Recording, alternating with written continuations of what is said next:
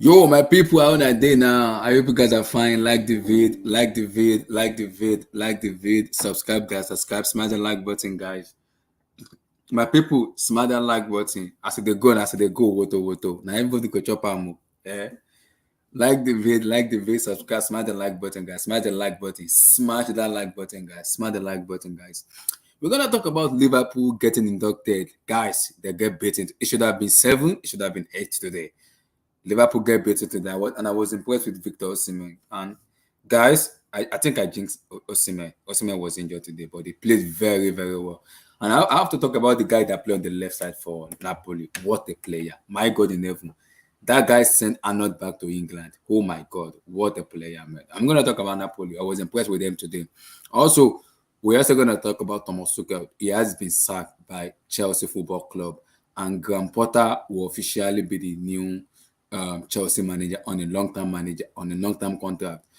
And also, potentially, a director of football is coming in. I really don't know who's coming, but I'm hearing Michael Edward might be the new potential owner, might be the new potential director of football. Like the vid, subscribe, guys. We're also going to look at the pros and the cons of Graham Potter coming in, Tuchel getting sacked. Is it good? Is it bad? There was a little bit of debate, but we're going to have a serious conversation about it. Like the vid, subscribe, smash that like button, guys. Smash that like button, guys. As they go, smash the like button, guys. Like that damn vid. Like the vid, guys. Like that vid. Subscribe, smash the like button, guys. Smash that like button, guys. Smash that like button, guys. Guys, it's a UCL guy. Like that vid. Like the vid. Smash the like button, guys. Let's go. We're also going to talk about we're going to talk about other UCL. Tottenham Hotspur win. Bayern won also too. Who again? Bayern won. Liverpool lost. Atletico Madrid won in the dying minute via Antoine Griezmann goal. We're also going to talk about it again. Like the vid is a beautiful UCL.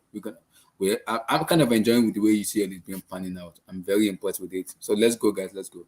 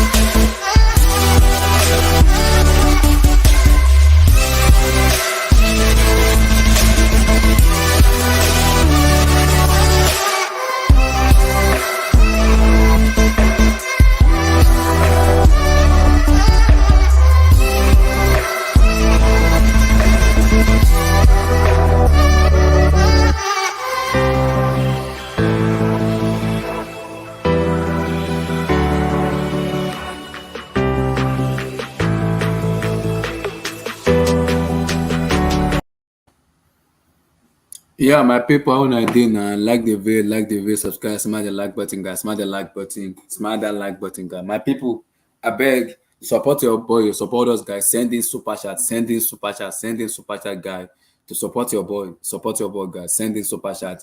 Like the damn video, guys. Guys, let's get that likes up, guys. Let's get the likes up. Let's get the like up, guys. Guys, like the vid, subscribe, guys. Subscribe, smash the like button, guys. Like I said, we're going to talk about Graham Potter, who is going to be potentially the new Chelsea manager after Thomas Tuchel has been sacked yesterday and today in the early morning today in the UK time. So we're also going to talk about Graham Potter, his impact on a long-term process, and a potential sporting director in terms of Michael Edward. I think if I'm getting it right, we're also going to talk about it also too. We're also going to talk about Liverpool being lost their match against Napoli in the UCL. How good is how far can Liverpool go with this? Because they've lost like how many matches now? They are not looking good this season. Can they really go far in the UCL? I put them second in the UCL because I believe because of the way they've been playing and the highline stuff, I don't think they'll finish first. But it's very early in the UCL. So I can't really judge. But based on what I've seen on my prediction, I put them in second to finish above Napoli because I believe they will win majority of the matches also. That's I believe they will win most of the matches. But imagine Liverpool going to the Europa League. That will not work well. But I don't believe they will do that because I still believe they will find a way to They will find a way to make it work. It should surely work. I kind of trust Klopp in the way kind of fixing stuff and is making it work. I trust Klopp in that aspect. So I'm confident on Klopp because he will find a way to fine tune the team to make them play much much better, which is kind of what I believe he's gonna do. So in terms of that, I trust them to kind of figure it out. Also, we're also gonna talk about I think Tottenham Hotspur won against Marcel 2-0 with Richarlison 2 goals. Tottenham are looking good. Atletico Madrid also won two in the they gave them like 9 minutes, so they scored in the 100th minute. I mean, 99 minutes they scored.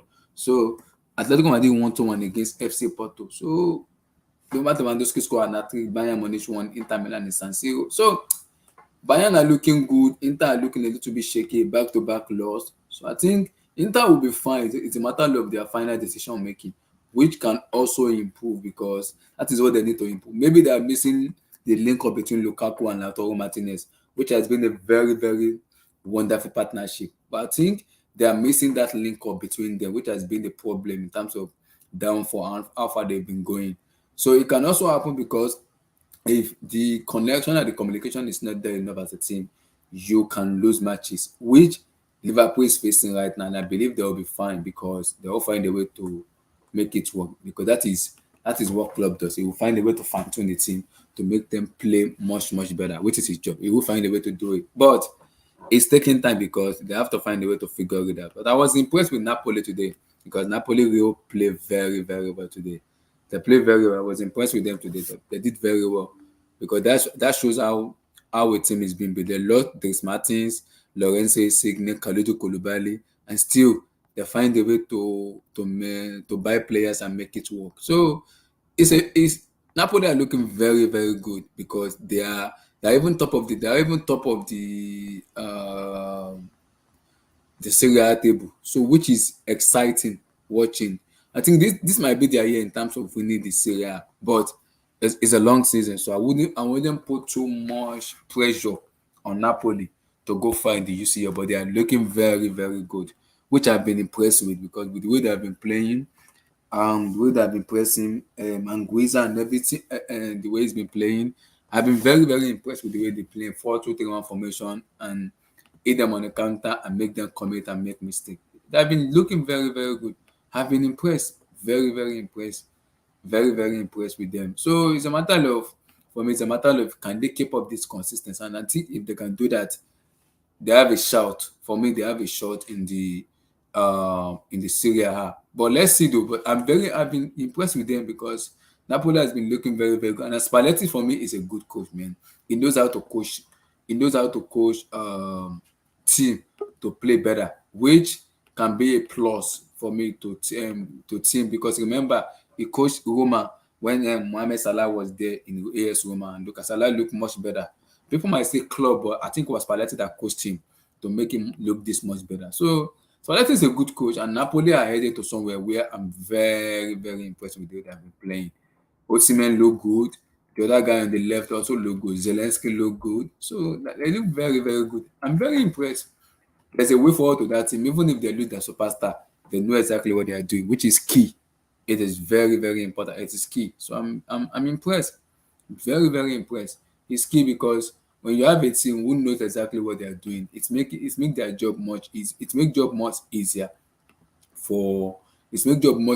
for what's called uh for the attacker and the midfielder because everybody already know their job and what they needed to do. So it's much much easier for them. I'm impressed though. I'm very very. But my people, get that likes up, guys. Get that likes up. Get that likes up. Get the likes up, guys. Beautiful UCL, Napoli, Barcelona, Atletico, Tottenham, Hotspur. Beautiful, beautiful UCL. And yesterday too. We're also gonna talk a little bit of the yesterday matches because satanic football. Oh my God, I literally just watched satanic football yesterday. But it is what it is. Chelsea is always a club. It's always a club where I'm not gonna be surprised if I see a shock because it happens a lot in Chelsea. Chelsea is like a chaos club, which is normal as a Chelsea fans. There's no day or the beginning of day in Chelsea where there won't be a chaos. Mhm. there won't be a day when there will not be a chaos in Chelsea. So there won't be a day when there will not be chaos in Chelsea because Chelsea is always a chaos team, which is normal. As the Chelsea fans, I expect that because we're always a team with so many issues. But this is what it is. Napoli are looking good. I'm impressed. My prediction is for Liverpool. It's for Liverpool to finish second, and I've seen Danny by that. Napoli are looking good. I put them to finish first. So it is what it is. Let's see how it goes. Let's see. Let's see. King Black, how you doing, brother? I'm like, can you hear me? I can hear you, yeah? Yeah, mic clear. Like, I'm having issues with my mic anyway. Okay. But you can hear me, Give me right? your take on Napoli. Napoli get inducted. It's Napoli. Liverpool get inducted, sorry.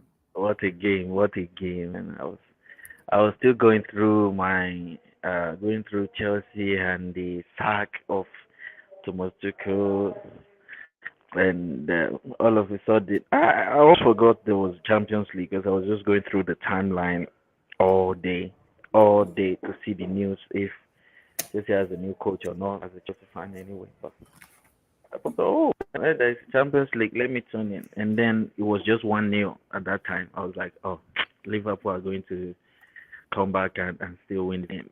And I just saw transition like it was always 3 against 2, 2v2, 3v2. I don't know. Like it felt like Liverpool they just leave the defenders to defend while everyone else stays up front. Like it's just mad.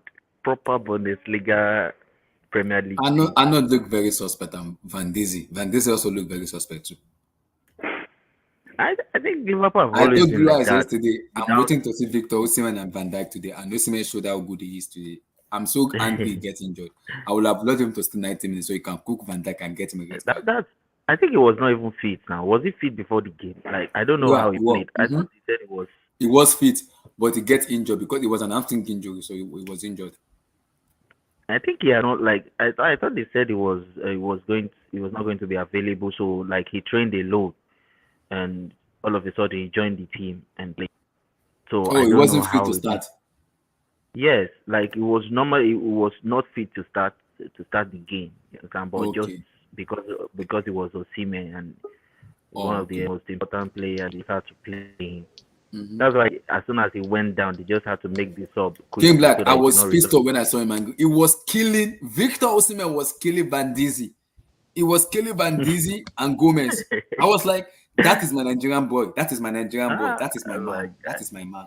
I told, I said it here. I said, give me I told Blue Osimhen, Eyes yesterday. Osimhen Blue back. Eyes was like, what did I want to know? Osimhen? Blue Eyes, if you are listening to me, you better bring your head back here now and come and give props to my boy, Victor Osimhen. Come and I give said, props to Osimhen. If you I are said, listening give to me, me Blue that Eyes. guy. Give me that bad boy. He's a leader of front. Like he's leader in the attack. Like he might not have the technical ability of like Lewandowski or something, but his zeal, his will, man. Raw The guy, talent. Very honestly, good player, man. And honestly. Spalletti is making use of him very well. Spalletti knows how to improve players. That's what I like about him. People might say Klopp I improve. mean, let's Klopp be improved honest. my That Rome. I said Klopp. People say Klopp improved Mohamed Salah, but it was Spalletti that improved Salah. But he was in Roma. It make him a better player and okay. a better Spalletti was decision the making. coach. Then. Hmm. Yeah. Man, Napoli has some good players, man. Napoli And has what is that name of the guy proper that play on the baller. left wing? What's his name? I mean, his name, man. No be me go pronounce that name. I can't That lie, name. man. I can't pronounce that Class something. Hey, God help me. name. Oh my God. That guy was just destroyed, That and guy like sent Arnold back to England. I was like, wow. it was so easy. Like it was just so easy for him. Like as if he knew Arnold before. Like as if he had known him. But okay, let me just do it. Let me go again and again and again. Like everyone was just bypassing him. Like what is Mm-hmm. this? I had a lot of players in that team. Honestly, if you see, this is where I know footballers in Mm-hmm. tight space. What can you do with the ball? With Yeah. pressure, with the way Alexander Arnold was marching and all of these James Miller coming close to that very tight space, you just see them still passing the ball slowly, just leaving the ball in that very before you know counter attack. Before you know they're in box. Mm-hmm. Liverpool. I think this guy really saved them as well. What's his name? Alisson. Alisson I and listen. the Yeah. coming in Matip. If Osimhen scored that penalty, it should Matip. have been 5 or 6. Honestly, if you score that goal, man, I mean, they were not even willing to defend that much, like because of that Ingueza guy, that's a former Fulham Mm. player. Yeah. That guy, there was a way he was playing, like It's from he wasn't Cameroon. really playing low block. It wasn't defending like just defending in front of the box. It was Mm-hmm. like pushing. It was a counter press, or it was playing more like Kessie at AC Milan. You Mm-hmm. know, he was that type of player. I mean, I love that his goal. I love that goal. He Uh, stopped as if he wasn't going to move, and all of a sudden he just make 1-2. He just opened up mhm. the old Liverpool's defense, and they didn't move. Like Liverpool Yeah. players just stood on the Liverpool ball. fans was Like, like immediately they took up Osimhen, they were like they were very relieved when they took up Osimhen. I was like, oh my god, we are relieved. This man almost killed me, man. He yeah. almost killed us. And they came in for the second half. They scored another one. Exactly. At that point, Klopp. I love Klopp. I love to see Klopp's reaction. I love to see his face anytime he loses. He just pulls Liverpool are struggling his this mouth. season, and oh my god, Aye. it will take them time to recover back. They are really struggling, man. It will take them time. So it just makes me wonder, like, if Luis Diaz never took that shot, it could have been 4-0 without a goal. Wow, it could have been bad, really bad. But I think they might Easy. still qualify. They should still qualify Yeah, out that group. for Like, me, I put them to finish well, second. No. I think, but Ajax is good as well. I think. Ajax were good. Ajax won today 4-0. Napoli won today 4-1. And you know the new Champions League rule that has to do with goals scored and everything. They get paid. It's a new rule. Yeah, So this I saw win, the like, new. I saw the is goals. I saw money the goals. generated to Napoli. Mm-hmm. I saw the goals. This Yeah, this win is money generated. Last goal, winning mm-hmm. goal, those type of ruling. Exactly. Hat-trick, clean Ah, sheet, and everything. so Yeah. I was still thinking about my Chelsea, man, before We'll, Liverpool came to King give Black, me we'll get more there. joy. We'll get there. Don't worry. We'll get there. We'll get there. Uh, is this So, Steven? Steven, how you doing, brother? All good, brothers. How are you? Give me your take on How are Liverpool. you, bro? Yeah, all Steven. good, man. Yeah. Yeah. Give me your take on Liverpool. Liverpool on shambles. Klopp's getting sacked. Tuchel's going to Liverpool. Watch out. Relax, relax, relax, relax, relax. Liverpool are poor at the moment. They look worse than us, man. I But don't know what is what's. going on? What is going on with them exactly? What's They going on? can't. Did you see them defending, bro? They can't Oh even my! defend it. What is You going on? see They can't even. Trent? He started walking, bro. Terrible. Now Napoli deserve to win that. They should have Yeah, won more than 4. It should have been yeah, 7 or 8. yeah. And if Thingy didn't miss the penalty, that would have been more, man. Exactly. Yeah, Napoli played well though. They play very well. I was impressed Yeah, with them. They play very, very well. Very, very well. yeah, I enjoyed that game. And your take on my Nigerian brother. Oh, what the striker? Yeah. Oh, Osimhen, man. Yeah, it was good. He went off injured, didn't Yeah, I was angry when he was injured. I was he? like Yeah. mad. I wanted him to hand Van Dizzy. So he will send Van Dizzy back to Italy. I can see him ending up in the Premier League very soon. I need to see him in the Premier League. He needs to Yeah. come, man. He needs to Yeah, come. he's a good player, man. He almost killed Van Dijk today. He Mm. almost killed he roasted Van Dijk. Yeah. I was impressed with the way they played today. They played very, very well. Very, very well Yeah. today. I was impressed with them. They played very well today. Oh my Blue Eyes. If you ever slander my boy again, me and you will fight. I beg, Now, see, let me hold because you on, don't hold on. like him now, he gets Let me, injured. Be like, I don't like him. Abdullah, let me greet important people. I beg, King Black and Steven. Go and sit down. King Black and Steven are here. How you guys doing, man? Big up, brother. Pick up, man. Yo, why did he miss Yes, that bro. penalty? Those are It's the not good little a things. penalty. It's not good. It's not good a penalty. Yeah, but we're gonna need him to take No, a no, penalty it's not. one It's day in not. the It's finals Blue of Eyes, it. Blue Eyes. It's not a King penalty. Black. If injured. Spalletti It's said it, injured. Spalletti said it that it's Injury not a time. penalty taker. It's not No, good. that's no injury thanks. He wasn't injured before he took that penalty, King Black. No. And we're gonna need him to take the last penalty in a World Cup final. What are you I talking know. about? It's not good a penalty taking. It's not good. But he needs to improve though. He needs to learn. He's just 23, so he'll be fine. And then people start yapping Jorginho. Bro, he sent Van Dizzy back to No, England. he Van was good. Dizzy. No, you know what? I was really impressed. But like Steven was Blue saying, Eyes. You know what Liverpool fans told me? They said they were very happy he was injured. They said they were scared. Imagine Osimhen came back in Are the you second half. serious? They told me that. Imagine Osimhen came back in the second half. Oh my God, they would have turned off their TV. They won't watch that match anymore. Listen, like Steven was saying, right? That Napoli played really well, but listen, why? Can somebody please tell me why Chelsea did not go for Zambo and Guiza, man? And Guiza, yeah.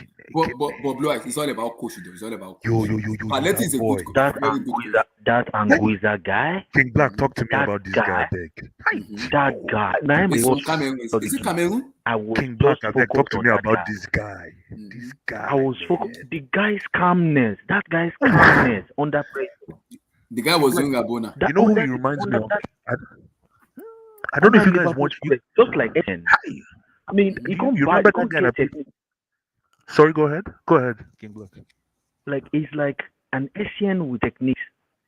I'm telling you. Look at that goal he scored. Look at that goal he scored. Look at the goal he scored.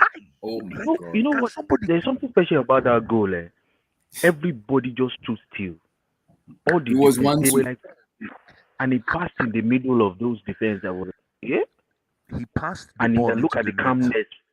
Look at the calmness for the finish in front of Alisson. Slat Slime. Yeah, Slat Slime. I see you in the comments, my brother. I couldn't, I just watched that game. I watched the whole game, but I was just watching Anguissa. I'm like, this boy played for Fulham. He played Yeah, against I played for us. Fulham. It's from Cameroon. How come we didn't scoop this boy? And then Bro, I saw him. bro, I saw him Blue at Eyes, what halftime. of that the guy that played on the left wing for Oh no, let me Napoli? tell you right now, I didn't look at anybody. Like even for me, I thought Anguissa was the man of the match. For No, me. they gave it to that guy. That guy, the left winger. That played Oh, for he's Napoli. good. He's good. That guy he's is the most top player in Napoli, in Italy now. Very good player. That was what they replaced him with. You know, they have Lorenzo Insigne. They replaced him with Insigne. So is Anguissa is he a DM or CM for Napoli? I know I'm trying to be he's a technical. DM because Zelensky play more further forward. He's a 4-2-3. He's the one playing box. It's like heavy for AC Milan. Okay. The one who disrupts the play like a Kante. You know, Kante is not the DM. That match should have ended around 8 or 9-1 today. Absolutely. Napoli missed chances. It should have ended. You know who that Anguissa reminds me of, and I think I said this before. I don't know for us. I'm going to take you back a little bit on history. Anybody remember Alexandre Song with Arsenal? My goodness. He reminds me exactly of that Alexandra Song, that calmness on the ball. Yeah, that's able to. Yeah. Intelligent, yeah. Man, that pressure, man. That guy was. I'm not sure he got at all. He was so I'm not sure he's. I don't think. Guys, we need to talk. What is going on with Salah? We need to talk about Salah, guys. No, listen, Salah. It's a money tax, guys. Where is that Liverpool fan? He said it's coming. He already tells me that it's coming up. Send him the link, Professor. I already sent him the link already. Creativity I know he's listening. Hierarchy. We're going to talk about hierarchy today. We'll talk about them. Don't worry. But guys, Mohamed Salah, it looks so ordinary today. I don't know what is going on with Salah. No, it's a money tax. SSBI Halo. I see in the comments. You're absolutely. SSB is talking about Anguissa as well.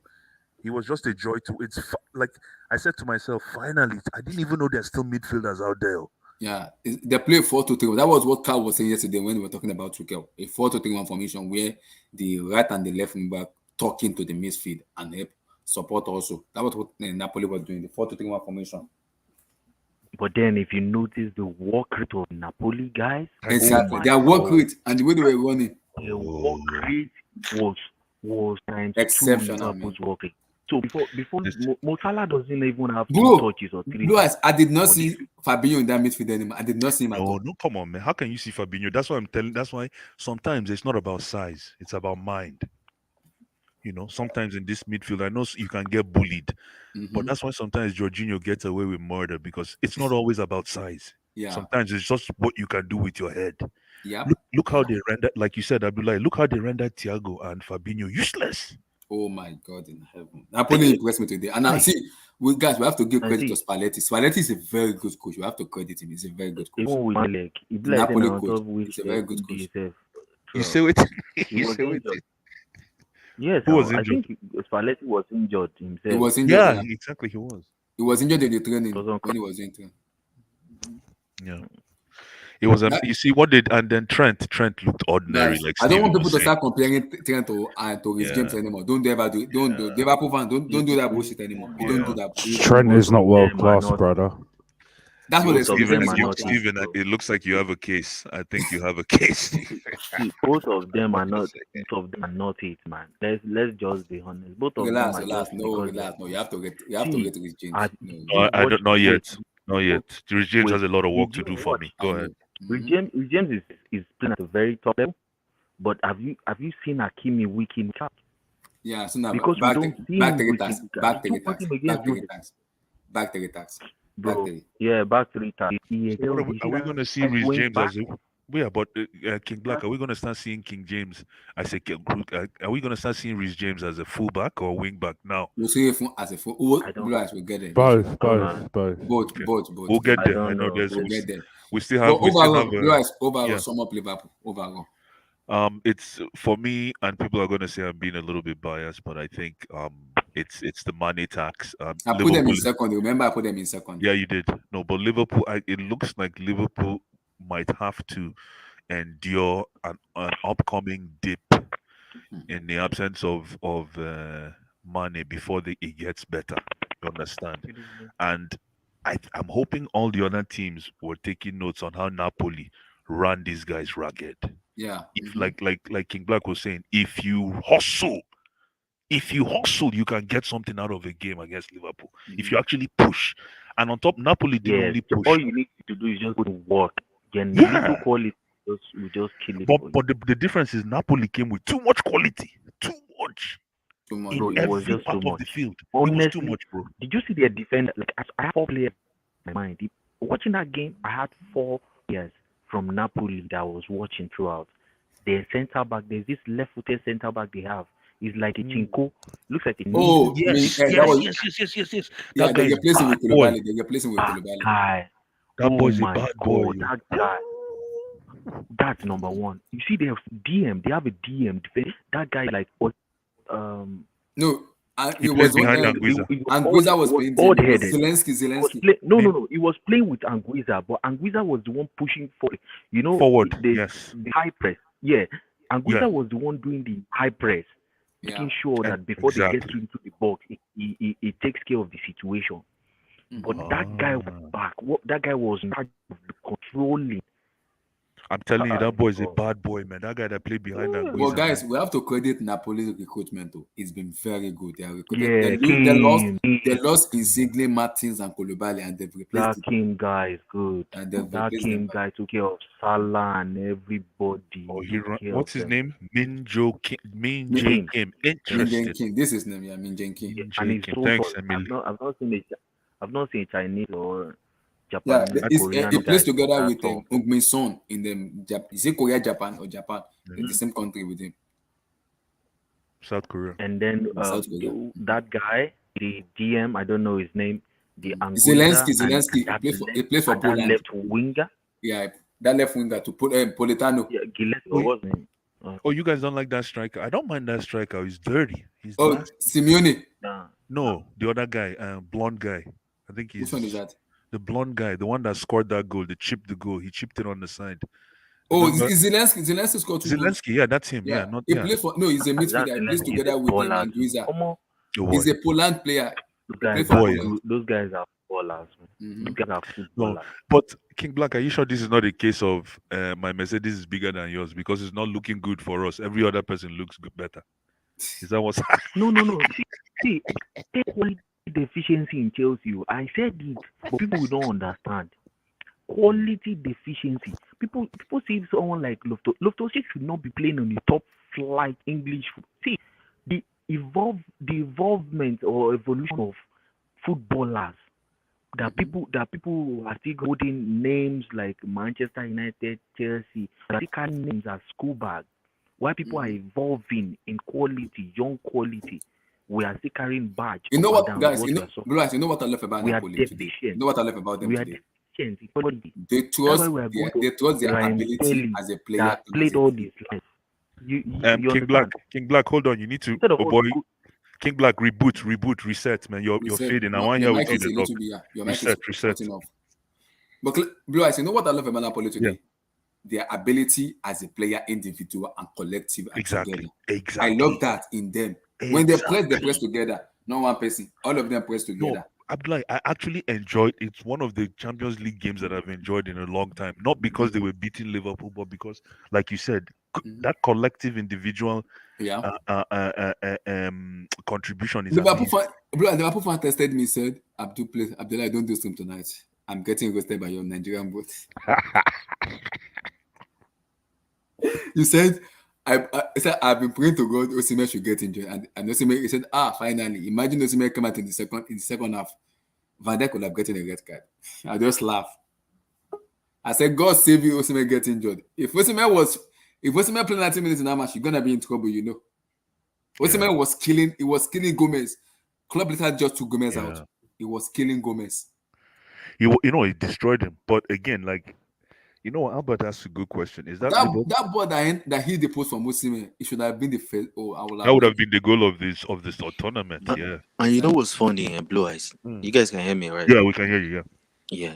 See, Liverpool should be one of the easiest clubs to play in the Premier League. Exactly. They are a Bundesliga team playing in the Premier League, but they are so difficult to figure out. You know why?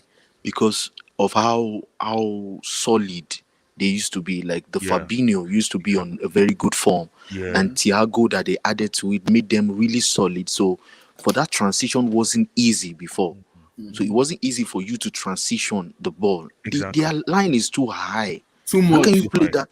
How can you play that high when you are not? You know what the commentator said? Commentator said Liverpool were lucky today that Osimhen was injured. He said, imagine Osimhen was 90 minutes. Liverpool fans would have just forfeit that match. Just forfeit it.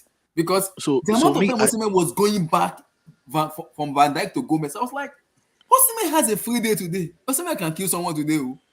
He was having a free meal today. I don't know. Is it the game that he passed to that guy and he hit it against Van Dijk? Yeah. I swear. They should have scored. It could have actually been 5 in the first half. It could have easily been 5 goals. No, Van Dijk is useless, so I tell you. Van Dijk. The guy is still good, but his name is Van Dizzy. The thing is, if he doesn't have a correct partner, he will be useless. Just like everyone else. If your partner is not solid too, you just look like you don't know what you are doing. Look at even in Man City. So who's his best partner? Who's his Albert best said, partner? is that It's Matip, that guy that came in. Yeah, I Albert think asked me a Matip. question. Is it that That guy is Liverpool are good. bad, Napoli are good, or Liverpool out of form? I think it's the three of them. Liverpool are out of form and they are bad. And I think Napoli were good today. Those are the three questions I can No, give that's you. not fair. Listen, Napoli took Albert. I feel Napoli took the game away from Liverpool, and that's why Liverpool couldn't play. Totally. It's a strategy. When you come, you take the game away and you own it. It actually felt like they watched Liverpool's highlight before playing them because it was so easy for them. The amount of time, Honestly, the amount of time Osimhen was parting, I was like, where's Van Dijk? I swear, if they were braver, they would have just. I'm telling you. You notice they started slowing down. Yeah, at like they were 80 being minutes. which is smart. That's what a good team should do. Yeah. And then At that time, Nguiza was just playing. He had a field game. Bros. They were just passing 2 yards I'm between waiting for somebody themselves. to tell me why that guy is not playing for Chelsea. I'm waiting. Explain to me. Honestly, Blue Eyes, we'll get there. We are getting there small. We get there. This guy played Fulham. He played against us. Fulham, Chelsea. I remember that game. Yes, he played in Fulham. Boy. And the one I went to AFCON. do you know they have Ndombele in the bench? Ndombele. I think he was injured. Ndombele can't lace that guy. He's on the bench. That guy, Ndombele cannot lace that guy's. No, the thing is, if both of them can't do fielding, it go hard though. It will be tough for any opposition. It depends on. I get your. But it now depends on the formation. Because they would have lost a bit of dynamism up front if they use what's his name, Ndombele. Yes. Because all other players were technically gifted and dynamic and quick as well. Hi. Cameroon made the World Cup. Team. Yeah, they made the World Cup. Yeah. Okay, good. I award that boy. I'll keep an eye on that boy. I don't think he's going to be in Napoli. I'll keep an eye on him too. There's no way he's going to be in Napoli next year. Abdul, save me, Victor Osimhen, save me. People say I jinxed him that he gets injured. I did not jinx him. I was just waiting for my Instead moment. of Chelsea to buy Kim, we are Relax. buying a Abdul, 31-year-old I was just man. waiting for my Imagine moment sliding all to over the shine. place like ice And cream. my On boy it. Victor James Owanshuku Osimhen show. So Abdul, give me your take. Yeah, big up. Abdul, finally, your mic finally worked today. It was clear. Oh. Sorry? Your mic was clear today. Wow. Or is it good Abdul, today? It was good. yeah, Abdul he went and got a bigger mic so that he can handle Carl, right? It's gonna be a big evening. That's why I come on Abdullah's show is because of the Abdul and Carl section. I So, swear, I just Abdul, listen whenever give me it's your take on When, as soon as they Liverpool start, and I just shut Napoli up. and our boy, our brother, Victor Osimhen. Right. So obviously there's a lot to talk about today.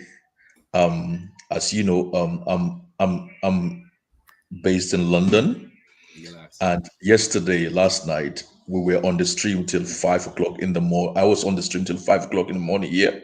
Mm-hmm. And then can you imagine that after arguing about Tuchel and waking up to the Abdul, news this we will talk morning? about him. Abdul, Relax. don't worry. Don't drink You the know, I wine. made the prediction. I told you guys this morning when you asked me. We'll Don't get drink there. the juice. Guys, we'll Don't get drink there. the We'll get there. guys. Don't We'll drink get the there. juice. Wine is coming. Relax. Wine is We coming. get Don't there. rush We the get there. juice. Wine is coming. No, We get there. it's just funny that I only had a few hours sleep, woke up to My start work. team should be getting an Oscar. Mod, Bernard, SSB. I need an Oscar award. Facts. I need Oscar award. You know what? You know what's funny, guys, is that if we had continued that stream for another hour, we would have had breaking news live on the I stream. swear, Exactly. life. Tell you. They will Well, have the been funny part, I slept up and I woke up and I saw I swear, Christian I didn't even messaging me. sleep. I didn't even sleep. Like, and after the news, it was difficult for me to sleep. I had to force myself to sleep afterwards because I tell you. went to space. There were like emergency space everywhere. I say, hey, I Everybody, say, man, Guys, everybody. we'll get there. Don't worry. everybody. Some Abdul, people just they cry. Liverpool, Lots of people did cry. Napoli, and Victor Osimhen. Anyway, you see what we saw from Napoli this evening is actually the handwork of their new manager, Yeah, Spalletti. right? Luciano Spalletti. Spalletti. Yeah. That's the impact Spalletti is having on this Napoli this season so far. And that's why I think they're, is it first or second on the league? Yeah, they are top of the table with goal difference. Exactly. AC So Milan. that's why They have a better goal yeah, defense than AC Milan. yeah. So that's why they're doing very well in the league as well. So I already know that the coach is a great coach, but I was waiting for like the kind of impact he will have, especially testing now the team against a Liverpool. Mm-hmm. And I already And, said it. and Liverpool fans are coming at me. They said I'm biased. They started commenting that I've been shouting for the past 3 months Osimhen versus Van Dijk. Osimhen was like, I know how good Van Dijk is, but I know how good Victor Osimhen is. I know how good Osimhen is. I know. So I wanted to see that matchup. And when I saw the group stage, that was the best moment of my life. But the thing is, I've been mentioning it how Liverpool haven't been great this season. And I think I mentioned it maybe like a week ago or so, where I said, I hope we can finish, Chelsea can finish. Obviously, only God knows what is going to happen now. But I was saying, I hope Chelsea can finish either first or second. And I was saying the only team that is flying is actually Man City. That what I see from Liverpool this season so far is nothing great to take note of. Yeah. But I didn't even know like Napoli will roast them the way they did, this evening. So number one, that's the impact the new coach is having, just like the impact Ten Hag is having in Man United. Yeah. So I wouldn't even be surprised if Napoli goes all the way, because they are the only team that looks relatively impressive in the Serie A this season so far. And they've been very consistent. Exactly. I watched Honestly, Roma. I've not even seen an Italian team play like that in a long time. Spalletti is good. Spalletti is very, very good. He is very good. Exactly. But he's the one that took them to Champions League, right? Yeah, and it was the one another that coach? coached Mohamed Salah before he goes to Liverpool. He was Yeah, at one. Roma and At Allison. Roma, people were like, Klopp made Salah. It wasn't Klopp. It was Luciano Spalletti. Yeah. It was And Spalletti. you know what? Italian managers, the ones that are good, the ones that are rated, are actually very good. The only thing is they might not have the opportunity to Wait, manage. Abdul, wait. Somebody asked me to send something to Blue Eyes. Blue Eyes, Omar. Do you know Omar? Omar, the Nigerian radio station, whatever his name is. Omar Akatugba, whatever his name is. Yes, I know Omar Akatuba. Yes, the Yeah, sport. Is he he on the was show? having a discussion with Victor Osimhen. So people was like, I need to play it to you guys. So Yeah, Abdul, I know. continue talking. Just continue talking. Yeah, I know so Omar Akatuba. Yeah, he's the based thing he's based is somewhere like in Europe. Yeah, go ahead. Yeah. He came to Naples today to watch Osimhen. Oh, really? Okay. Yeah. I want to So hear that. continue, But go Abdul, ahead. continue. the thing with Italian managers or Italian coaches is the Mm-hmm. ones that are rated are very good. They might only not have the opportunity to manage one of the big teams. And the Mm-hmm. difference with a good Italian manager when they manage a big team is they are able to put the necessary pieces. They have more So Abdul, likelihood. Blue Eyes, this is Omar. After the Yeah, game, that's him. Yeah. happy, it looks good. That means there's nothing to worry about. Victor is fine. So don't worry, Victor is fine. Oh, so they took him out just to rest him. Yeah, no, he had an hamstring injury, so people were worried that how long will it take him, but they said it's fine, that he's okay. Okay. Okay. People were like, Osimhen, I beg, are you going to play Nations Cup? He was like, no, it's fine, that he's okay. Because he came out with an hamstring injury, so he said he was fine. Okay. Okay. He needs to learn and work on penalties. Abdul, go ahead. He Sorry. will work, he must work on that too. We have to pray, we have to do fasting and prayer for that. Wow. Continue, Abdul. Yeah. Yeah, so um what was I saying? Yeah, so with Italian managers, Mm-hmm. once they have the opportunity to manage a big team, they Mm-hmm. always make a good impact. Yeah. You know, so I wasn't really surprised when I started seeing some of the players that he was able to secure actually Mm-hmm. to Napoli. So what he's most likely going to create this season is what maybe Conte was able to do with Inter. Inter So Milan, yeah. watch this space really. Yeah. Um, another thing is, um, yeah. So I see people complaining about Salah, and I've been Mm-hmm. saying this for a very long time that actually Mane is not given the credit he deserved. He's one of the most underrated Mm-hmm. players in the Premier League for the past 5 seasons. And Yeah. I was even shocked when he left Liverpool. Some of the other big teams were not like all over him, you know. So Mm-hmm.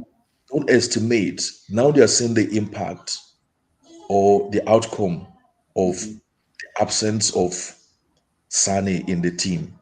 Mm-hmm. Sorry, Mane in the, Yeah. is it Mane Yeah. or Sane? I get confused. Mm-hmm. Yeah. Mane. Sadio Mane.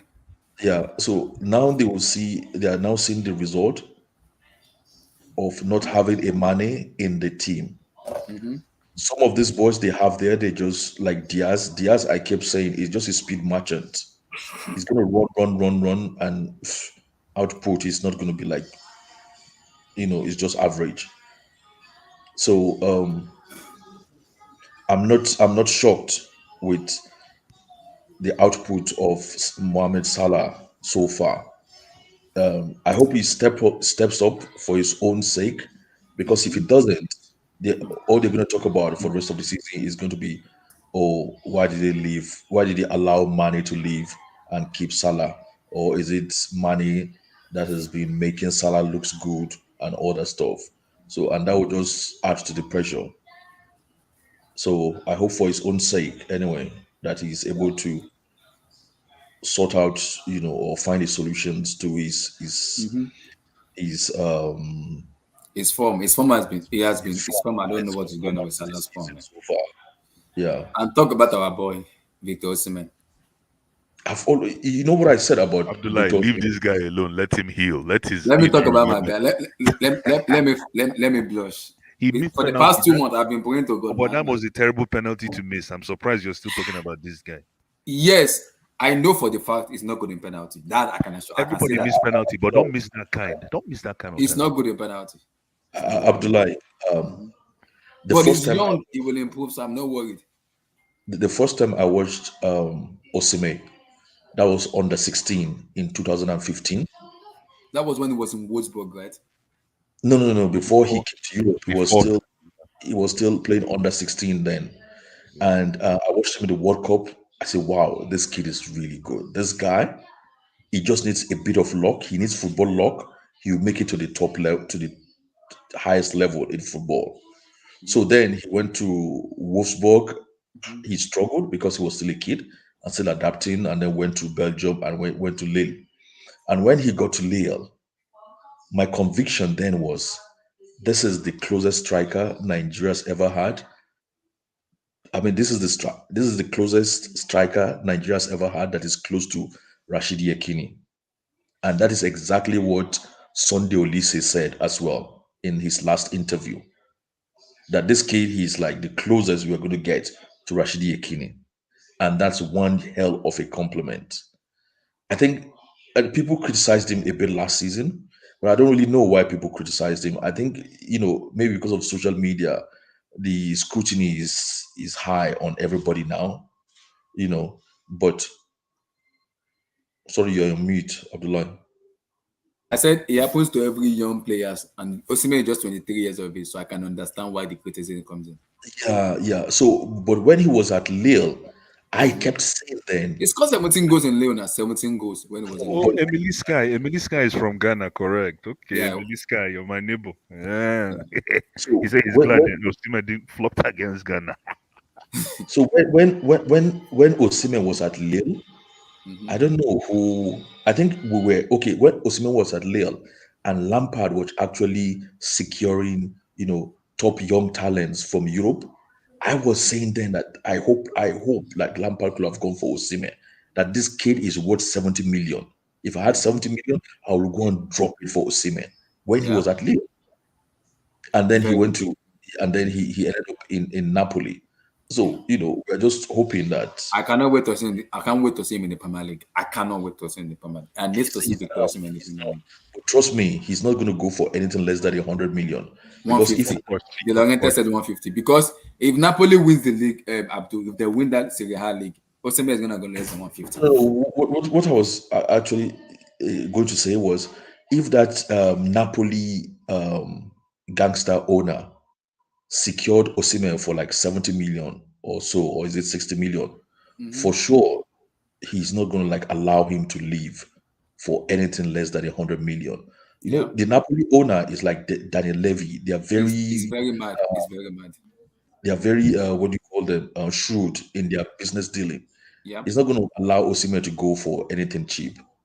And I'll be shocked after this season if he doesn't come to the Premier League, because then there will be even a lot more clubs that are waiting, that are Because Bayern said if they want to go for Hurricane next season, they say if they don't go for Hurricane, they will go for Victor Osimhen. man, that guy's ready, man.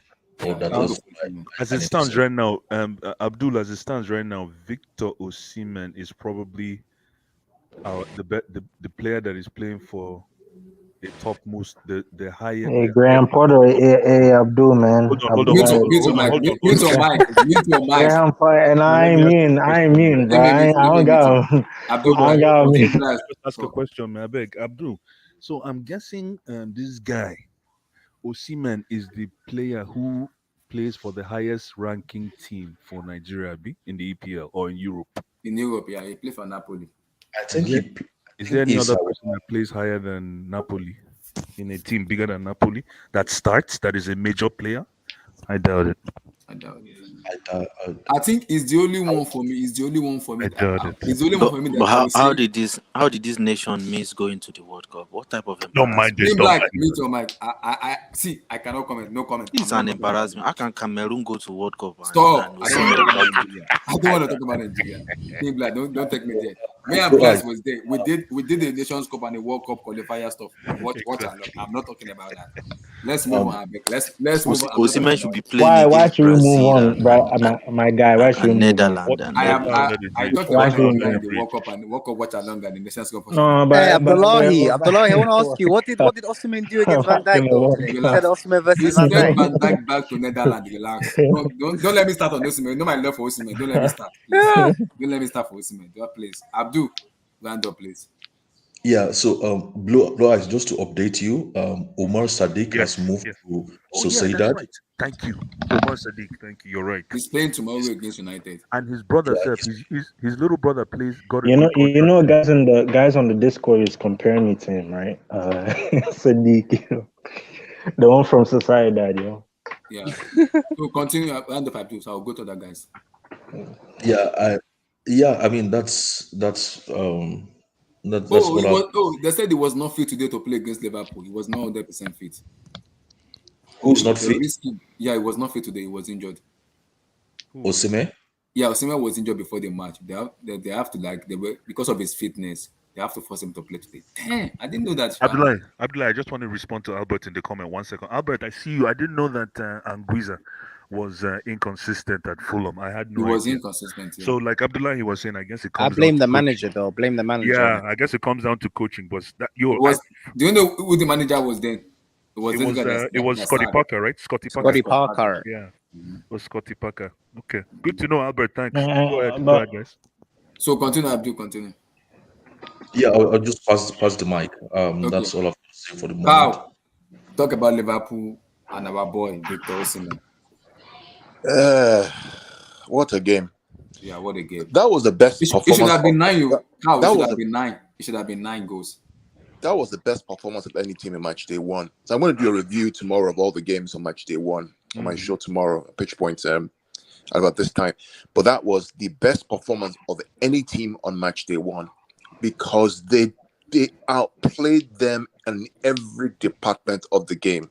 Yeah. Offensively, defensively, possession, transition, preach. All aspects of the game. No fear. They exploited their weaknesses. They bullied them in midfield. They used the wings. And they played a 4-2-3-1, which is easier to transition if you're going again against the Liverpool team because you have protection of the two sixes. Yeah. Osimhen ripped apart Van Dijk and Gomez. Oh my God! The guy at half. I was mad. Osimhen got injured. I was already. Please don't do this to Abdullah. Carl, please don't do this to Abdullah. Osimhen ripped up Van Dijk. Oh. What was he against Ghana, yeah? Relax. Let me enjoy my moment. I told you all, man.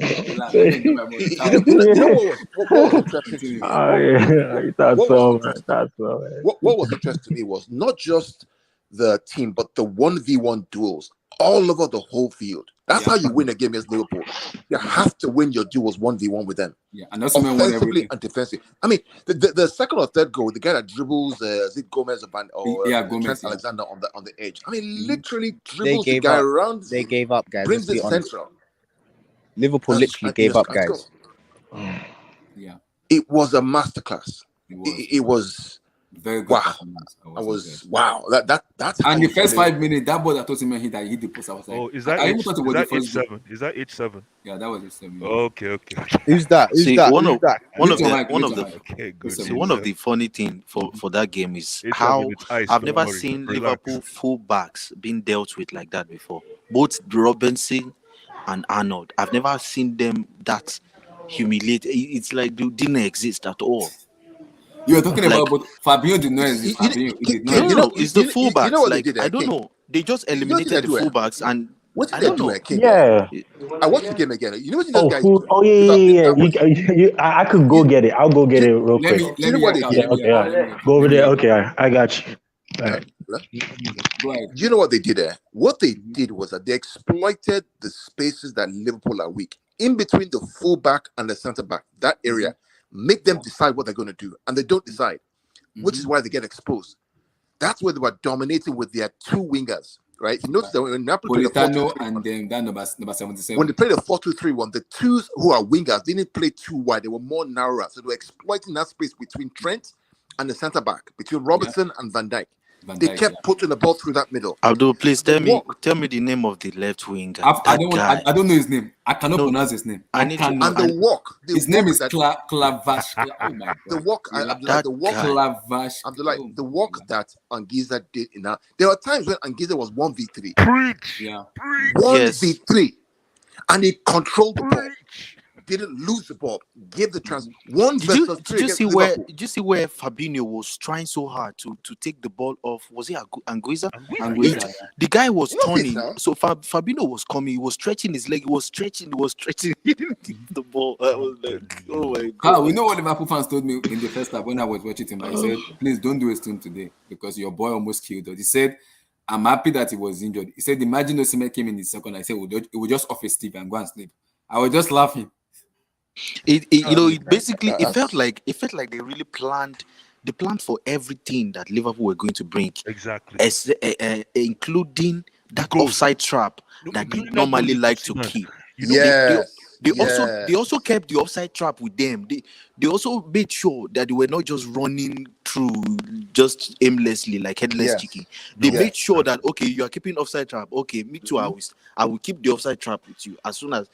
And the passers understood and they Yes. waited. I mean, it was You know it was what intelligent. impressing in that match? When I watched the game, man, it was as if Politano as if the choreo, everything was every move, the one touch, pass, move, pass, was move, pass. telepathic. It was They knew plain. exactly where to be, and that's how you Yeah. beat these guys. You And cannot play them. And this is where intelligent And Carl, players come in. you know what I Timo like Werner will about- just be you running know what I like straight. about today's matches?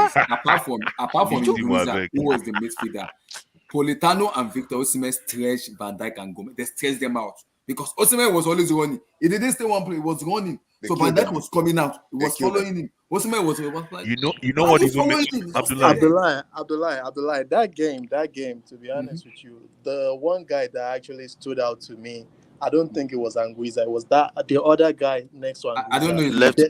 The Bosca or that the DM. that guy that actually That guy is a sat there. bad guy. That That was the guy guy I was talking. The bald-headed guy, right? That the Bosca was like Guys, people in the chat, what is his full name? I Please, think what is Anguissa his was full good. name?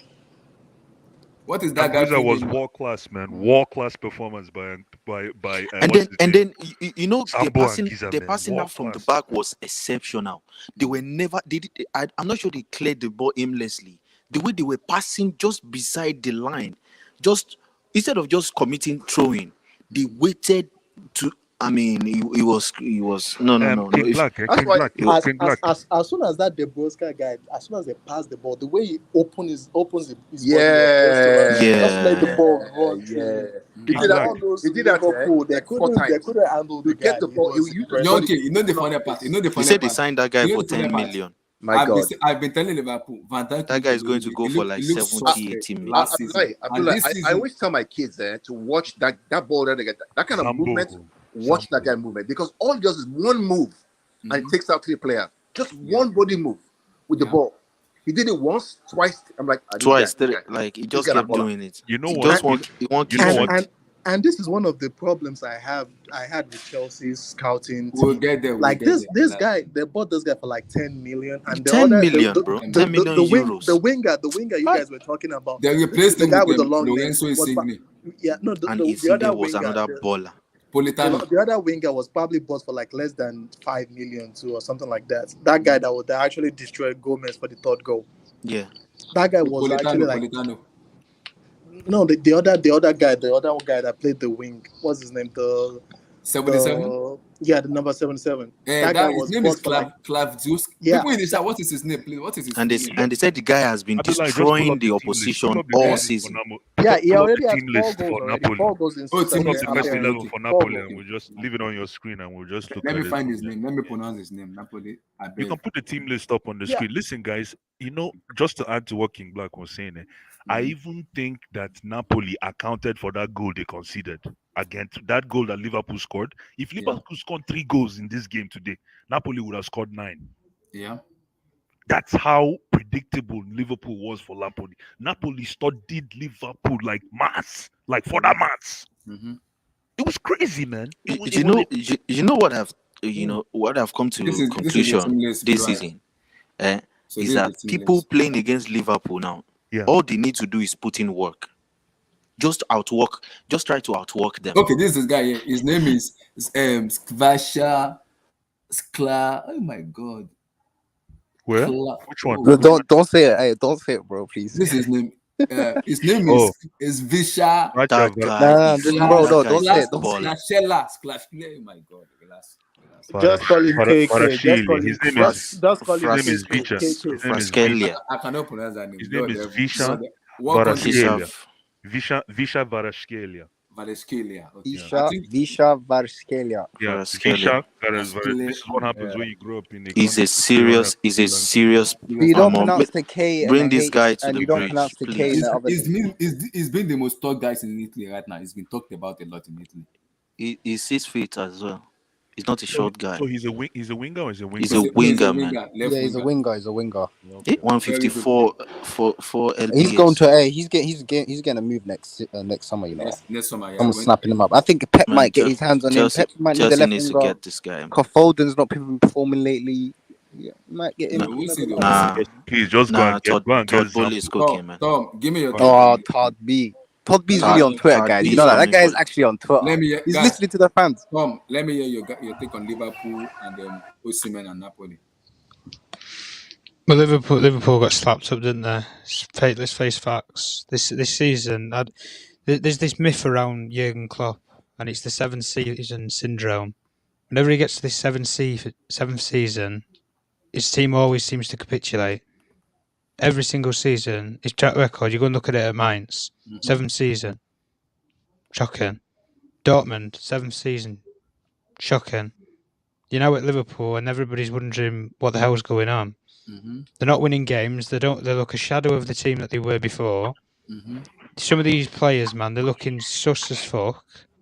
Van Dijk, my God, this world elite defender. I don't know what's happened to him. Seriously. I mean, as they talk about surgery and everything. I mean, defensively, you're trying to play offside traps and all this and high lines and everything like that. Yeah, it's okay if you want to go with plan A with every single game. Your plan A is not always going to work. And I've not seen anything from Liverpool, especially in this game anyway. There was no adapting with Klopp. Because, listen, Trent on that side, he absolutely got circumcised by the player that we can't even mention. We don't even know his name and how to pronounce it. I can't pronounce his name. That is the short and bottom of it. He got absolutely done by somebody who we don't even know his name or how to say it properly. And this is what one of the best right backs in the world. Suspect defensively has always been. Whenever you can get a player defensively, you like you say, what is his position? A defender. So what should he be good at defending? Regardless of the modern game going forward. He's like a Steph Curry, innit? Yeah, he's like a Steph Curry, man. Yeah, this is the thing when you put it into football in football context. Can I just ask, please? I just want to know, like, why does Trent always play the Hollywood pass, Hollywood shots all the time? Like, because that's all he knows. Does it? He's a creator. He's basically Liverpool's number 10. Is it like his main part of his game? His main part of his.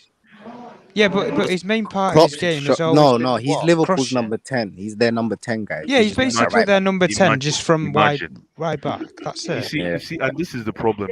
Like I think we were saying this yesterday, King Black. Remember how we were saying the fact that Chelsea invests the creativity on the wings, and that is what is killing us. And I think the same thing now is echoing at Liverpool. How can you invest all your? So. Yeah, how can you? Well, they've never had that creative player until they bought Thiago in the midfield. That's why. And then Thiago's obviously been out of injury, and it's obviously had the repercussions it has had. And Salah, who's been Salah. I don't want to hear this now. He's been living in Mane's shadow for 5 years when they were together. Listen, Salah can get all the goals he wants. Mane did all the legwork in that team. It's clear to see. And when you look at it, right? I don't want to die, nigga. When we talk about positions, I'm not trolling. I'm not trolling. Let me hear Tom. When you think of that partnership, I know they were together for 3-4 years. They were probably part of a duo or a trio, if you want to put Firmino, was probably the best trio that we've ever seen, probably in European football for 2-3 years. When they were together, Klopp's tried to bring in replacements. Diaz is supposed to be Mane's replacement. He's nowhere near a player like Sadio Mane has been. And you look at how you can take one player, it doesn't even have to be his position or what he gives to the team, even just his personality and how he's committed to football. You don't see him in nightclubs or anything like this, or, Inshallah going around in restaurants or anything like that. No. All you see is what? A total professional footballer who's dedicated to the football, who's dedicated to the game, and dedicated to the team. Go there And and go Liverpool get Is that not have just Salah as lost well? that. Is that not Salah as well? Yeah, Salah as well. But you look at it, you take one component of a team, you Two, take, I not don't know, one, the bro. creative. It's technically two, bro. If you deep Yeah, it, 'cause even technically two. Because Firmino's not been the same, Yeah, bro. but Firmino's been washed up for about 2 years nearly now. But don't you think that's had an effect on the whole Liverpool team, bro? Of course it has, but they brought in Darwin Núñez, who's nowhere near a similar player to how Firmino is. Núñez is a goal scorer, not a creative player. Firmino could play in midfield. Yeah, Jota's a good option as well. But if you don't have these players who can stay fit or can't duck an injury, you're in a lost cause. But even like we saw with tonight, Victor Osimhen, that's what you call a proper number 9.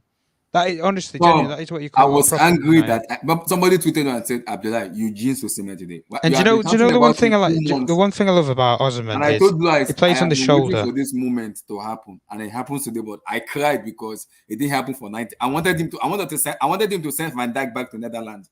It did not send. Well, he did. Back. He did. He sent that whole line back. I think he sent him back to Saudi. No. I wanted Osimhen to send him back to Netherlands so he would get the red card. I was angry. Now God saved Van Dijk today. I was angry. I was crying because Van Dijk's been such a season though. Let's be real. Van Dijk back to Netherlands.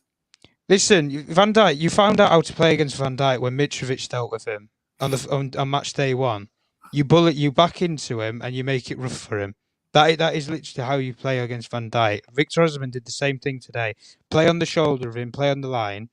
Van Dijk's supposed to be a strong defender. He's getting pushed over as if he's made a candy floss. I'm sorry, but when you go into these sort of European games and everything, what's the main thing that you need to do? Stay focused and do the basics. These Liverpool players, I'm sorry, they're not doing the basics. Thank you. The fundamentals of it all is you can play the Hollywood pass like Trent Alexander can. But if you don't have somebody on the end of it, hold on. Liverpool wants to keep me on Twitter. I have to just keep mute.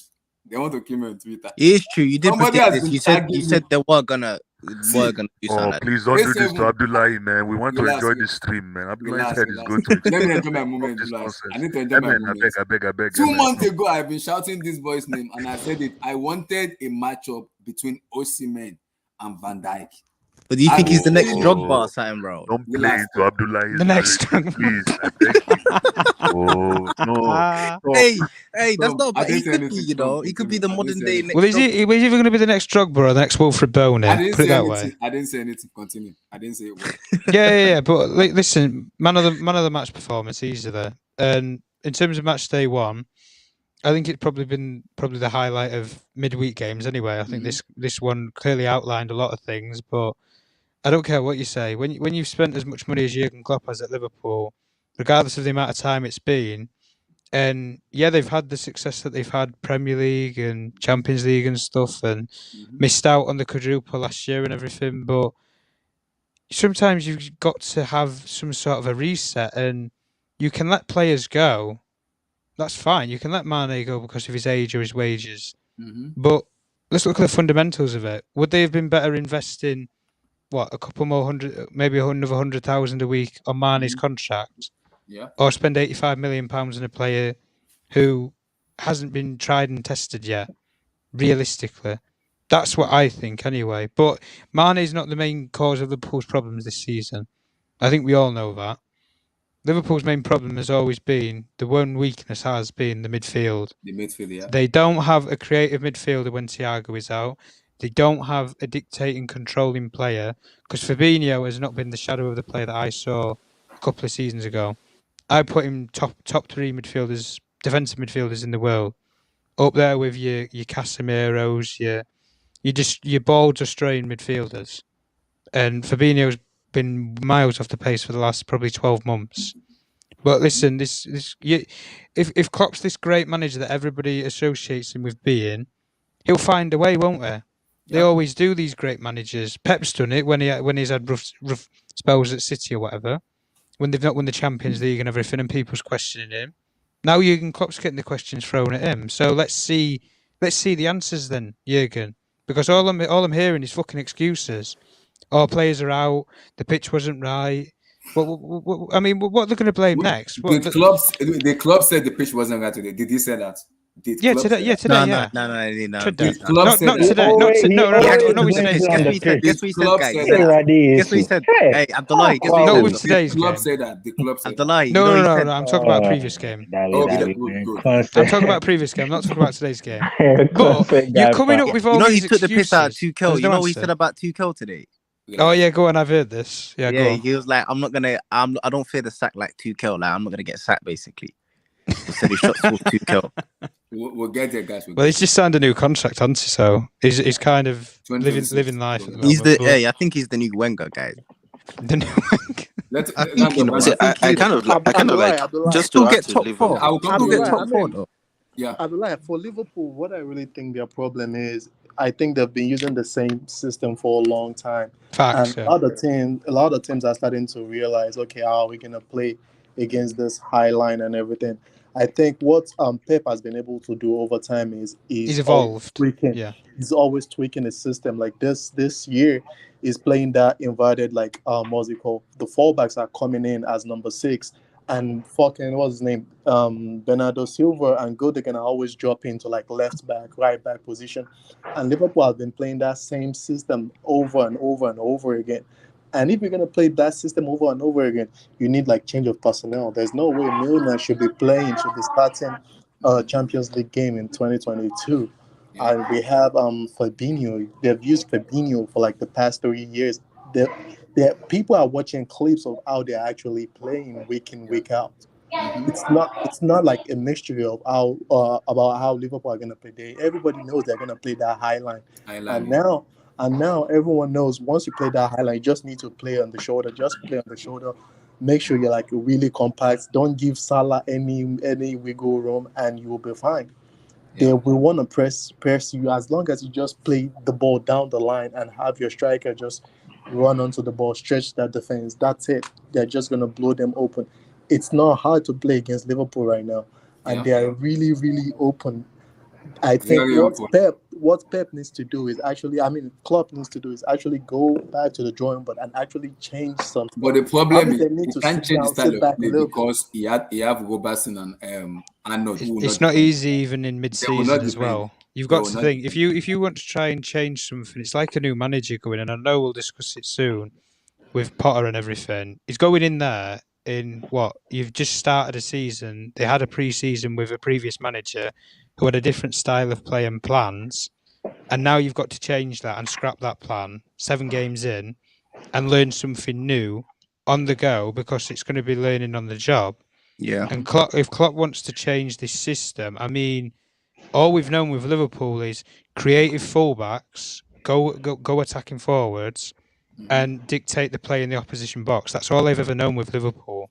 Yeah. So what really is he going to change? What he's going to do a Pep and play Trent inverted 6 and then drop a back 3? And then you're going to compensate for what Robertson's going to have to be the defensive I think player. you should do that though. Back 3. That wouldn't be a bad shout though. I don't think it would be a bad shout because obviously other German managers have used it. Yeah. Predominantly they failed, but we won't mention. They need some defensive solidity now, bro. They're losing. They need some defense. They need to. I can't remember the last time they bought a mainstream defender. I mean, a serious signing. Konate kind of was, but Konate was kind of, but he's getting injured too. Yeah, this is what I mean. Injury-prone players. You brought Jota. He's a new player. Injury. Nunez and everything. I know he's suspended everything, but fitness-wise, apparently he's not been brilliant. You've got all these players, Salah and stuff are starting to age and stuff. It won't be far till he's got to have 2 or 3 weeks off every couple of years or whatever. And then you're starting to miss players. Van Dijk, obviously, since the major injury, hasn't been great fitness-wise. So Klopp suddenly got all these major injury crises and all these problems and that. But I didn't exactly see a plan. Arthur Melo on deadline day is not a plan. to solve a midfield injury crisis. I'm sorry, it's not. I know it's a panic buy. But we've just all discussed there about Napoli's midfield. You had Anguissa, who was the guy who was at Fulham and everything, albeit he didn't make a success. Hey, yo, let me talk about that Anguissa guy. Like, Mute your mic. Let Tom finish. No, he's going. Abdullah, this is my channel, bro. This is my channel, bro. Come on. Pass the mic. Go. I've spoken enough. Go on, Cole. Thank you so much, bro. Thank you. He don't want to hear what I have to say, man, because his country got knocked out by my country. Okay. Anyways, hey, no, but yo, Anguissa, yo, I know a lot of people wrote him off in Fulham, but this guy is quality, bro. This guy is quality. Like, when you're talking about like good food, like good African physical body type midfielder, that's what we call a good physical type body midfielder. He's that good, bro. He's tight. And I think, like, for me, I could see Napoli topping this group, yo. I think Napoli will actually go through, and they'll probably play a tougher team in the knockout stage and around the 16. I think Liverpool will get an easy team. Liverpool will still go through. This group is not Ajax. Come on, man. There's no way Ajax is. What if they join us though in Europa League? No. Oh my God. I mean, if that happened, then they gotta sack Klopp. But Klopp ain't gonna let that happen, bro. Ajax have no right in going to that round of 16. They're in a rebuilding stage. They lost all. They can get a win. They just managed to get they lost. Yo, they lost all their top players, bro. They lost Anthony. Wait, are we confident of Liverpool beating Rangers? Let me They lost all these players. Guys. Ajax won today 3-0. 4-0. 3 points. 4-0, sorry. It's Rangers. Context. Context. Okay, cool. What if Liverpool lose to Rangers away? No. It's a Look, win. Liverpool, let me tell you something. Rangers, right? That Broncos coach, his best was the Europa League. He cannot do anything to get Rangers to a knockout stage. Liverpool is better than Ajax and Rangers. Let's be honest here, bro. What if Ajax play wins next week against Liverpool? What's gonna happen? Let me ask a question. Ajax won't. Who's their coach? Who's Ajax coach? Who's Ajax coach? Hey, the brother looks like Ten Hag. It's so funny. Look at the coach, the new coach. He's literally Ten Hag's twin. Did you think today? It's Alfred Schroeder, right? Alfred Schroeder. Speak. No, I'm just saying. Who thought today that Napoli could beat Liverpool 4-1? Be honest. Nobody. But I know No one. Hey, yo, that don't happen. That don't happen every game, bro. It happens, bro. Nah, nobody did. It does. It's not. Look, like the way football is, right? Abdullah, you have to understand. Bayern Munich, when we started beating teams like in the beginning of the season, and then when we got to Gladbach, what happened? We lost 5-0.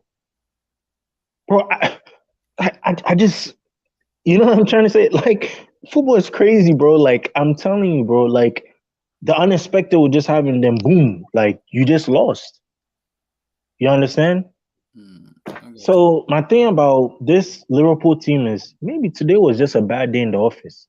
Next week, you will see the difference when they play Ajax. They'll be Ajax. I know they'll be, because Alfred Schroeder, he coached Hoffenheim. I know that guy. He coached Hoffenheim, but he ain't all that. I ain't gonna hold you. Alfred Schroeder. Yeah. See, the only problem is that you fail to realize that, first of all, Ajax, even they lose to Liverpool at home, right? They have to go to Netherlands. They have to go to Napoli. Have to come. They still have a game to play. It's never easy. It's never easy. And if Ajax get a drop by any reason, right, that is massive pressure, because now they have 6 points. Napoli are going to beat the other team, probably Rangers probably beat them, right? At 6 points. Now Liverpool have 1 point. Now they have to catch up. So it's the first game of the UCL is group stage is so critical. It just sets you on the path. Yeah. When you lose that, then game 2 becomes That's pressure. a lie, bro. Because look, if you win, all right, man. If you win your no, let me tell you something. If look at PSG, Liverpool, Napoli. I'm hearing some background. Where's the background coming from? It's coming from the kids. Sorry, my bad, yo, my bad. I'm at work. That's why I'm speaking from work. I'm speaking from work. How is it a lie? Please. No, let me tell you how it's a lie, yo. So, Napoli, PSG, Liverpool, right? They all in the same group, and they played 2 games. Like, flipping PSG and Napoli played 2 games. There was one middle game, the third one, and then the fourth one they came and played, and then PSG still qualified. What was the result of the first game? I forgot what it was, but I remember PSG lost the first. Yeah, remember PSG lost the first one, right? Then when they played, I think when they played, when you lose your first game, when you lose your first game of the group stage, the next game becomes a must win. It's now do not lose. If you lose your second game, not tie, not draw. If you lose your second game, you're in deep trouble. Because now you have a double head. But Raidi, that's what I'm saying. Like, if you look at the team, right? Like that group that I'm talking about, that group, PSG lost. PSG, I think it was PSG or Liverpool. But what I'm telling they you, lost their first game, and they had 2 games. What I'm telling you is the fact that if you lose your first game, the next game now becomes a must-win. If you don't win the second game, one is a must-win, and you win. That's what I'm saying. Liverpool will win. It's not like they're not going to win. They're going to win. We do not know that. We do not know that. Yeah. We do not know that until the game is played. You do not know that. Okay, I have a question. I think Liverpool fans are kind of like underestimating how bad they are right now. But Ajax is not a team who can sit back and show pressure and catch Liverpool on the counter. Napoli was not sitting back. You think Napoli sat back? Ajax play similar to us, right? Where they will play high line. They're not going to sit back. Napoli didn't sit back. So Liverpool, right? Napoli didn't sit back. They didn't sit back today. Did Fulham sit back? I know where you're coming from. Sit back as well. They didn't sit back, right? Yeah, they didn't. All you need to do is just match your energy and outrun you. No, I understand.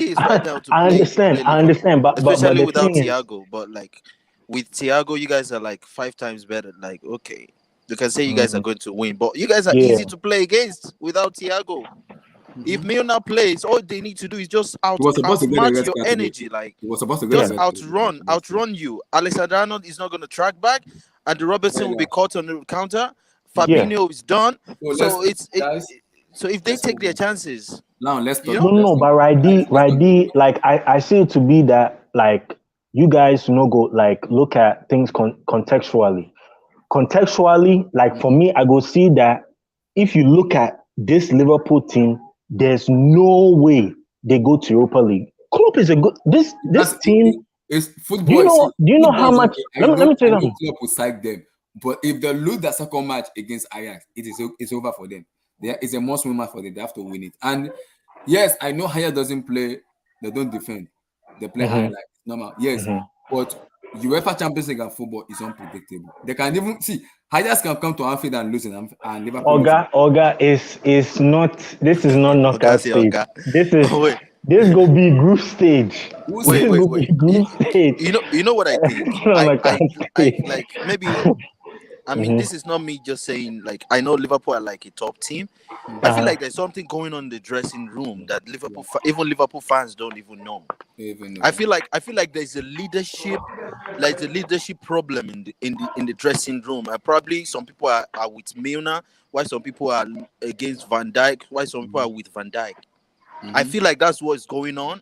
And because maybe Klopp is a very good manager, that's why he's not really glaring on the pitch. For all of you guys to see. Yeah. You get the incident that happened on the pitch, we might just look at it on like a face, just mere looking at it as a fan. It could go a long way in the dressing room by now. It could have been a problem that we don't even know right now. If you look at Salah, if you look at his face, and because those guys are very mature guys. Like, I don't know how you guys got those crop of players together. Like, they're very mature. So you will never see any sign of like immaturity on the pitch or anything like that. And because they all respect Klopp, you just may never see it. But I feel like there might be something brewing. Something might have been brewing for a while. Guys, let's talk. Okay. No. It's too much of background. It's too much. So, Blue Eyes, unmute your mic. It's time to talk the real talk. Uh-huh. See, we might spend 3 hours here. I don't mind, but we have to Let's talk. break it down. Let's break this coconut. Sometimes when you look at coconut, you sit and you watch it. And the only Lois, way you get to it is Lois, yes, talk to me. go and bring the schnapp. Let's bring the schnapp. and cola nuts. Cola. And schnapp. Abdullah, remove this satanic football team, bro. Remove this satanic football Black, team. It's not Black, good no, on the coach that won you 3 trophies, man, Yes, within let's 2 talk. years. Let's talk. Stop, don't disrespect this man, man. I'm not We disrespecting. could see with this trajectory, with the way we are going, it could be a downhill, a serious downhill that we don't I'm know. praying. Slide, I'm praying. No. But let's see. I'm hoping I'm it's not, like, I'm as a Chelsea fan. You praying. never can tell, but let's see. Don't say satanic football. We might look back and be like, wow, what a ball. Abdullah, where's Amy? Go and find it. Hey, Right. hey, Brighton's manager got 31 win percentage. I'm just letting you lot know in advance. I know that. I know that. Don't worry. Yeah, and he used to blame his attackers, but Yes. It's official. Thomas Tuchel was his sack as a Chelsea manager. Firstly, give me your overall appreciation of Thomas Tuchel and also the way forward. And we're gonna talk about the new potential manager, but sum up Tuchel's reign in Chelsea. I mean, yeah, in the spirit of sportsmanship, Thomas Tuchel, thank you for everything. Thanks for a Champions League, and thanks for doing what you did. We appreciate you and we wish you the best. And we move on. But for me, right, I'm gonna start by singing. Okay, this is the way I look at this situation. Dreams come true. Huh? No, He said, but. No, but he said, thank you, but. The reason why I say this is Human because the reason why I say this is because my biggest pain when this whole transition thing started was the fact that we lost Roman. But I can see that Roman's antics still echoes in eternity. This whole revolving door approach when it comes to our managers is still alive. And it looks like Todd B, T-bone steak, has taken it to a new level. And this is what I like. This is what I'm hoping. This is what a lot of fans like. I don't want coaches coming into my team and being too comfortable. That's why this whole thing about project building is way over my head. I don't care how anyone looks at it. It's way over my head. We are not ready for project building yet. We are in the process of building momentum. And unfortunately, the way you build momentum is by what? Winning. Unfortunately, Thomas Tuchel he fell short. And like I said yesterday, Abdullah, trends. Yeah. Trends is an MF, man. Trends. My stream must get SSB and Bernard. I must get an Oscar on my stream. I must get Oscar. So again, if you're coming to Chelsea to take that job, it's not about whether you won this game or won the other game. It's about how you played and if you're showing signs of decay down the road. And this is what Thomas Tuchel has been showing since last season. Yeah. He was showing that we were, again, I hate repeating myself, but we were losing games that we lost under Frank Lampard. Exactly. It's like I was watching Frank Lampard coach. And Blair was like, are we sure Tuchel is the right man? Just left Frank Lampard. Frank Lampard at least played 4 in the back. It's funny that Frank Lampard, who is not even nowhere near Thomas Tuchel, has the guts to play 4 in the back. You understand? It was Frank Lampard that unearthed Mason Mount in his natural position as an 8. So I mean, I think this is a learning experience for Thomas Tuchel. It's also a learning experience for Chelsea fans. Yeah. You understand? To know that when Roman was selling this club, he actually he did due diligence and he made sure that whoever was going to take over had to be on the same page like him. Because this is the definition of ruthlessness, ladies and gentlemen. I never see those coming below. This I was sleeping and I heard this is what CEOs, remember those, if you work in an IT firm, Fortune 10, Fortune 20, this is what CEOs do first thing in the morning when you get that email. Thank you very much for everything, but we had to take another direction. Yeah. So I cannot kick a man when he's down. Yeah. Thomas Tuchel he gave us a Champions League. Wish him all the best. I know he's going to get a job and sometime soon.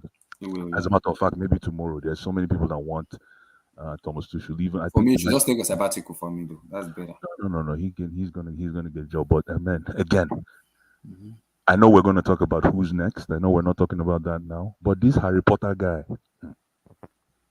I'm curious to Relax. know what Graham Potter can do for us. As long as Graham Potter can give us Sesedo, if he can bring Sesedo and Mwip, I really like Enoch Mwip and Sesedo. I'm good. So We'll yeah, see. congratulations, Todd Bowley, and we move. Abdul, I know you're gonna spend hours on this man here. You call him the experiment man. So, Abdul, Mr. Experiment has left. Now, give me your take on them, Thomas Tuchel. Your position on him and your overall take on Mr. Thomas. Yeah, so can you hear me well? Your mic is working very well. I can hear you. The first time your mic is working. I don't think Carl can hear you, Abdul. I can hear you. Don't worry. I can hear No, I him. said I don't think Carl can hear you. Carl, can you please hear him? Abdul, good evening. Yeah, well done, Abdul. So what I The I need movie's about to start. I need to start with a disclaimer that anything that is intellectually going on or between Carl and I is only banter, um, restricted to the stream. It's Absolutely. just for it's Absolutely, just and that's the fun of it all. Yep. Absolutely. yeah, it's just we're just having fun. Um, it doesn't mean that if I bump into Carl in Manchester because I used to live in Manchester, we wouldn't sit down and have a drink and still discuss more football. That's the way to do it, bro. That's the way. Gouda. I like Gouda. Okay, no worries. So it's all about the stream anyway. So this is a very hard one because it's quite funny. We're talking about this for long hours. Yesterday, yeah. About just a few hours ago, last night, and Mm-hmm. then to wake up in the morning, I thought to myself, okay, I'm not going to do anything social media today.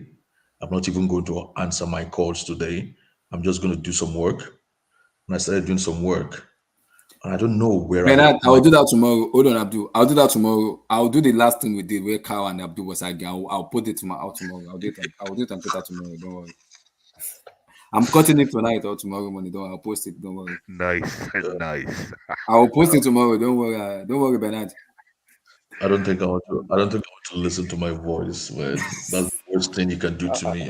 As long as we get the hits, I'm fine. And the views. The two of you kill me, man. So yeah. So then to wake up and try to work, and I don't know how I saw it. I think I took my phone and I accidentally saw something. Yo, come to Bayern. That's all I'm gonna say. Come to Bayern, Abdullah. Mute your mic. Just mute that mic. And then I saw something randomly, and I thought like maybe it was like something, maybe it was like some kind of just joke or whatever.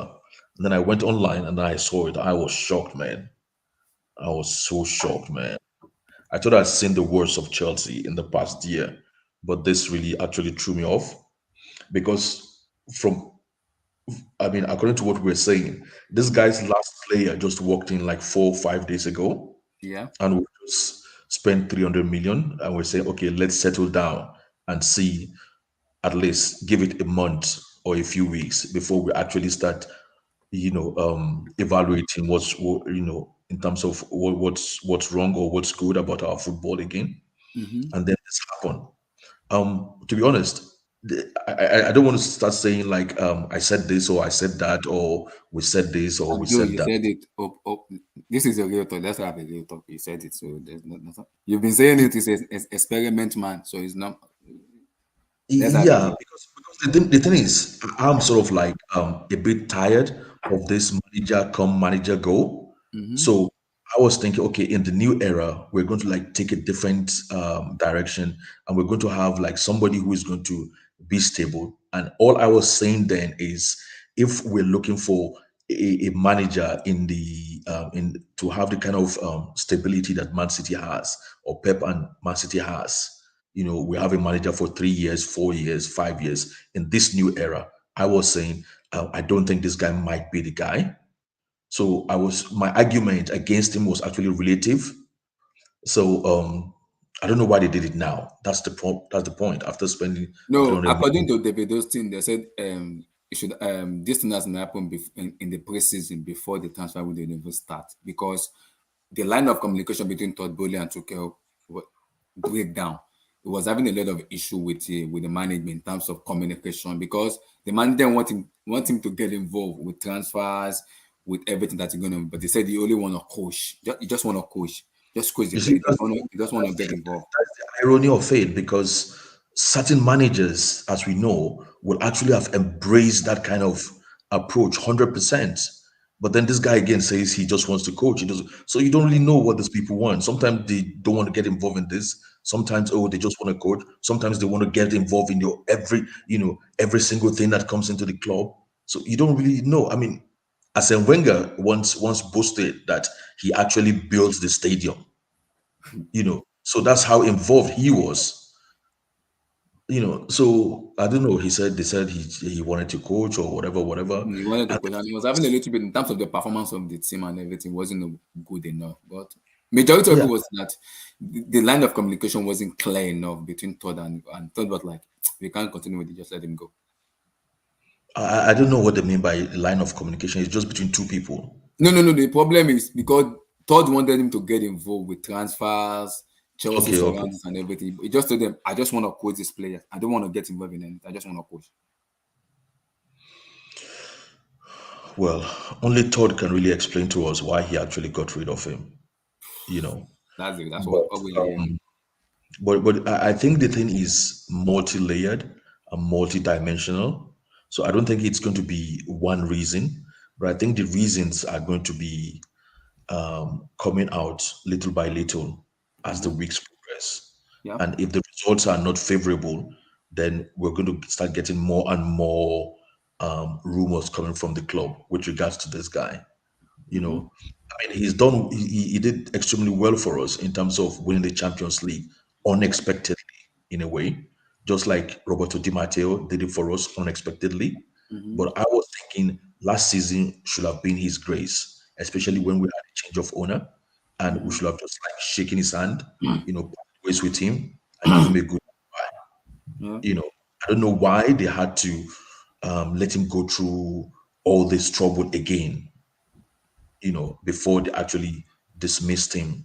That's my only qualms about it. In terms of football matter, I've said if we want to be at the highest level for a club like Chelsea, we need to get a manager who is just obsessed with winning, full stop. And I think this guy makes too much mistakes. So that's why I don't think he'll be a good match for us in this new era. But the timing is what it's a bit weird. It's a bit weird. It's what I don't understand. It's the timing that I don't understand. But from what I've seen, I've already started sensing that he might not be there long term, because I think this guy is serious. And if you just bought a company for $3 billion and you started spending big money, you will be ruthless to some extent. So I think this guy might be even more a bit more ruthless than Abramovich, because at some point they will have to start taking money. No, he won't. No, he won't. He's an American owner. He's an American owner. Mute your mic. Mute your mic. Mute that mic. Hey, I know you hate. Abdul, continue. Hey, Mute that mic. Forget it. Mute that mic. Abdul, continue. So yeah, so I think this like somebody was saying, I don't know where I heard it, that these guys will try and take as much money out of the club as possible, because it's a business to them, which is not a problem, because thanks to them, we still have a Chelsea Football Club that we are, still dreaming about and still supporting. So that's the thing. So with that situation, the only thing that actually baffled me that I don't understand is the timing of it. With regards to the action itself, it's not. It's what I've sort of like. It's sort of the angle. It's in sync with what I thought might happen. Only that I didn't know it would be this quick. And then going to this Porter of a guy. I mean, that's another thing I don't really understand again. We'll get there, Abdul. We'll get there. We'll get there. So I think I'm as shocked and as surprised. And look, the media are gonna go crazy. Shock with what? What you gonna be shocked with? This guy, man. Hey. Mute your mic. Abdul, wind up. So yeah, I'm as shocked as anybody, as I've said. And but the thing is, I have a feeling that the media are gonna go crazy on Chelsea again in the next few months. And if we're not careful, we might just end up like maybe like 10th by the end of the season, especially from the things we are hearing about in terms of who's going to take over. So we'll get there. We'll get there. This is hard, but let me have a bread. I've got like a jar of ice cream in my fridge because that's the only thing I thought might put me in good mood this evening. So I'm inviting Carl to join me with invite Bryce too, and invite me to ice cream. No. I'll join you right now, right? Because right now, what I'm cooking a goosey right now as we speak. We go to meet. So yeah, nice. you're welcome to join me. Don't make me hungry. So we can have dessert we can have ice cream for dessert. Anyway, so absolutely, guys, I'll pass the mic. Steven, Thomas Tuchel, appreciation on him and his tenure as manager. I thank him for everything, but once we won the Champions League, he changed. He come too nice for me, and he didn't really improve anyone for me. Yeah, and I knew he was going to get sacked, and I knew what was going on behind the scenes, but I couldn't really say. On the training pitch, they had to keep stopping sessions because they're arguing and fighting, and he didn't talk to certain players as well. That's all I got to say, bro. Nah, let me talk. Yonke, Thomas Tuchel, give me your take on him and appreciation on him. Well, first of all, I'll first thank Tuchel for his services. I appreciate winning. Yeah, go ahead. Are you there? I think we can hear you. A7 as a rival, Tuchel. Your quick take on him. A7, are you there? Okay. Got King Black. Okay. Can you guys hear me? Yeah, we can hear you now. Before King goes, talk. Okay. I said, I thank Thomas Tuchel for his services. Thanks for bringing like the second UCL to the team. To the club. In general, I was one of the people that wanted him out of the club. I will be very honest. I didn't think he improved any players. We can go through that team from the goalkeeper to the last player. There was no significant improvement. The tactics, there was way too much going on behind the scene because I was opportune to know a couple of people behind the scene, and I actually knew that there was something was going to happen yesterday because I sent out a tweet and I actually had to delete the tweet. So Thomas Tuchel wasn't really on the same page with some players, and that wouldn't going forward, that wouldn't help the team. I felt like after he won, as this guy said, Steve said, after he won the UCL, he became too confident. It felt like he was really untouchable. He kind of like forgot that he was just an employee at the club. So he became too cocky, and there was some decision that didn't really sit well with Todd Bowley, as far as I know. Like signing, what's it called, Cristiano Ronaldo. Todd felt like it was gonna like increase the sales and some merchandise and all of that stuff. And Tuchel was like, it didn't really sit well with him. And there was some other, what's it called, some other decisions that didn't really sit well with both Todd and Tuchel. At the end of the day, he's still an employee, so he doesn't have the final say. Then, other than that, my major problem with him was, as a manager, he wasn't ruthless enough. He was trying to prove a point in so many cases. Like, some players needed to be dropped, some players needed to be hold accountable for to be their held accountable for not playing well. He didn't do that. He was putting arms around some certain players and literally slagging some certain players. That wasn't going to go down well.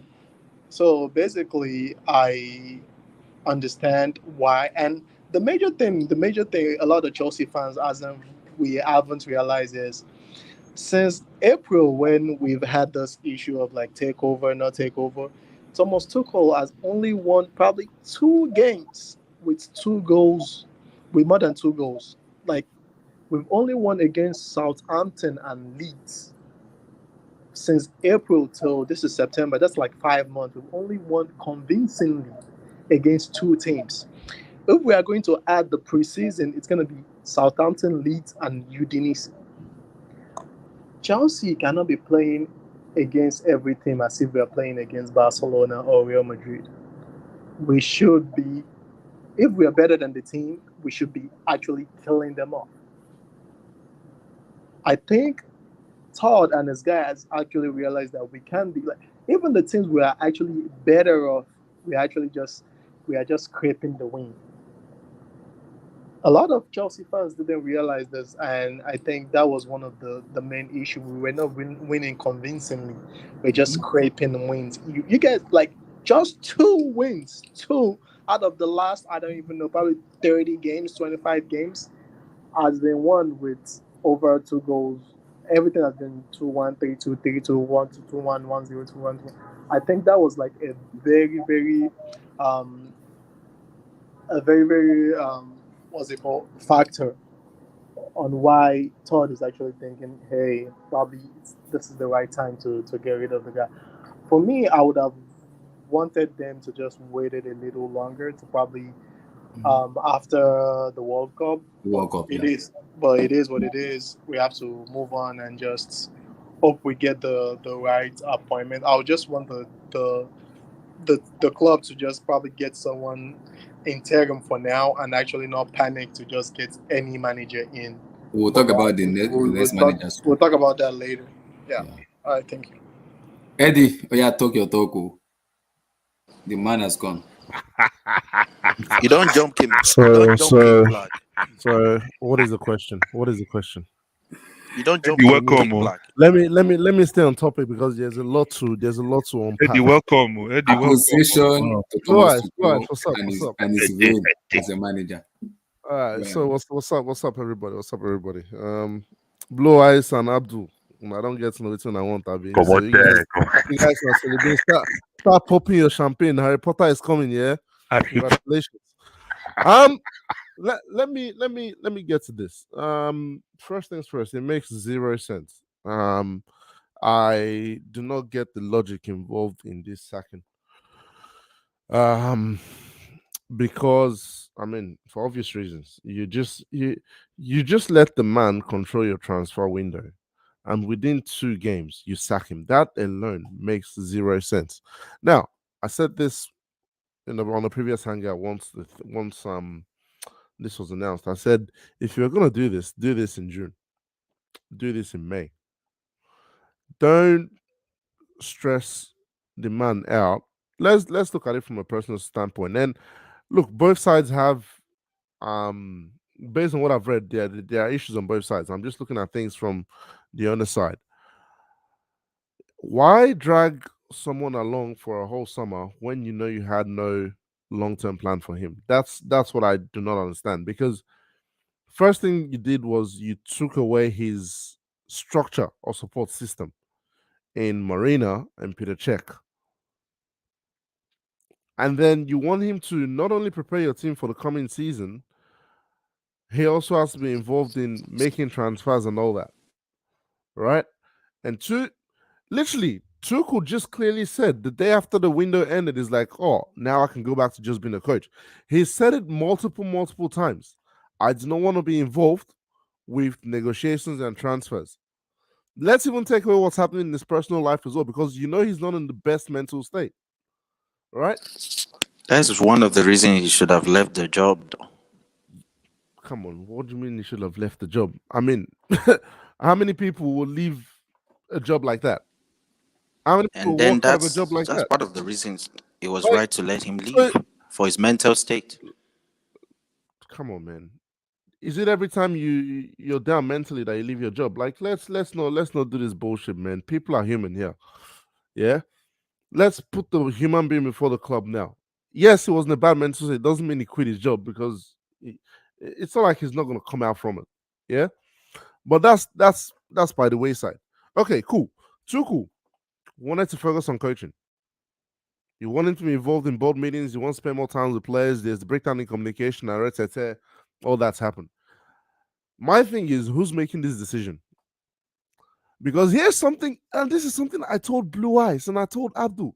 I said Tuchel was going to get sacked eventually, because I watch a lot of American sports. I know American owners. They don't mess around. Tuchel was never their guy. Abdullahi, you would remember, I said this in February, March, when when the first invasion happened and Abramovich decided to sell the club. I said, guess what? Tuchel is on borrowed time. He's a great manager, no? He's on borrowed time, because an American owner is coming, and that American owners don't fuck around. They're going to bring their director of football. They're going to bring their head of scouting. They're going to bring their board structure, and then the board structure will go, look, yeah, we got a clean house, man. This guy was not the guy that we brought with us. And I was expecting this to happen. But the timing of this whole thing makes 100% zero sense. And unless you tell me there's a director of football that's not been announced yet, let me ask this question. It's getting announced soon, though. Okay. Unless you tell me there's a director of football, how comfortable are you Chelsea fans with Todd Bowley Let's forget who's been touted out there, because like I said, it just sounds like Bowley went on Chelsea Twitter and saw everybody sucking off Harry Potter and decided to bring him on. Because I'm sorry, I have not seen no journalist mention Harry Potter for Lord knows how long. How is it that you sack Tuchel and within 55 minutes you're negotiating with witchcraft? So you're moving from satanic football to witchcraft. Is that what we're doing? No, we'll get to Harry Potter. We'll get to Harry Potter. You're wicked. No, that's just all I want to understand, because I want to know how comfortable you guys are with businessmen making footballing decisions, because I know Abdul and Blue Eyes, everything they've preached over the last couple of years, trophies. Let me tell you what it is right now. It's a scary hours, because I don't know if you saw the report about Bowley wanting Ronaldo and how he was pushing for Ronaldo. Yeah. What does that signal footballing decision to you? Yes, it is. Yeah. It's a sign of a big club, Eddie. What footballing decision does that signal? It's a symptom and sign of a big club. Listen, I'm all about the big clubs. Wait. So you mean Cristiano Ronaldo, CR37, not CR7, CR37, coming to start striker for your club was a sign of a big club? No, he's coming off the bench. If we had gotten him, he would have come off the bench. What do you mean coming off the bench? Why was he trying to leave United? No, but Let's be real here, man. Let's be real here. Let's be real here. Ronaldo was not leaving United to come sit on the bench for Chelsea. He was going to get guarantees that he was playing, and he wanted to play Champions League football. Either way, yeah, let me tell you, Ronaldo in 2022 ain't the same. Obviously. You can't tell me he was coming here to give you 20 league goals. Impossible. No way. He wasn't. So it was a money thing. Of course. That goes to the reports that I've seen, that they want a manager that will come here for longevity and business. Eddie, but you're not saying something though and I'm not sure if there's a reason why. The fact that you're not mentioning the fact that Thomas Tuchel could have lost his job based on performance. You're saying No. Okay. Good. Blue Eyes, I don't think you understand what I'm saying. Yeah. Okay. Thomas Tuchel was already a dead man walking. Mm-hmm. It was a dead man walking. Do you think his performances helped him? His performances this season has not been great, but I don't think they've been overly bad either. I mean, look at where it's not like Chelsea are 18th in the league. This kind of sacking only happens when you're battling relegation. Yeah. So yes, we should wait till we battle relegation first. You knew he was going to die. Guys, Eddie, you knew he was going to die, but you just wanted him to die at the right place. Guys, calm down. Don't put the cart before the horse here. I'm not saying you wait until it's so bad that Chelsea are facing relegation. Yeah? It's bloody 4 days after the transfer windows. Wait, are we going to say Tuchel was the only problem with this squad? And you bring a new manager? Exactly. But Eddie, the report I hear from Matlo was this was already planned. Immediately thought Bolo took over that. Tuchel will not be the long-term process. They already have someone planned already. Abdullahi, I agree with that. Because that was what Matlo said. This has been brewing. Right? Immediately he took over. That was when everything started brewing. That's fine. Like, my question is the timing. Why do you back Tuchel? Because my thing is, you gave him all that money. The transfer window just finished. There are chemistry problems in the team. And Tuchel is still trying to get his ideas across. Because, let's face it, you guys can say satanic football and all that, yeah? I've seen video footages of Tuchel being pissed off at certain players that cannot carry simple instructions that's been given to them. One of them was Conor Gallagher last weekend. And y'all can't tell me Tuchel wasn't right in that case. Because there's an easy pass for you to make, split the defense there. What does Gallagher do? Take 3 touches, turn around and lose the ball. So he's still trying to get his ideas across. He's got a lot. You want to all of a sudden forget that this guy started the preseason with 30-something players. How many players does Pep work with? 19, 20. And Tuchel had to trim the squad down, bring new players in, worked on to the last minute to get players out the squad. Whether he was right or not, this at least give the man a month to work on this thing. Not to forget, these boys are playing every 3 games. I mentioned this point yesterday, that there's not much opportunities for him to actually coach. It's more management at this point. Yeah? And yes, he failed in management. Before somebody says, man management was never his. We knew this. Let's not act like it's a new thing. Because that's another thing with Chelsea fans. You all want to act like, everything that's been happening this season has all been totally new. It hasn't. Rich James has been playing right center back for how many years? It's not like Tuchel slapped him there this season. Mason Mount has been playing left wing since Tuchel came in. But now you want to find it convenient to point out that Mason Mount's playing out of position.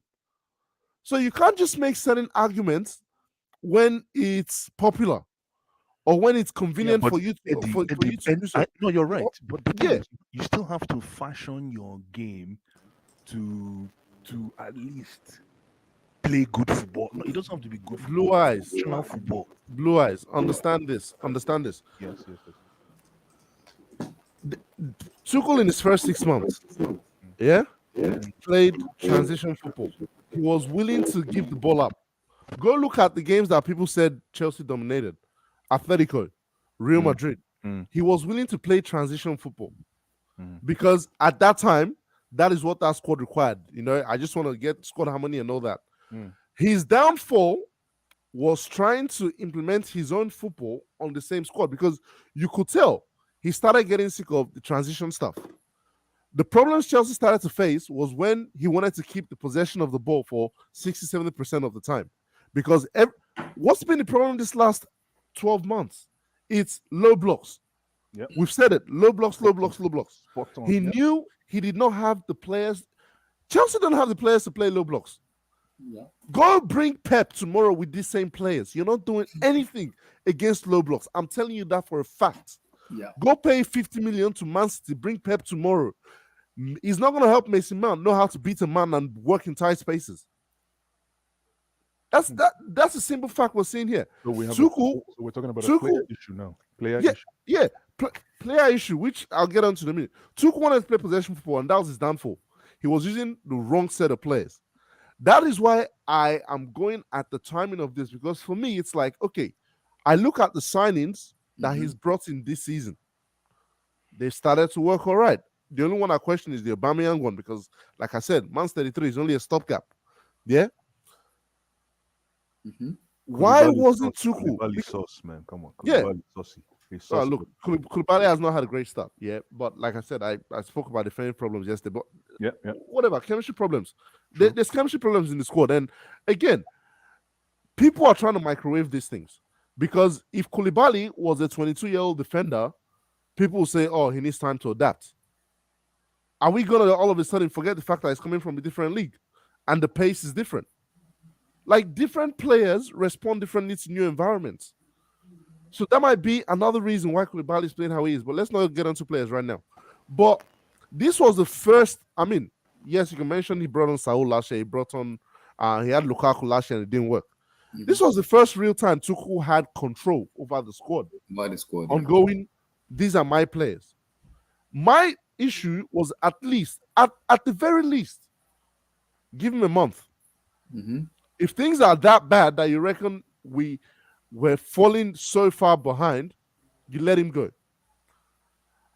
At most, give him till the World Cup.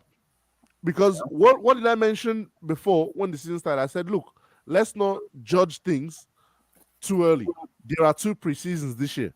The second preseason is after the World Cup. Because players are going on holidays. Some players go to the World Cup. You bring them in, you have a bit of a preseason together, they'll be fine. That was the same thing I said for both Chelsea and United. I said United, they might not get it right this preseason, but let them come back. Ten Hag has another preseason with them. They'll be fine. That's all you needed to give Tuchel. Wait until the World Cup and go, okay, cool. Tuchel, this ain't working. Then make a decision on the manager. And between now and then, bring in a director of football, bring in a sporting director, bring in people above him that will be able to communicate and be like, you know what? Yeah, this guy doesn't suit what we're trying to do. I think, Eddie, based on the report we're hearing from Matt Law, David Austin and co, yes, part was a little bit about the players, yes, but majority of it was a line of communication between Todd Bowley and Tuchel, because Todd wanted Tuchel to get involved in transfer, in terms of the transfers of the club, and also transfers of the player that are going to come in, player that goes, and also get himself 100% involved in what is going on around the club. Yeah. But what Tuchel told them is, I don't want to get involved in transfer. I don't want to get involved in anything. I just want to coach. He's not wrong. That is what he wants. But Todd Bowley wasn't happy because the line of communication, he said it doesn't. That is not playing. No. So which manager is he going to bring in tomorrow that wants to get involved in transfers? Because that's the only person that can rely on. He said they have to let go of Garnaski and Co. They have to rely on him. Yeah, as a manager. But it's not responding to what they want him to in terms of, oh, we rely on you, give us this, that. Just tell them, okay, this is the name I want. That's it. What I wanted from me is full emotions, is full everything. Okay. Again, you might not know what happened behind closed doors, right? That's what the Matt said. Let me put a scenario. What if Tuchel went to him and be like, look, I'm dealing with my whole marriage at the moment. My kids are my priority and all. I do not want the extra responsibilities. Is that, as an employee, is that not fair for Tuchel to be like, yo, I don't want to be involved with certain things because I'm not in the correct mind space to do it? So how is it now Tuchel's problem that he doesn't want to get involved with that? That is Todd B's problem, because you decided, right or wrong, to start cleaning house from the moment you came in. Mm-hmm. Because he's a businessman. Normal business practice will tell you there's a transition process. This season was going to be I don't want to say a wash anyways, but it was going to be a transitional season. It was not going to be a season where you go, oh, Chelsea are back on. It was going to be a season where we go, okay, what's the way forward? Who's the next sporting director? We knew things were going to happen, but we didn't expect people to leave all of a sudden. I honestly didn't even expect Peter Cech to leave at all, because I would have expected, some of the Chelsea legends and all that, you keep them involved with the club and keep things going. Marina had to go because she was the second in command to Abramovich. But I didn't expect so many outgoings like this. Outgoings are good. They're good, but when they put you in this kind of situation, I've got to start questioning the decision making of Todd Bowley, because all this money he's investing just sounds like he's looking to recoup them and get them back at some point. Because note this, Chelsea signed 10 players. Your man is here. Your man is here. Chelsea, hold on. Chelsea signed 10 players. 4 or 5 of them were born in 2003 or 4. Did I not come here and say why Chelsea targeting players who are 18 and under? Yeah. Does that not speak to someone who's trying to introduce a business model where we're going to start flipping these players out for profits? That's what I'm saying. It's scary hours, Abdullahi, because Chelsea are about to become a business. Mr. Big Joe. I'm telling you. Huh? What did you say? Continue. Go ahead. I was talking to myself. Go ahead. Yeah, because Chelsea are about to become a business where you are more worried about incomes and incomes and sales, than the footballing thing of the club, the footballing success of the club. Because trust me, Bowling knows how much money comes in through football. Eddie, can I ask you a question? Yeah.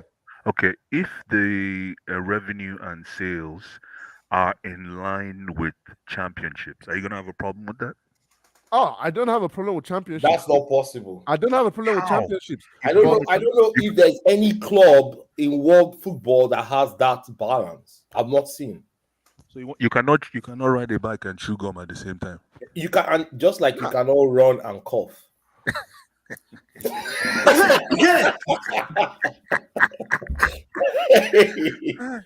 cannot run and cough. Yes. If you try, you choke.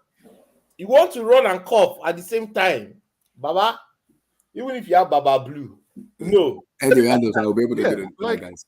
Yeah. So just rounding up is Blue Eyes. I see what I see. Let's not be. Eddie, let's that's not what be. I'm trying to Let's say. not. Nah, hold on. You see where I'm going, Eddie? Though. Blue Eyes. Let's not act like fools. Yeah. Again, let me tell you, you're dealing with American owners. Yeah. American owners are as black and white as they come. Go check the NBA.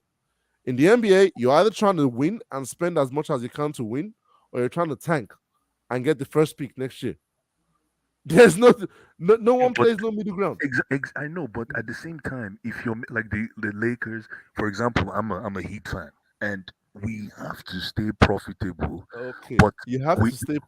But we keep it in line. No, but we keep it in line with winnings. Let me show you something Bowley started doing as well. Okay. Because there's something called resale value. Yeah, signing 6-7 year contracts. Why do you think he done that? You get sick after 3 years. You want to leave. Player to stay longer so you can sell the player. Eddie, you're spot on. No, you're spot on. No, Eddie, the signs are here. Eddie, check it out. Eddie, hold on. Even if you see these 18, 19-year-old kids, right? If they let's say in 3 years, they're 21, 22, and they're cooking. If we can get one Champions League and one EPL from them, then sell. I'm good. Yeah, but wait, hold on. I'll talk after Eddie. Hold on, Blue Eyes. Let me say something. Because let's not act like all of a sudden you're going to manufacture Champions League out of nowhere. Let's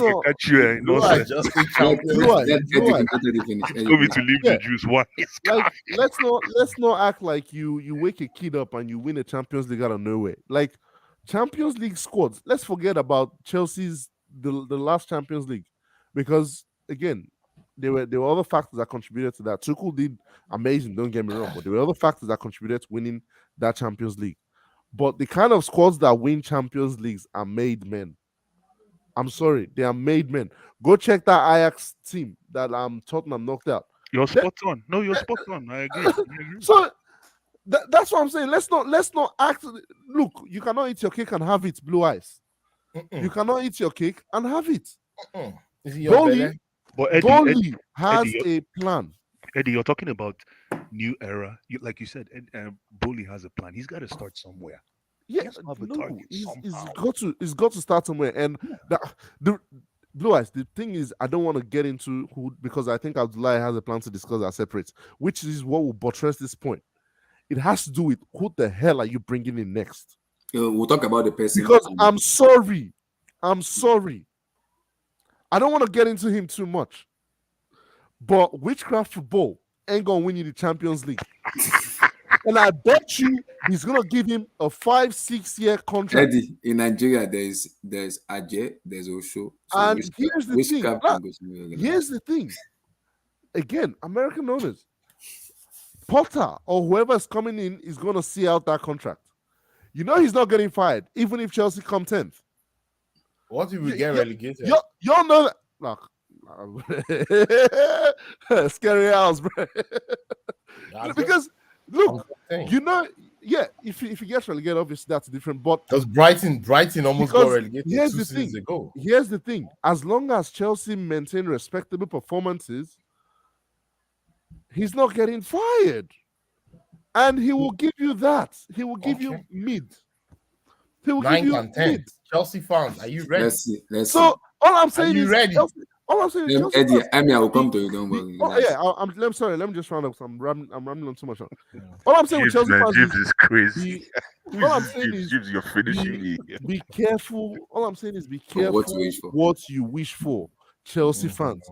Because I'm not saying I've even when I defended Tuchel, I've never said he was perfect. But the grass is never green on the other side. Yeah, you walk there, you'll see Sansan. Confirm, Eduba. It's too much. Your papa picking you be. Application for Tuchel and his reign as a manager. Oh boy, this is an obituary for Thomas Tuchel. Why you give King Black? No, not the obituary. No, King Black, are you there? See. Oh, I'm here. Okay. King Black now. You go turn application to Tuchel and his reign as a Chelsea Thomas Sia. Tommy T. Big man. King what Black, a manager. Easy. Easy. No, I was a big fan of this guy, man, when he came in. I loved the fact that, he was mean. He kept to his word. He looked like a man of his word as soon as he came in. And, you can see the change. He oozed that confidence and that leadership ability and everything you need in a top manager. You just saw it in him as soon as he came into the club. Felt like the whole team, the whole every player there wanted to play for him. But as soon as we won the Champions League, and we, even though we were not playing, necessarily great, except the times we play against Atletico Madrid, Juventus, I can still count those number of games. And was it COVID era? I don't think there were no crowd, I think. Yeah, so it was one legs as well, I think. Was it one leg or two legs? It was one leg, and we beat those teams. It was good. It was one leg for what? No, it was two. The Madrid. It was two with no crowd. Okay, the Madrid. Yeah. It was. Come on. It was 2 legs. It was 2 legs. It was 2 legs. No verse. It was 2 legs. Okay. No verse. So after then, I noticed a shift. He was trying to be the nice guy. He got back into. It felt like there was something wrong with him. He was trying so hard to be nice, and people knew he was not nice. He wasn't nice to the players, but he was trying to be nice to the press. He was trying to be nice to the fans. He was trying too hard, so he lost it, and the players lost confidence in him.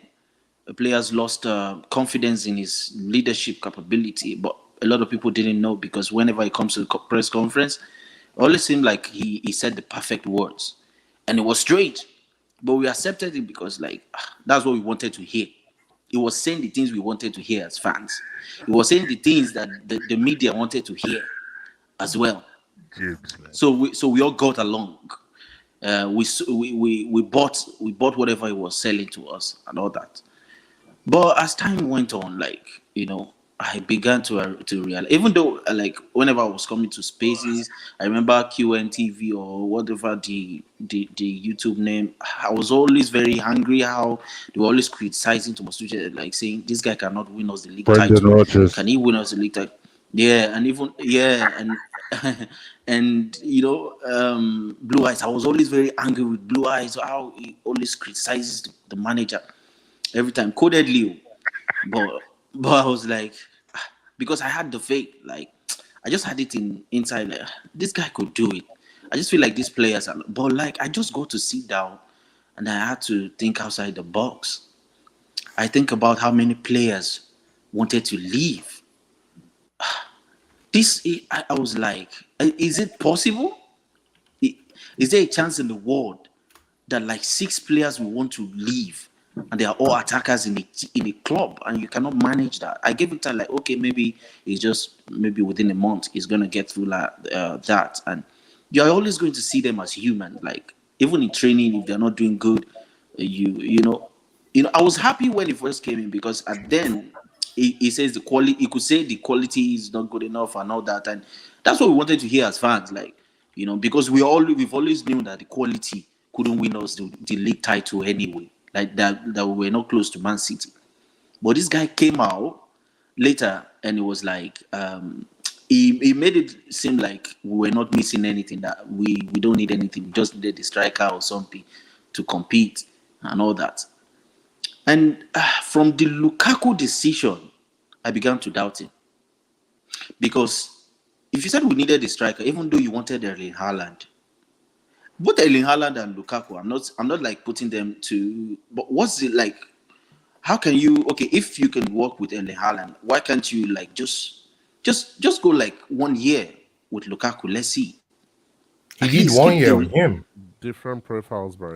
Bro, it was 3 Different months. profile. He Different did profiles. He did. Come on. He No, did they are an different. interview. Haaland in 3 months. and Lukaku are not the same kind of striker. Just Well, to, that's how you see it. No, They it's don't not. play. It's not how I see it. It's facts. Like Haaland is a different beast than Lukaku.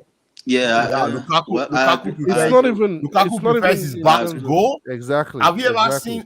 seen Haaland back to goal ever? Have you Okay, ever seen? I agree with you. All that I doesn't agree matter with if it's a world class I agree coach. with you. But let me just say this: even if we got Erling Haaland playing the way we play, Did we're you get surrounded that? by the players. I got it. He's going to be surrounded by at Chelsea. You think he's going to be killing this, scoring 11 goals, No, 12 but the goals in thing 6 is, games so at Chelsea? you're adding So another dimension to what you're saying. So Because what I was saying, yeah. Tuchel is not the one that brings players into the club, right? But he he's not. he gives a go ahead to it. This is what I'm saying. This is why I said What go ahead this, did he give this, for Lukaku? this, do you this know is- that Lukaku bro, was a he club cannot signing? just see. He was not a dummy. He was not a dummy. He was actually a dummy. He was too nice. He was too nice. And that's what I'm saying. That's where I said I He was started too to nice give. because if I this win is- you a Champions League, I'm demanding who you bring, or else I'm gone. Bro, that's what I'm saying. That's what I said he should have done. And that's why I said I began to give up on his leadership and his capability to handle a club like Chelsea. I'm telling Because you. he loved the club, bro. He loved the club. And he made he made the Aurelio Tchouameni decision as well because he loved the club and said, okay, we can make do with Saul. He wanted Tchouameni. The problem was what's her name? Marina prioritized Lukaku. I mean, continue with the defense game, but I It's get not it. defense. It's not fact. It's not fact. But I understand what you're saying. It's not fact. Saul was not his buy. James, you're killing me, James. Okay, it was not his buy. But stomach to post. So, like, as I was saying, so at that moment, I was like, you could have just made your demand. Just make your demand and stand on your demand and your demand only. If you do that, I will know, yes, you know exactly what you're But you know there was a pressure with Marina Ganaski and Tuchel because if he keep demanding too much, he might get to extend. Bro, he has not even demanded at all. At all. Remember, the players he inherited were not his players. Bro, I don't care. I don't care. You just won the Champions League, Europa, whatever, 3 different. You come with your demands into a fresh new season. I don't care. If you had players there, you come out straight to the board and say, these players, they are not good enough to compete with Man City and Liverpool. Tell the board if you're not going to tell the press or tell the how are you board. sure that conversation did not hold? It didn't hold. It did not hold. No. Because you don't know that for a fact. if it went down, we would have known. We would have noticed. If that conversation was between him, Czech, and Marina, there's no way else anyone will know. It's just the three of them, right? But it would have shown discontent or discontentment with. So you want him after winning the Champions League to throw his toys out of the pram? But at least is that a better strategy? Make an effort to let the board know that you need quality in the team. He definitely did, bro. He did not. He did not. And that's exactly what I'm saying. So as soon as at that moment I knew that he's going to have a problem, because we can see it as a fan base. An external can see it as from the outside. We can see the quality that this team has. The same thing we struggled under Lampard, we're still struggling under him. And now a brand new Czech. Big ups to Thomas Tuchel for holding us down, and during the days of the sanctioning and all of those things, he said the right words and he stood firm. I big him up for that. That was great. That was great from him. But now you have an open checkbook with a brand new American owner who trusted you, because they would have fired you immediately as soon as they came. They don't care. As soon as they came in, who gives a fuck about your champion? Now I just bought this place. It was supposed to be 2 billion. They added extra 2 billion, and I had to pay because I am a season ticket owner. I'm not just one random American from who owns a baseball. This thing I love this club. I attend games. If he does not have season ticket for Liverpool, Man City, and all these teams in the Premier League, he had that for Chelsea. That's to tell you, he's a fan. This is how, if you're a fan, it's the same way Abramovich. People are saying Abramovich, he handed it over to his. No, he's a fan of Chelsea. Mm-hmm. As fan base, the way we react is the way he will react. He's human as well.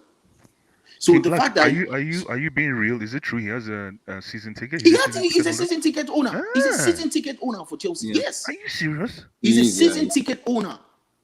Okay, I learned something new today. Okay. Wait, who is that? Who is that? Todd Bowley. Who? Todd Bowley. When did he become a season ticket holder? Ask him. When you see him in Ikeja or this thing, you can ask him. He's a season ticket owner.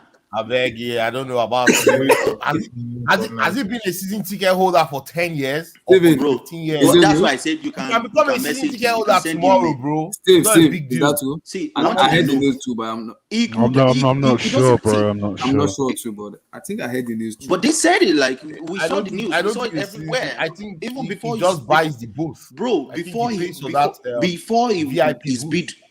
his bid was accepted. He already owned a season. He didn't have to, bro. He's not put your big that job, bro. Bro, we read it now. We all read it. He was going to the VIP booth. That's it. But he didn't have to. That's what I'm saying. He didn't have. Jim Ratcliffe does. Is Jim Ratcliffe a season ticket owner? He doesn't have to now. Is it compulsory? I buy what I want to buy. That doesn't mean that he loves the club. He doesn't they mean accept my money. They accept my money. It's not compulsory. I'm a season ticket owner. If I do not love the club, why should I? It's not necessary. I will run it like a franchise. If I want to run it like a franchise, it's my money. Mm-hmm. You get what I'm saying? So like, as soon as he came into the club, like, okay, fine, blah blah blah. This is okay. Thomas Tuchel. This guy was closer to Tuchel. He wanted Tuchel to, I read it in maybe a Matlaw article and all that. Like, maybe you understand that. He went like. Something around he wanted Thomas Tuchel to get involved in, like just communicate his plan, his tactics or what he wants to. That was Matt. Yeah, like his tactics or what he's trying to build. And then I think Todd Bowley realized then that this guy has no real planning for the future. You see, all these kids, all these youth signings were not Thomas Tuchel signing. It was Todd Bowley making those, pulling those strings. You see, I even strongly believe that even Zakaria signing was not Thomas Tuchel. It was because it was Todd Bowley that said this team needs a midfield. I'm bringing a midfield either way. Yeah, and but with it was a panic buy. And that's what I'm saying. If Thomas Tuchel wanted a midfielder, he would have gotten a midfielder for Thomas Tuchel. He and the said fact that Thomas Tuchel, we don't need any midfielders. That's the thing. He came out and said we don't need any midfield. And Todd Bowley knew we need a midfield. He wants football like everyone else. We need a midfielder. We need a DM, and we need a midfielder who's creative and is not afraid to shoot outside of the box. You see, and Thomas Tuchel didn't see it. So he communicated with Thomas Tuchel. And he knew Todd Bowley knew what was going on in training. This guy was going to training ground now. Or am I lying again? This guy knew what was going on now. So he was closer to the team. So if he's telling you, Baba, thanks, man, I got you the players, but like after trying to communicate with you, I've realized that, you basically may not have plans for the future. For the future, moving forward, you probably don't have plans because, see, he said he wanted Rafinha. And then we wanted Dembele. And then no one else. And then he said he didn't want strikers. He said he wanted inside forwards and wingers. But then he the same Thomas Tuchel now said he still wants Aubameyang. And this guy still had to get him Aubameyang. And you say you don't want Ronaldo. So if you don't want a striker, if you don't want Baba, make we talk. If you don't wait now, King Black. No, King Black. You know what I even said, bro. I said we need somebody who can take Kai Havertz's place. We need a. So this is what Matlock said, though. See, if he didn't want a striker, why did he now get Aubameyang at the end of the day? Back. You know, Dybala was offered, and he rejected him. I said we need someone who can take on a man. We need like someone who's a good. And now I'm hearing Chelsea fans, coming here to say this, bro. I know the timing is odd and awful, but bro, how long do we have to wait for? When person when say go die, you tell them say okay, don't die here, go and die today. You can die next week. What's the difference? Or die and die. Make it die and die now. Make it for rest. Let him go and chill and relax for his mental health. Give him the money left on 2 good years of contract. This guy is going to go to an island and enjoy life. He can come back to coach any big team in the world, no problem. But you have time to work with this whole team and this whole squad, and you say you don't need a midfield, and you say Conor Gallagher and N'Golo Kante are the same profile, and you start playing a double pivot of Jorginho and Mason Mount, and you start playing, and you tell me Zakaria can be a right wing back, and you say all this bullshit, and all of the attackers hate you. It's okay. Come on, bro. It's okay. Come. Yeah. No, Abdullah. Did you check the tweet from Matt Law about one of the reasons why he was sacked? Yeah, I checked the tweet. He said because Todd Bowley and Tuchel, because Todd Bowley really wanted Ronaldo because he wanted someone who can actually, take on a man and can bang in the goals. And how many times has Ronaldo taken on a man in the last? Take on a man but can score goals.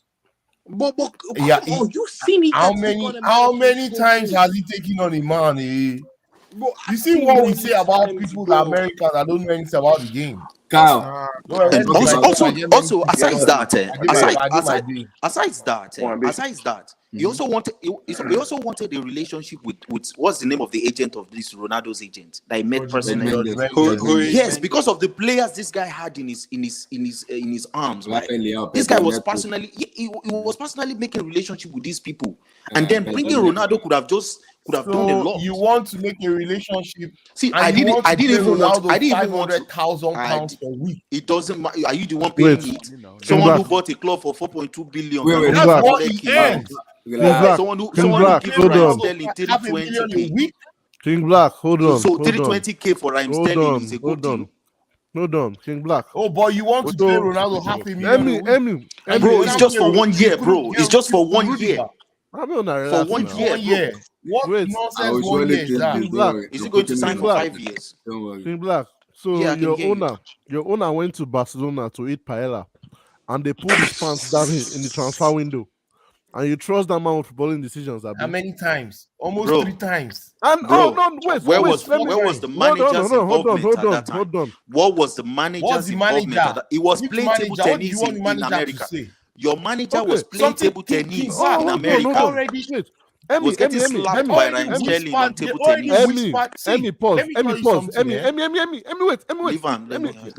hold on. Let me deal with this guy. What is the job of your manager? What is the job of your manager? King Black. See, you see the opportunity this guy was handed over. If you hand that opportunity to Mourinho, my guy, no be jam question. What is the job of your manager? Blue eyes. If you hand the opportunity to be in charge of a player recruitment and all of those things to Jose Mourinho, that's easy. You did dance for Bush. I don't want to see anything anymore. No, honestly, this guy was too cocky. He was too arrogant. I'm not talking about my man.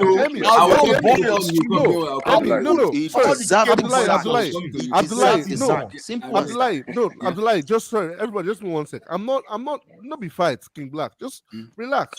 Because this is the thing. When I'm not saying Thomas Tuchel did not have to get involved, or whether I should have got involved or not, right? Let's take, for example, a goalkeeper. What is the job of a goalkeeper? First job, to save shots. But nowadays, we are loving keepers that are more like players, that can play number 6 and want to be playing out from the back and all that. That's why I'm asking you, Black. What is the first job of Thomas Tuchel? Coach.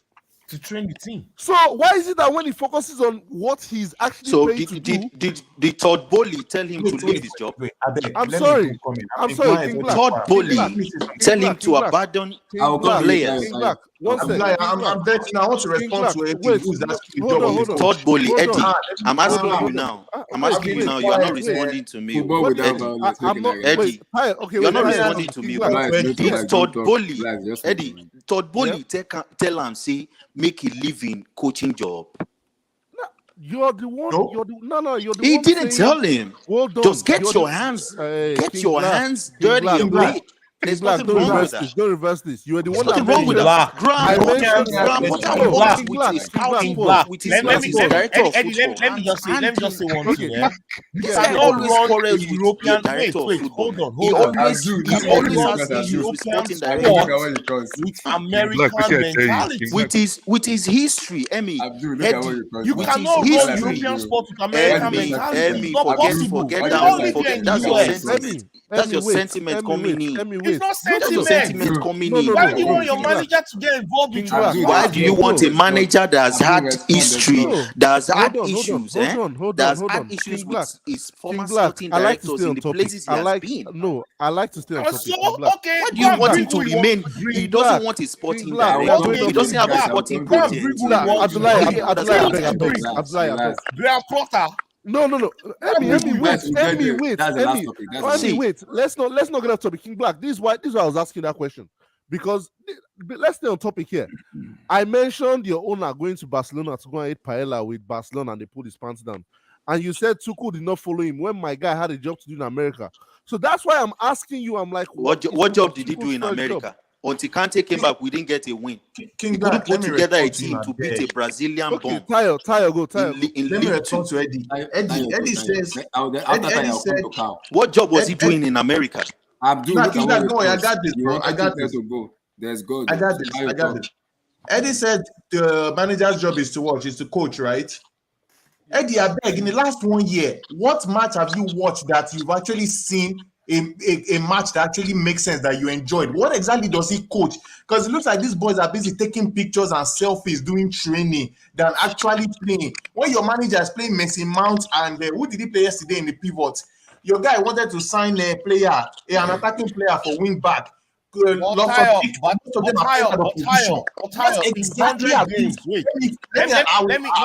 respond to you. Hold on, no. Emmy, let him finish. Abdullahi, mute. I don't stand. Party don't start. Party don't start. Let me finish. How many games has Jurgen Klopp lost in 1 year? In the last 1 year. How do you guys sit down for 90 minutes and watch this game and you're happy? Unmute your mic. No, hold on.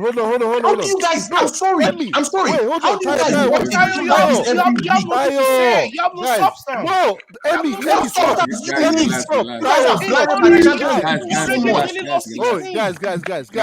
Guys. Let me say something. If everybody's talking, we are nobody's. Come and tell me.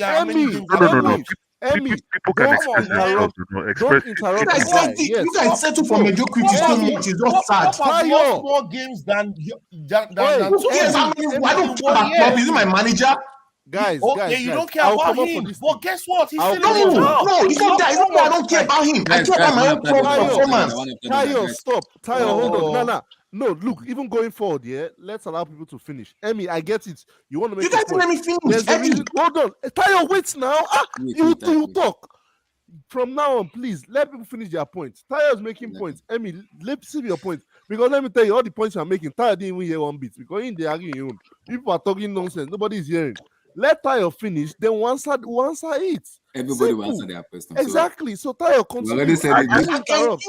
All right, thank you. I can use one hand. Abdul, let me finish. Experiment manager. Abdul, you know when you no, not you. No. Continue. Sorry, no. Let's not get. Guys, all we're doing is we just. The thing about it is when a place where everyone will share their opinion, right? Sometimes we agree, sometimes we won't. You know, that's just what makes us all unique and different. Now, here's my own thing, right? Yeah, I didn't want him to be fired, but to be honest with you, the man was slowly digging his own grave before they decided to put him inside. How? Bro, in the last 1 year, none of you on here can tell me you've watched a game whereby in the 80th minute you're not biting your fingernails because they're about to have a brain fart, because your club has not closed out the game, because your manager has made some very questions. Bro, every time I have to open an app to see, Chelsea lineup is out, let's see, where is this one playing safe? Because we don't know. He's like, aren't you guys just tired of that? I didn't want him to be fired, but honestly, nothing has improved. We have no plan at all. As soon as we are behind, there's no hope for us. You get what I'm saying? We never close out a game. Most of the time, we barely score than 2 goals, 2-1, 1-0. Back after you beat Norwich, Messi Mount will start bad. Beat Norwich, score a trick. Guys, let's be honest. Let's call a spade a spade. I don't get all emotional because one guy scored the Champions League winning goal. Exactly. Look, 2007, I came back from work. I went on BBC. What did I see? Chelsea has fired Jose Mourinho. 2007. That was the only time I shed a tear for a manager. After that, you guys know this is business at the end of the day. You know how Chelsea is. If you don't perform, you're out. But I wanted Tuchel to stay long. But honestly, look at your lineup. Abdullah, who is this person? Abdullah, who is this person? Point made. Correct. What's your team? What's your team? He's a Chelsea fan. Point made. Let me now ask you this question. Correct. I bet this guy they talk. Let me now ask you this question. Yeah, because what I don't like is all these revisionist takes, because all of a sudden now Chelsea have been playing bad football for the last 12 months, as if you guys did not celebrate wins. No matter how comfortable or uncomfortable they are wins. You want to tell me the game at Real Madrid was not a classic football game? Again, it's what you're trying to watch. The game against Real Madrid at the Bernabeu, that Chelsea got knocked out, but they won 3-2, I think. Was that not a good performance? How often do we get that? Hold on. You're saying how often? I just went back to one game. Yeah, I don't remember games like that. But look, hold on. I beg, nobody interrupt me. Because Chelsea are not a Manchester City. We've known that for a long time. Let's not play this revisionist thing where Chelsea are expected to sweep every team away. No. Even that Champions League came as a surprise that Chelsea were able to do that thing as easily as they did, get to that final as easily as they did. So, Tayo, let me ask you this question. Yeah. And be very, very honest. With these same players, which manager would you have trusted to make you more comfortable in the last 12 months? Which manager would I have trusted? Which manager would you have trusted with these same players? With these same players, let me know. Simeone I'm will not the do it. one to make the Simeone will decision. do a job. Why would I Simeone will be do coming up better. with a name? See, this is the thing. We want to sit down here and judge. Like, I'm mentioning what is the job of Thomas Tuchel, and we're acting like this guy has done nothing for the last 12 months. He's been sitting down collecting a salary. Eddie, I have Has there been improvements of the team in the last 12 months? Yes or no? Have you enjoyed watching football? No. Watching Tuchel Ban? No. RLC, Tail. left wing, right wing James, back. leave me alone, James. Tail. So let me talk to Carl. Carl, we are James, talking. you're a bully, man. James, you're a bully. Tuchel Abdullah. I mean, officially gone. So I spent the last hour listening to you guys. I will admit that it's been an education. No, seriously, because you guys are having very good, intelligent discussions around the future of your club, and rightfully so. I've always said from day one that, you know, with all the money spent, and he needs to be held accountable. Now, I'm surprised at the timing. My own inference from that something happened behind the scenes that we don't know. We don't know, yeah. Because normally you won't fire the manager who you've given 300 million to spend, who started the season already. In September, not even right. Immediately like that, you give him time. Even if you're going to fire him, you fire him maybe at the World Cup time. But something happened with a phone call. But I think according to meeting Mark that they Law, had. Carl, they said this happened immediately took over and Todd Bowley took over as the owner, that they don't want it to come. No, it couldn't have happened like this. Nobody does this like this. Nobody says that, you know, 7 games I'm going to fire you. No one thinks like that. The fact is, they backed him with cash at the start of the season because they believe that at least let's see what he does, even if it's to January. But when you fire someone like this after that performance away at Croatia, something happened in the last 24 hours that causes it to happen. It's not normal. Yeah, there's something that we don't know that happened between Todd Bowley and the manager. Maybe a discussion, maybe an argument, maybe a record. Something happened that this happened. Something happened. It's just not normal. Wait, it's not normal. Oh, yeah. So, but having said that, you know, Chelsea Football Club, they will do what they feel is right. And if the guy's not performing or they don't like the style that they're playing, then they have to hold him accountable. That's the business they're in. The guy makes millions, he walks away, and then everybody get a new manager. Hopefully, get a good one. We'll talk about him. We'll talk about him soon. You move on. But for me, I just listening to you guys. It's been an education because I do enjoy the debate. Like the video, guys. Like that video. It's very intelligent. It's a very intelligent, well thought out debate. It's not just clown talking shit. Yeah, I'm here. Wait. Yeah, you want to know something funny, guys? I mean, like almost every Chelsea fan is just so pissed, right? Like, my question to all these tribal Chelsea fans is, where was the same energy y'all had for Maurizio Sarri? Like, where? Don't go there. I don't want to talk about that. No, but Abdullah, no. But here's my point. Where's that same energy y'all had for Sarri? You see, the problem is nowhere near. No, Steven, the problem is under Sarri, the football Sarri play, I like it because that is the involvement you want to see in football. Me too. But the problem is, I said it, I don't want to get involved. You see those proper Chelsea fans, I don't want to mention names. They annoy me sometimes because instead of me watching football with their eyes and think with their brain, they watch football with their stomach and think with their leg. I don't want to go there too much. I don't want to branch that place. It's way too much. I understand. So those proper Chelsea fans, I understand them. I don't want to go too much. If I go too much, this thing my head in 10 hours. I don't want to. No. But the point I'm trying to make is, I mean, okay, that 2018 to 19 season, okay, the winter period was abysmal, all that stuff. But we managed to dig ourselves out of a hole towards the end of the season, and we managed to win the Europa League. We managed to finish third, and I'm like, okay, like let's keep Sarri in. Like we can build. We can build from something. Before I go to Sam, the problem, Steven, is under OC, we are used to 4-2-3-1 formation, the counter attacking formation. Under Carlo was a possession-based system. So Chelsea, as the fans, we are spoiled because we had Abramovich, where there was Mourinho, where we win, like we're just going to go defensive, boom, because it's on the counter, boom, game over. Yeah. We are used to that. When Sarri brought in possession-based football, where you have to play from the back, the goalkeeper to get involved, the defender to know how to play football. Chelsea fans who understand football understand style of play. Why some people, I always say it, have Choco-Million on their head. They don't understand football.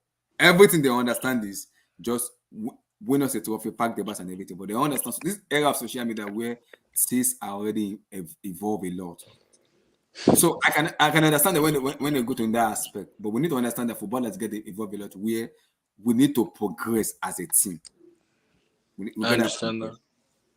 So I'll go to Sam, then I'll come to Amy. Amy is going to talk last. Sam, appreciation to Tuchel and his reign as a manager. Is this Samli Kida? Samline. Are you there? I'm there. Hey, Jibs, man. Jibs is killing me in the comments. Jibs, I'm glad you Go take ahead, brother. Thomas Tuchel and his going as Chelsea manager. Okay, by there I was around 11 o'clock. That's what around 11 o'clock morning. That's why I see this news that the Tuchel already gone. But on my side, I am not feeling well because it's now starting arranging out to this. It's not going to so far. He will wait until a bit. So maybe this the body don't doing good because they wait. They just waiting until because even if Premier League is now starting, it's not going so far away. Even if Champions League is just one game and they just gone. Mm-hmm. It's embarrassing. But there, I feel very bad. I am a Chelsea fan, but I feel very bad when Tuchel gone. Just very funny for me. I wondering now which coach do we want so that we can. We'll talk about the next coach. I just want to round off with this one. We'll talk about the next one. It's gonna be the last topic we'll talk about because that one it might go 3 hours, and I don't want that. We might even fight. Some people will agree, some people will disagree. I know that for sure. Yeah. Mr. Tuchel and his position as a manager and his reign as a manager. Now talk. Okay. That was my thought, finally. Amy, easy. Thomas Tuchel. Like, we were ranking Chelsea managers. Top 3 for me. Top 3. Amy, stop. Top 3. Amy, stop. I beg. I'm serious. Top 3 for me. I'm telling you, it's Mourinho, Ancelotti, and Tuchel. For me, things this guy has done in 18 months. People forget this guy has not stayed. I think his 18th month birthday in this club was going to be at the end of this month, right? In 18 months, 100 matches, he won 60. He drew 24. He only lost 16. Let me hear that stat again. Sorry. 100 games as at yesterday. He won 60. He drew 24. He lost 16. But that loss. You want me to say it again? No, that loss column is terrible. 16. Terrible. Do you know how many games Jurgen Klopp has lost in 18 months? So he lost 16 in the span of how many seasons? 16 matches in 18 months. In 1.5 seasons. Exactly. A manager loses only 16 matches in all competitions, and we played almost all the games. We went to how many finals? 6 or 5? 4 of those losses are final losses. Exactly. You guys, are you hearing what I'm saying? Because I don't think he's ringing the bell yet. Because I'm waiting to see. I'm waiting to see who Chelsea wants to hire that in their first 100 games can beat their chest. Are you serious? You know the funny thing, Emmy? No good. This is what data does to people's brain. When you show the data like this, people they quiet quick. No. You know, nobody know the data. Now I bring this data, and I can blue and say, make I talk them again. Because people don't know the numbers. It's so easy to say, sack this guy. Only 16 losses in 100 matches. Haters will have you believing this guy was losing 30 games. But continue. There are some managers in their life, There's some manager for their career. Even these Potter the way they want bring. Potter has not won 60 matches in his career. Let's not get into Potter yet, please. Okay, let's not talk about him. Amy, really quick, but I did tell you he has not won 60 matches in his career. He has not won 60. Amy, Ancelotti got fired after winning the EPL and the FA Cup in 1 year. So what about that? I know Ancelotti until today, people are still calling for Ancelotti. Of course, people said that was unfair. So why don't we have to say why is it that Tuchel deserved the sack and Ancelotti didn't? Because it's a business, Eddie. Because it's a business. This is not a charity. We're not holding hands with people. Okay. No. Blue Eyes. No, sorry, Amy. Sorry to say. Blue Eyes. I'm not arguing that. I'm not arguing that it's not a business. But my thing is, why is it that we treat both cases differently? Exactly. That's Ancelotti's what numbers. I'm looking at. Ancelotti's numbers were not as good as Tuchel after 100 games, though. Yes, he didn't win up to 60 matches in his first 100. Abdullah, you're muted. Okay, Emi, I agree with what you said. I people come at me and I said it. I'm Tuchel. I'm advocate of Tuchel because I wanted him to stay. But my issue with Tuchel, where I'm like, Mr. Man, you don't do this. His decision making is poor. The way he's not poor, it just became poor, and there are reasons. Recently, do you know what this club has got? People forget. I know. But if me as a fans can see what is happening in the pitch, I expect the manager to pick it up also, and that is his job as a manager to say. But see, let me tell you something. I've never coached. Carl coaches, right? Mm-hmm. And I'll ask Carl very, very straightforward. How would you feel if you were Thomas Tuchel as a coach? It's painful, though. It's painful. People don't know what he's standing in the sideline. You think he's standing in the sideline? You think it's pepper soup and party that we're doing? It's not easy. I mean, even me, when I coach under 14 kids and stuff, there's this drive. The joy you get from coaching is not even the winning. It's the fact that you can correct a mistake that you made. Mm-hmm. Let's say you lose a game. You always feel that you can make the change. You can change something. You can help the players get better. Mm-hmm. That's the joy you get. Because when they take that problem solving, real-time problem solving. Exactly. When they take that from you, it's almost like they rip your essence out away from you. It's a difficult one, especially what he's been going through with his family stuff. Yeah, let's let me hold on. Let's wait there. Because Carl mentioned something about problem solving. Because I coach as well. There are two parts of the game to problem solving. There's the coach's part and there's the player's part. Correct. Can we have a conversation about these Chelsea players and what the hell they're I agree with you. Exactly. Can we have a conversation? Because the other people want to conveniently leave that. Like we haven't had the same players for how many years? Eddie, Eddie, hold on. Remember I said to you this is a business. And in a business, when heads roll, it starts from the top. We don't talk about players now. Unfortunately, if the team was going to be evaluated today, the board will look at who? Thomas Suya. So I'm not sure where this is going. How many more months will it be, and we'll be back in this conversation? Exactly. That's what I want. That's what I want. I give us 10 months. I give us 10 months. Hold on. 10 months. We'll be back. We'll be talking about they don't fuck you asked me a question now. You asked me a question. Let me answer. I think that is the $1 million question that you've asked this evening. And you know the answer to that if it happens again? We'll go and find another coach. That's why we're another coach. And you will find another coach. You keep finding another coach. No.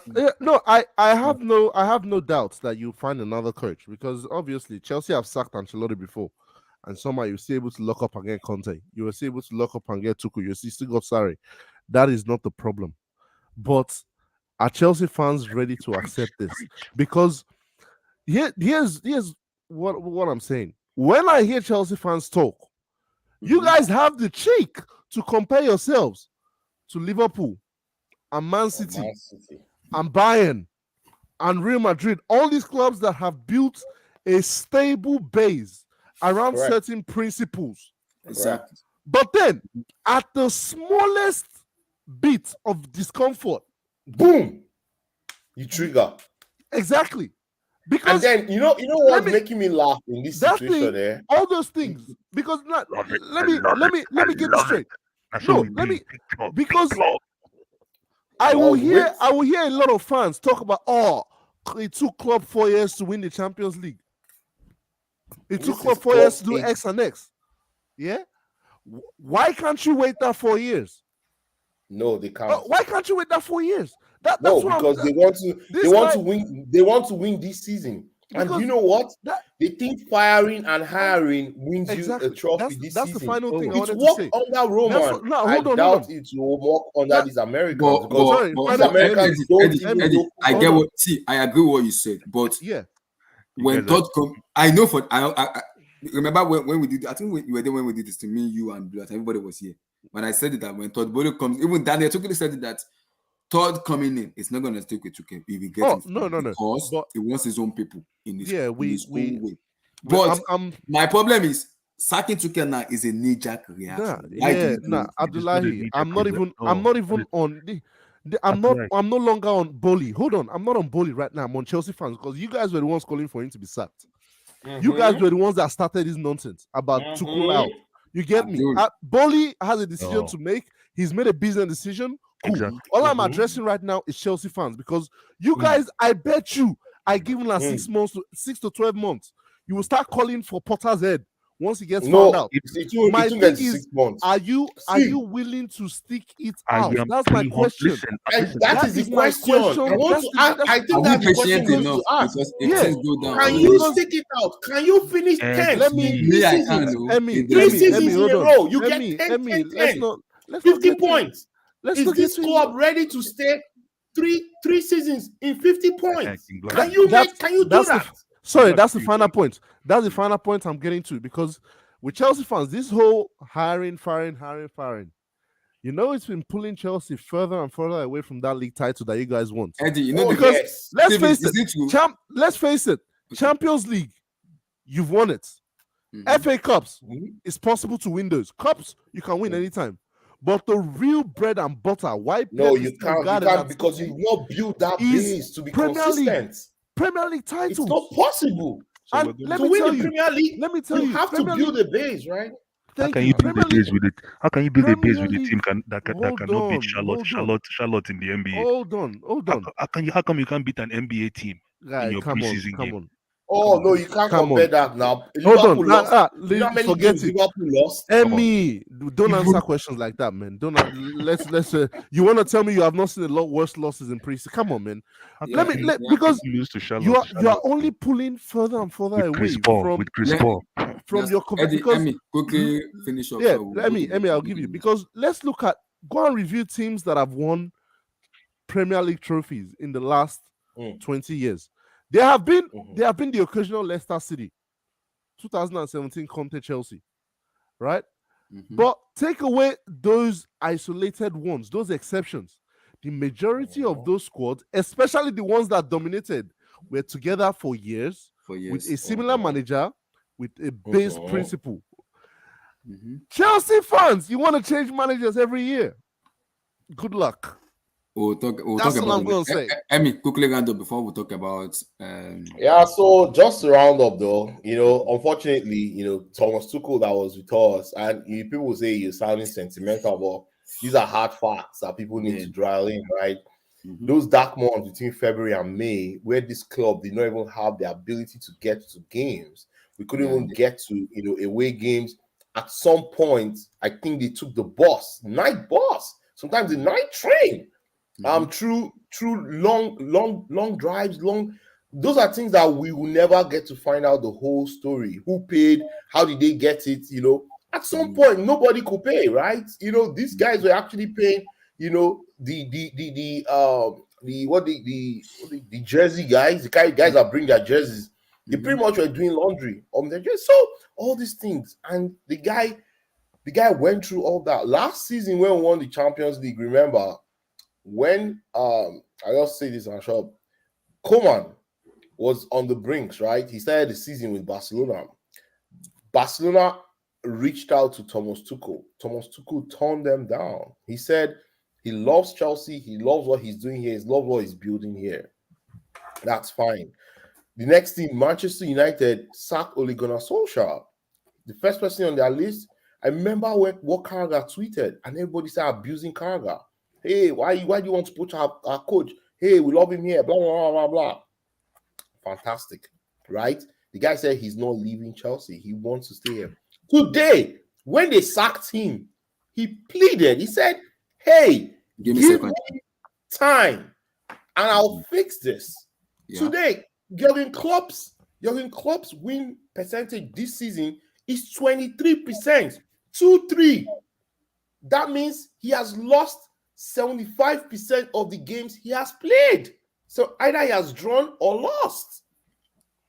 Jurgen Klopp, he lost today in Naples 4-1. They asked Jurgen Klopp, "Do you think you'll be sacked tomorrow?" He said, "No, I can't be sacked. I will address that issue when we get to Graham Potter. I see. Let me tell you something. This is an inherent problem with Chelsea Football Club, and the more this continues to happen, the more we go further away from this title. It looks like we just won the title 6 years ago, but facts, in the last 10 seasons, apart from the 2 seasons we won the league in 15 and 17, no other coach has gotten the number of points tally like Thomas Tuchel last season at 74 points. It's a fact. I agree. So now I need to come to the other one. I need to come to the big one now. Abdul, I'll mute your mic. I want to hear Abdul and Blue Eyes on this one though. Abdul, have you watched Harry Potter? Have you watched Harry Potter? Have you watched Harry Potter? I know there's a Harry Potter movie. Yeah, I've seen Harry Potter, yeah. So the new manager of Chelsea will potentially be Harry Potter. There's some comment somewhere that says people from Chelsea don't really like him after the meeting. That I think they made a comment on his accent and his something. That's a lie. That's a lie, man. Was it? That's a lie. That's a lie. His accent, come on, man. That's tribalism. What is this accent tax, bro?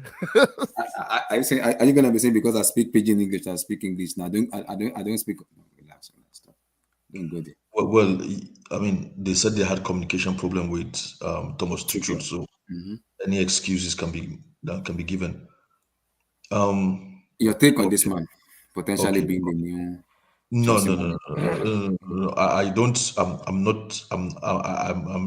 I'm yet to accept him as the manager until he won't be the new manager, whether we like it or he's gonna be the new manager. No. I'm yet to accept him as the manager until he's presented.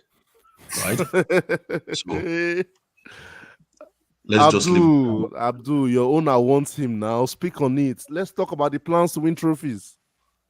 Okay. So right. Steve, is it true that they're gonna give him like 6 to 7 years? Steve, is that true? Yes, you heard the news. It is, bro. Wait, they want to give Graham Potter 7 years? Yes. If they do that, there'll be mass exodus. But I've been told nothing has been agreed yet with him. I thought I saw there's a verbal agreement. Hang on, guys. No. Steve, what did you say again? Nothing has been agreed yet. Exactly. More talks today. I saw verbal agreement, but yeah. Then a few hours ago, they were saying he was going to be unveiled either this evening or first thing tomorrow. But nothing has been agreed. Nothing's been agreed. No. Nothing else. So you see, this part is the interesting part because this is a subject that we know more about. But the other one, which is sacking Thomas Tuchel, is it yesterday or today? There's a lot of hidden information there that is difficult for us to actually analyze. But with this one here, okay, we can talk about this. Hopefully, I don't know, we might last under 3 hours talking about this one. So, but the first thing is, when these new guys came on board and they took over the club, my hope was actually they will put us at a par with the Real Madrid and the Barcelona of this world, basically put us on the highest level of football rating or football club rating globally. Okay, And what I was thinking is, let's not just limit our scope to the Premier League. So what is happening now? If it was happening in maybe Real Madrid or Barcelona or Italy, Juventus, it won't be a shock to the system. I mean, to the fans system. It won't be a shock to the fans. But because it's the UK, we're not quite accustomed to this kind of thing. We're all thinking like, oh, why is this happening? Why is that happening? Real Madrid don't care. They can have 3 managers in a season. It doesn't bother the fans. So what I'm trying to emphasize is, if we want to play on this level, okay, this might be some of the things we get used to. Remember Rafa Benitez, when he left Real Madrid, he made a comment that along the lines of, oh, I'm tired of presidents who talk to everybody. They're talking to the players, talking to the fans, talking to the journalists, talking to the media, talking to, questioning you all the time. So these guys might be having the same kind of approach where they want to be engaged with every level in the whole ecosystem. They want to be talking to the fans. They want to be talking to journalists. They want to be talking to the players. They want to be questioning the manager. Why don't we use this tactics, that tactics? Should we get this player and all this? They might want to get more involved. They might want to get more synced in than we are actually more used to. But if in other, football climes, they are quite familiar and quite comfortable with all this drama that's happening here. So we have to be aware of that as well. I have a feeling that possibly maybe they're going to talk to a group of people. I don't think it's just like one person they're going to talk to. But I'm still quite shocked that they're talking to this kind of guy. It's like Real Madrid talking to the manager of Real Sociedad, or the people in Real Madrid about him possibly taking over Real Madrid coaching role. So I'm sort of like, I'm not sure where to place this guy. I know he knows his football, but look, there's levels to everything in life. Chelsea is another level. This is not like one game per week and it doesn't really matter. As long as you're safe, as long as you're just cruising, and as long as you will play our normal. Some of these managers, like in teams like Brighton, what they play is on 21 football. Just pass and move, pass and move. And if they get the win, they get the win. If they're stable, that's fine. They just want to, remain on that level. This level is a totally different level. You can see what happened this evening between Napoli and Liverpool.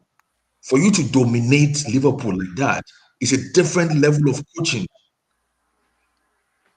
So I don't think this guy can. I mean, if this guy can handle that kind of level, we will have known by now, with the kind of commentary that will have been made about him, being meticulous, being highly professional, being committed.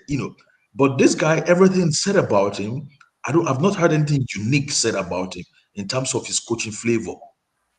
When Sam Allardyce team, we used to know that he was a data merchant. He was, very open to new ideas.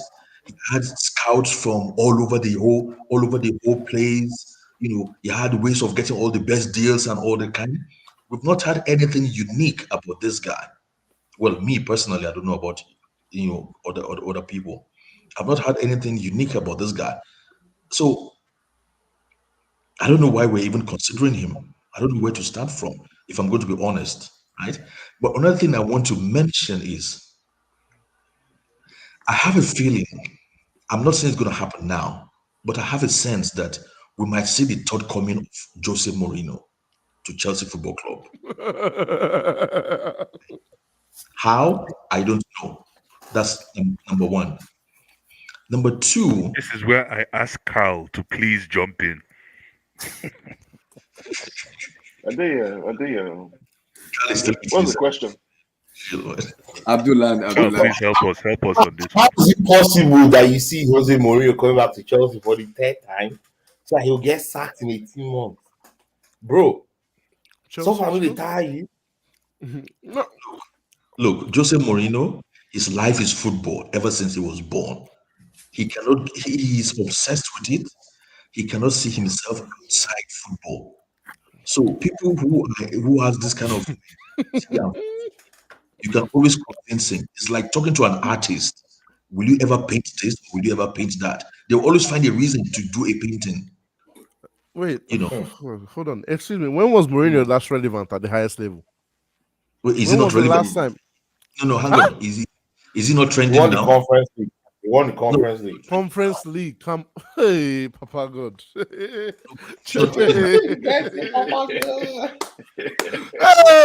we're talking Champions League, and I'm hearing Conference. Hey. That's where Chelsea is going. How the mighty are going to get come. ready. Allow the guy, man. Get ready. Hang on. Allow him be. So the matter is who is coming to take over, right? So It might be this man. all possibilities. We're looking at all dimensions. I don't think you have the answer, you know. So, and with the way things are happening, Todd Bowley might end up saying he just wants to manage the club anyway. We're gonna play pick and roll, man. No. That's the thing. Football. All he needs to do is go to America and get what's his name, Phil Jackson, as a sporting director. Yeah. Blue Eyes. Or Ujiri, yeah. Harry Potter. Potentially Chelsea manager. Yes, Blue Eyes. That's another one to hear. Let's go. Yeah, no. Listen, Yeah, Blue Eyes. Go. Listen, I know send this guy. I don't care about this guy. However, I want Shiseido and I want Enoch Mwepu. He's not bringing anybody. Hold on. It's going to be a band. If we go for this guy, it's going to be a short-term solution. I suspect he might get a 2-year contract, but it's basically glorified. It's like 7 years. Wait, Good. Blue Eyes. Whatever it is. Blue Eyes. Hold on. Blue Yeah, Eyes. go ahead. Hold on. Let's not go there because you're a smart man. Yeah. This guy has a comfortable job at Brighton. Yes. Long-term job that'll pay him well. Well respected there. So wait, you are telling me he will risk leaving Brighton, coming to Chelsea for a 2-year contract? Hold on. Let me land. Okay, let me land.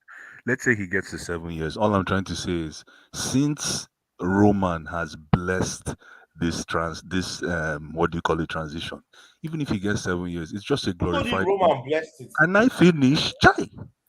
Wow. Let him finish. Sorry. So the thing is, if you can give him 7 years, but it's going to be a glorified interim coach position. That's what it is. These guys have so much money that 7 years is not. I don't know why you guys are gung ho on 7 years. Listen, you can every ass can get bought, and every ass can get canned, fired. So listen, I'm this whole thing about 7 years. Who cares? I don't care about this. Blue eyes. No. Blue eyes.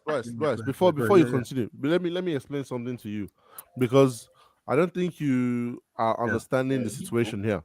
Yeah. Sacking Potter, if you bring him in, is different from sacking Tuchel. Because why? Because you met Tuchel. It's like buying a house. Listen. Wait, hold on. No, I just need to finish my point. I'll give it back to you. It's like buying a house and a couch came with the house. Yeah. You decide to get rid of that couch and put a new one there. Getting rid of that second couch is not the same as you getting rid of the first, because you met it there. No, but it's also easier to let go of somebody that you brought with your own hands. You brought him into your empire. You can let him go. Yes, it's easy. It's easier. So I will explain why it's not. But listen, all I'm saying is I'm all for the revolving door policy at Chelsea, because that's our only level of that's where we eat. That's where our success is lying. So, if you don't want the door to revolve around your ass, perform. It's simple. Perform. Listen, hold on. When I say perform, right, I'm not saying win every game. It will be nice, but there are certain ways you play that will give. That's why yesterday I said trends. Just give the goat the kind grass when they like chop. Don't give the goat bread just because the goat eats grass. You give him bread. No, give him grass. So, if we're going to consider this guy, this Harry Potter guy, I don't think he will last more than a year or two, max. And so they're saying that in 12 months we'll be back here. No, but in all honesty, Todd Bowley being that guy is a smoocher. He's a shaker and baker. I bet you the goal for him is he got Cucurella. He's probably going to pull up because everybody wants Caicedo. Right now, Caicedo is probably about 60 million. That boy is a bad man. And then you guys are forgetting what this guy, Graham Potter, I don't know if you guys are following Brighton. This kid they call somebody please mute. This kid they call Enoch Mwepu. He was the number 8 for Brighton. He was a central midfielder of 6. This guy has now turned him into a second attacker, and he is little. He's about 6 feet tall as a striker. There's McAllister. There's these two guys. So again, I'm actually excited about this deal because I think we can finesse Enoch Mwepu and Caicedo out of it. That's all I have to say. I don't send this guy. I just want the hand of God to keep swinging from the top for any manager. That's it. I don't care who the manager is. Perform Waka. Harry Potter to Chelsea potentially. Mr. Potter.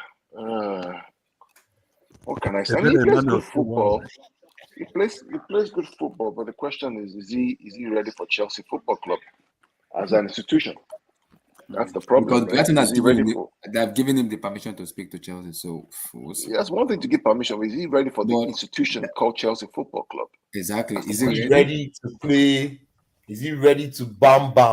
Is he ready? That's the thing. This is not Brighton. This is not Brighton or the Austins of Denmark. It's a Chelsea Football Club with the history and the legacy. Is he ready for the weight of that responsibility? If he is, good luck. If he's not, he will crash and burn.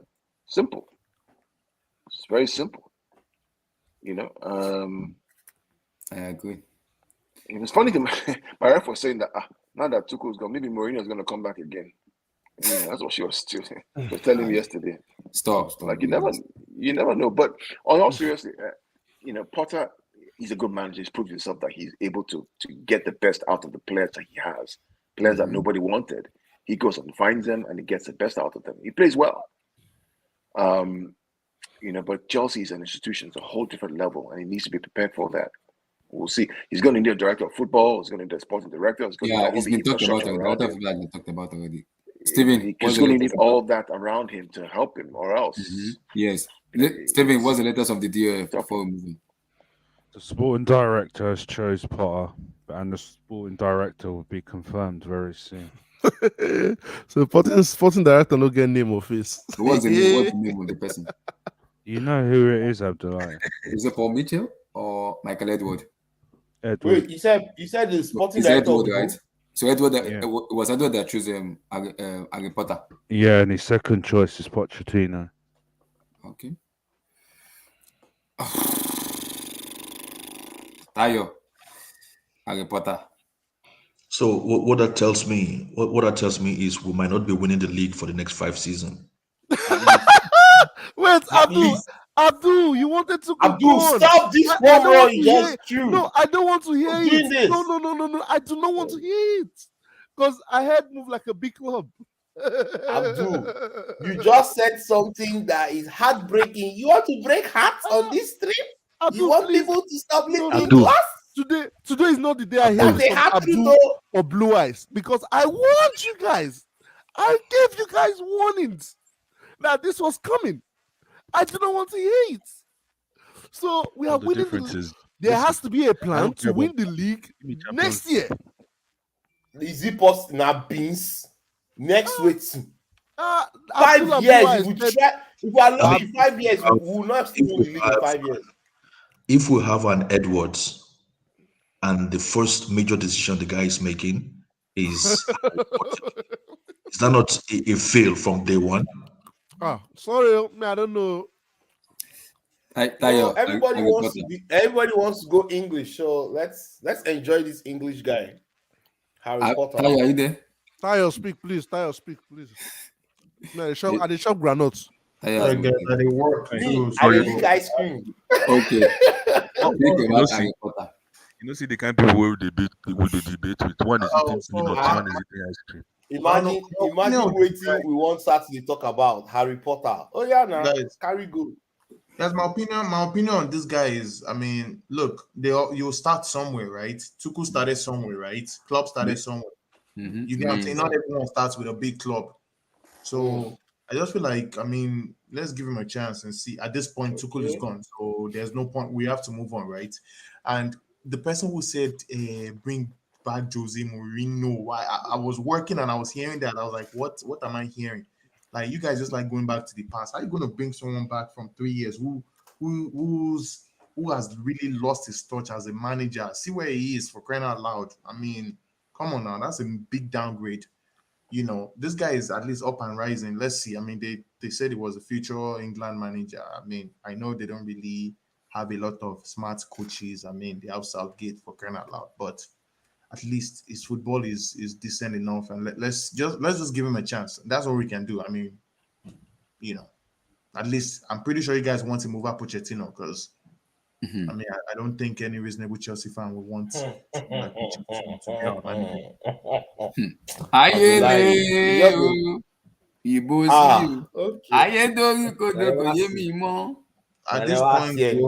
At this point, all we can do is just hope he can work his magic, since, you know. Which magic? Abi, how many games has this guy won as a coach? God will help us. Guys, do not look at his record at Brighton. Just don't. No. Don't. King Black, Harry Potter. Guys, let's see what he can do. I mean, you know, at this we have better players than Brighton.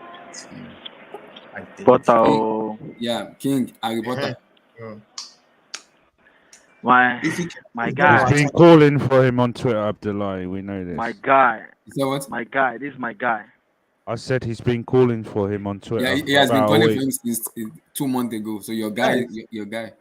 Here's another thing that I noticed though. I'm sorry, but personally, right? I laugh at accounts on Twitter who are so obsessed with a manager, and I'm actually going to call someone out. Some guy called Pies, PYS or whatever. Like, I don't find. You would think he lost his family member. Like, seriously, it's not even that serious. Like, your loyalty should be with the club. You're a Chelsea fan, not a insert manager name fan. This is why I say. See, you see that territory. I don't want to enter him. When Lampard was the manager, I bought a 54 smart inch TV. I broke 2 of them.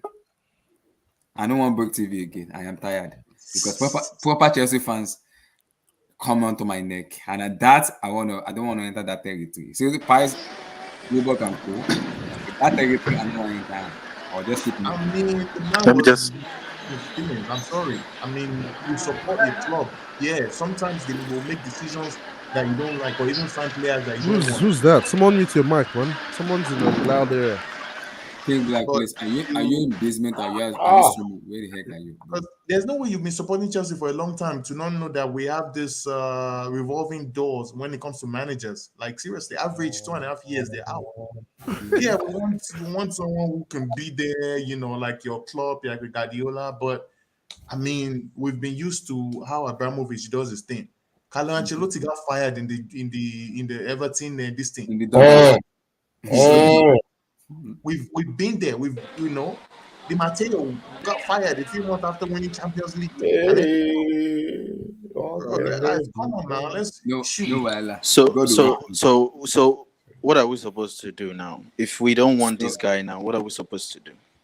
Now, like for me, the reason why I want this guy, because we have starved for talent identification, we have starved for profile identification, we have starved for direction, for someone who identifies talent, for someone who knows who is good or who is not. We've starved for a young mind.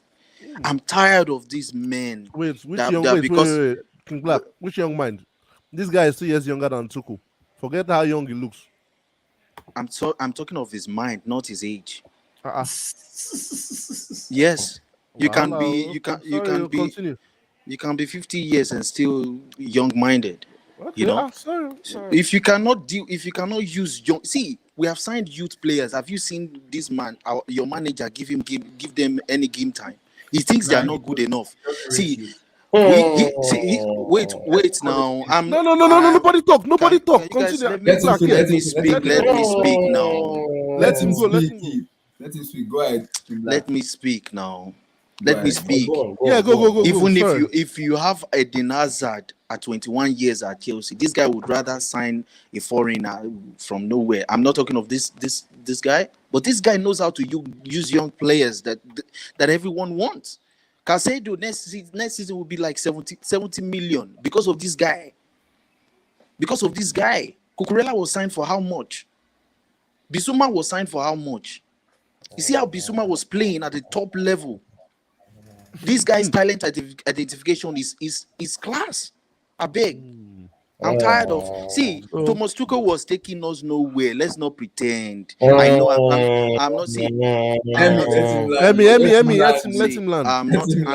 I'm not with sacking him after 7 games, but I'm not with allowing him to ruin us to 14th position in December. Forget Tuchel. Focus on your boy Harry Potter. Tuchel is over. He's done. Tuchel is done. Focus on Harry Potter. Tuchel is going to be Madrid coach next summer. Leave Tuchel alone. He's enjoying with his. If he likes, let him coach. Emmy, relax. Let King Black talk, please. If he likes, let him coach the host of heaven. One thing I know is an era must come to an end, and it has come to an end. So you all have to move on and get on with it, and stay positive. That's it. It's still your football club at the end of the day. If he's going to be your new coach, you have to deal with it. Okay. Deal with it. And you support it, and don't try it. And this is what Chelsea fans, some negative, you start spilling negativity. Oh, look at this guy you wanted. Oh, now he has lost the game. So what would you say now? Oh, if he was to, oh no, get on with it. Get and back this guy up. If it's his time to shine, let him shine. That's it. I'm up for a new change. King Black, because I'm not the decision maker at the top. King Black. Let me say this, because you were saying we are starving for young players. We are starving for style of play. We've been starving my for brother. We are still signing. We are still signing old cargoes that have we are starving. We have been starving. You know what you're going to start for next. You know what we are going to start for next? League titles and Champions League. So this guy win his league title? When will Tuchel win title if he had stayed? He has won the Champions League. Guys, so anybody, Di Matteo won the Champions League. He moved on. This guy, this guy, we're done with Tuchel. Let's what keep about it on this topic. guy? When is he winning this Premier League? Keep it on topic. Let's keep it to this. When is this guy winning the Premier League for Chelsea? Whenever he wins it, he wins it. Whenever he wins, as long as I enjoy football and I don't have high blood pressure. Abdullah, over to you. Because whatever league title they win, they're not going to give me the medal. I'm telling you guys the honest truth. Whatever wages any of the players get, you all are not getting dime from it. Whatever league title they win, you all are getting no dime from the medal. So if I am going to wake up every morning feeling happy that my club is making me happy in 90 minutes, let it be. Let it fucking be. King Black, I don't care. I'm not going to be playing haram football every and defending against Leicester City. Before somebody else goes. Before somebody else goes, we played Everton. We have to defend for our lives, man. Before somebody else goes, King Black, why aren't you an Arsenal fan? Stop asking him questions, man. Why aren't you an Arsenal fan? You want to watch beautiful football. Why should I be an Arsenal fan? You said beautiful football. I'm giving you clubs that see. If Thomas Tuchel was winning, bro, if he was winning games, I wouldn't have any problem, bro. If we want. We just told you he won 60 matches in 100 games. Emmy, stop. What happened to Emmy, stop. He drew 24 and lost only 16. Emmy, you are beating a dead horse. Stop. Who cares? Emmy, stop. Who cares? Wait. King Black. Who cares now? There was no progression. There was no progression. See, I'm not all about the statistics. There was no progression on the pitch of play. I'm not about the statistics. Abdullah, mute Emmy for I'm not.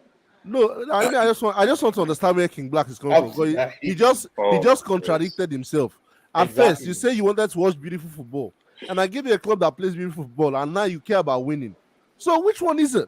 But you don't want to win and you don't want to enjoy football. Okay, you want to enjoy both. Go and support Man City.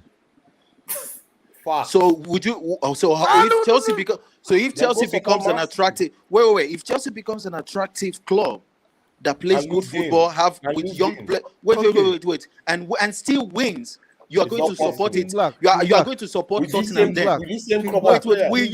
You are telling me the same thing. You are pushing the same thing I'm pushing to you. I'm pushing it back to you now. If Chelsea becomes an attractive on the pitch, and we keep winning. Wait now. Okay. Will you support an haram team? You don't see me complaining, did you? Did you see me complaining? You are complaining now. Wait. What? You are complaining now. Complaining about what? The new coach now. And you're already setting negativity ahead. You're already setting negativity ahead. King Black, don't put words in my mouth. I've not spoken on this guy yet. What are you? So what exactly are you doing? What do you want? I am only asking you a question based on what you said. Let's keep this thing. And I'm giving you an answer. That's fine, but don't put words in my mouth saying. You're asking me why did I not support Chelsea? No. You're saying you are doubting on my credibility. I'm not doubting your credibility. All I'm saying, and I'm throwing it back at you now. All I'm saying is, King Black, relax. Don't be emotional. Yeah. You are the emotional person. You want to cry like the guy that got fired. I said you are contradicting yourself, my guy. You're not going to feed off his salary. No. You don't fire him. They don't give him wages now. You don't move on now. No, this is why we are having this debate. No, Emmy, hold on. This is why we are having this debate. You asked me a question. I've given you the answer. You said before that you don't care how much these players make. You don't get the dime of it, or you want to watch this beautiful football. And I gave you. I'm not doubting your credibility. I give you.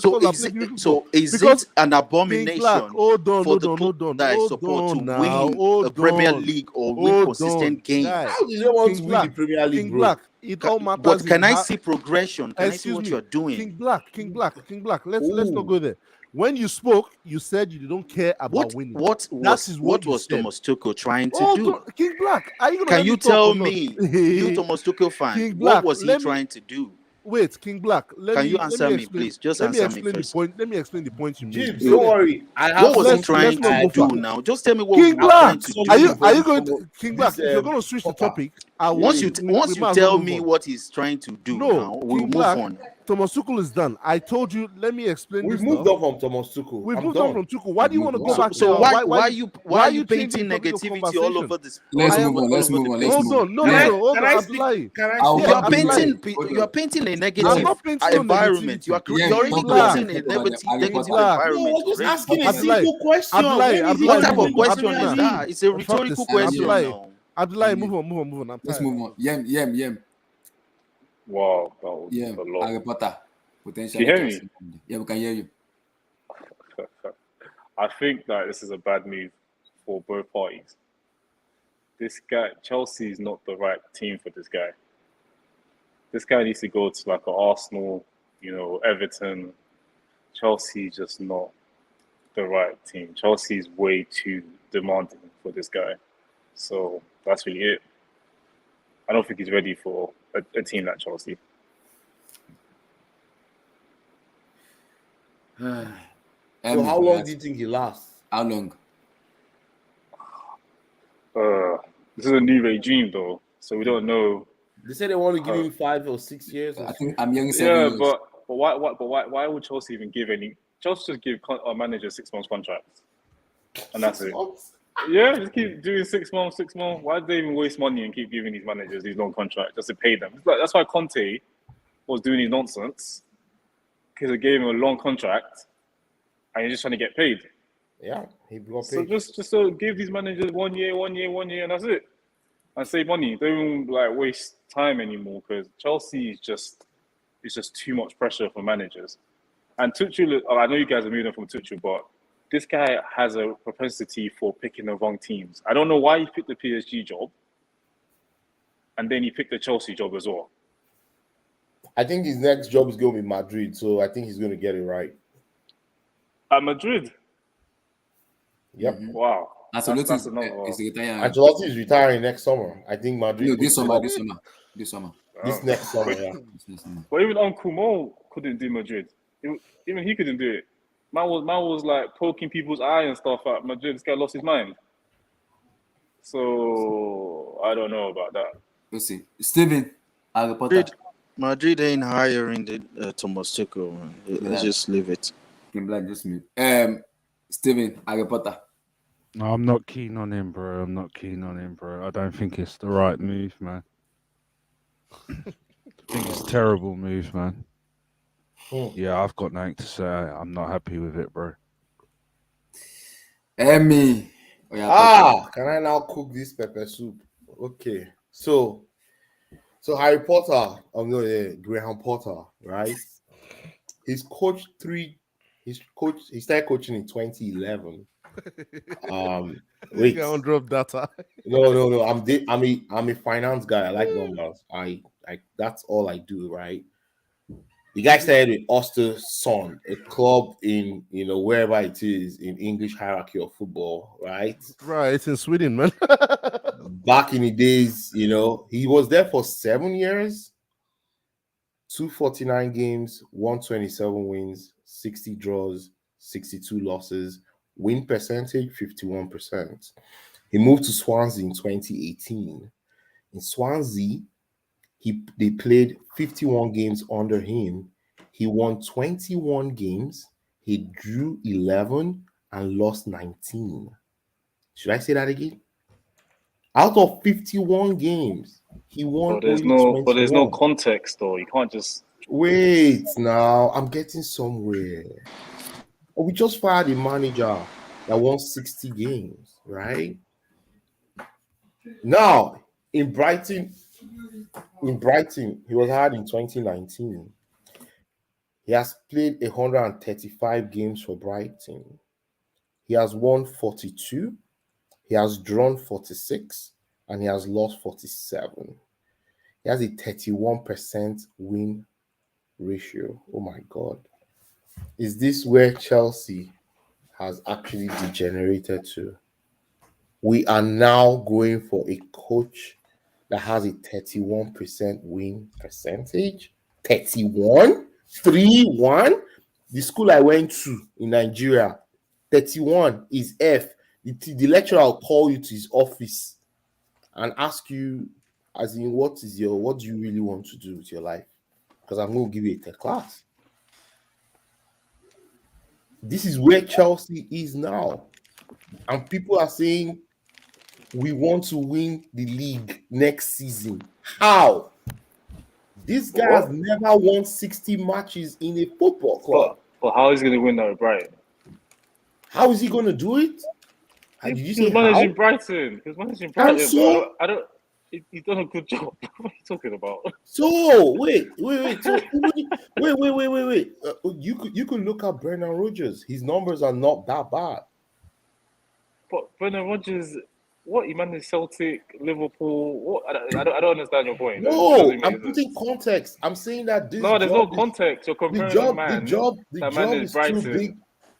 How can you take a Brighton manager to Chelsea? Where has that ever happened? No, that's a fair point, but even before Roman, right?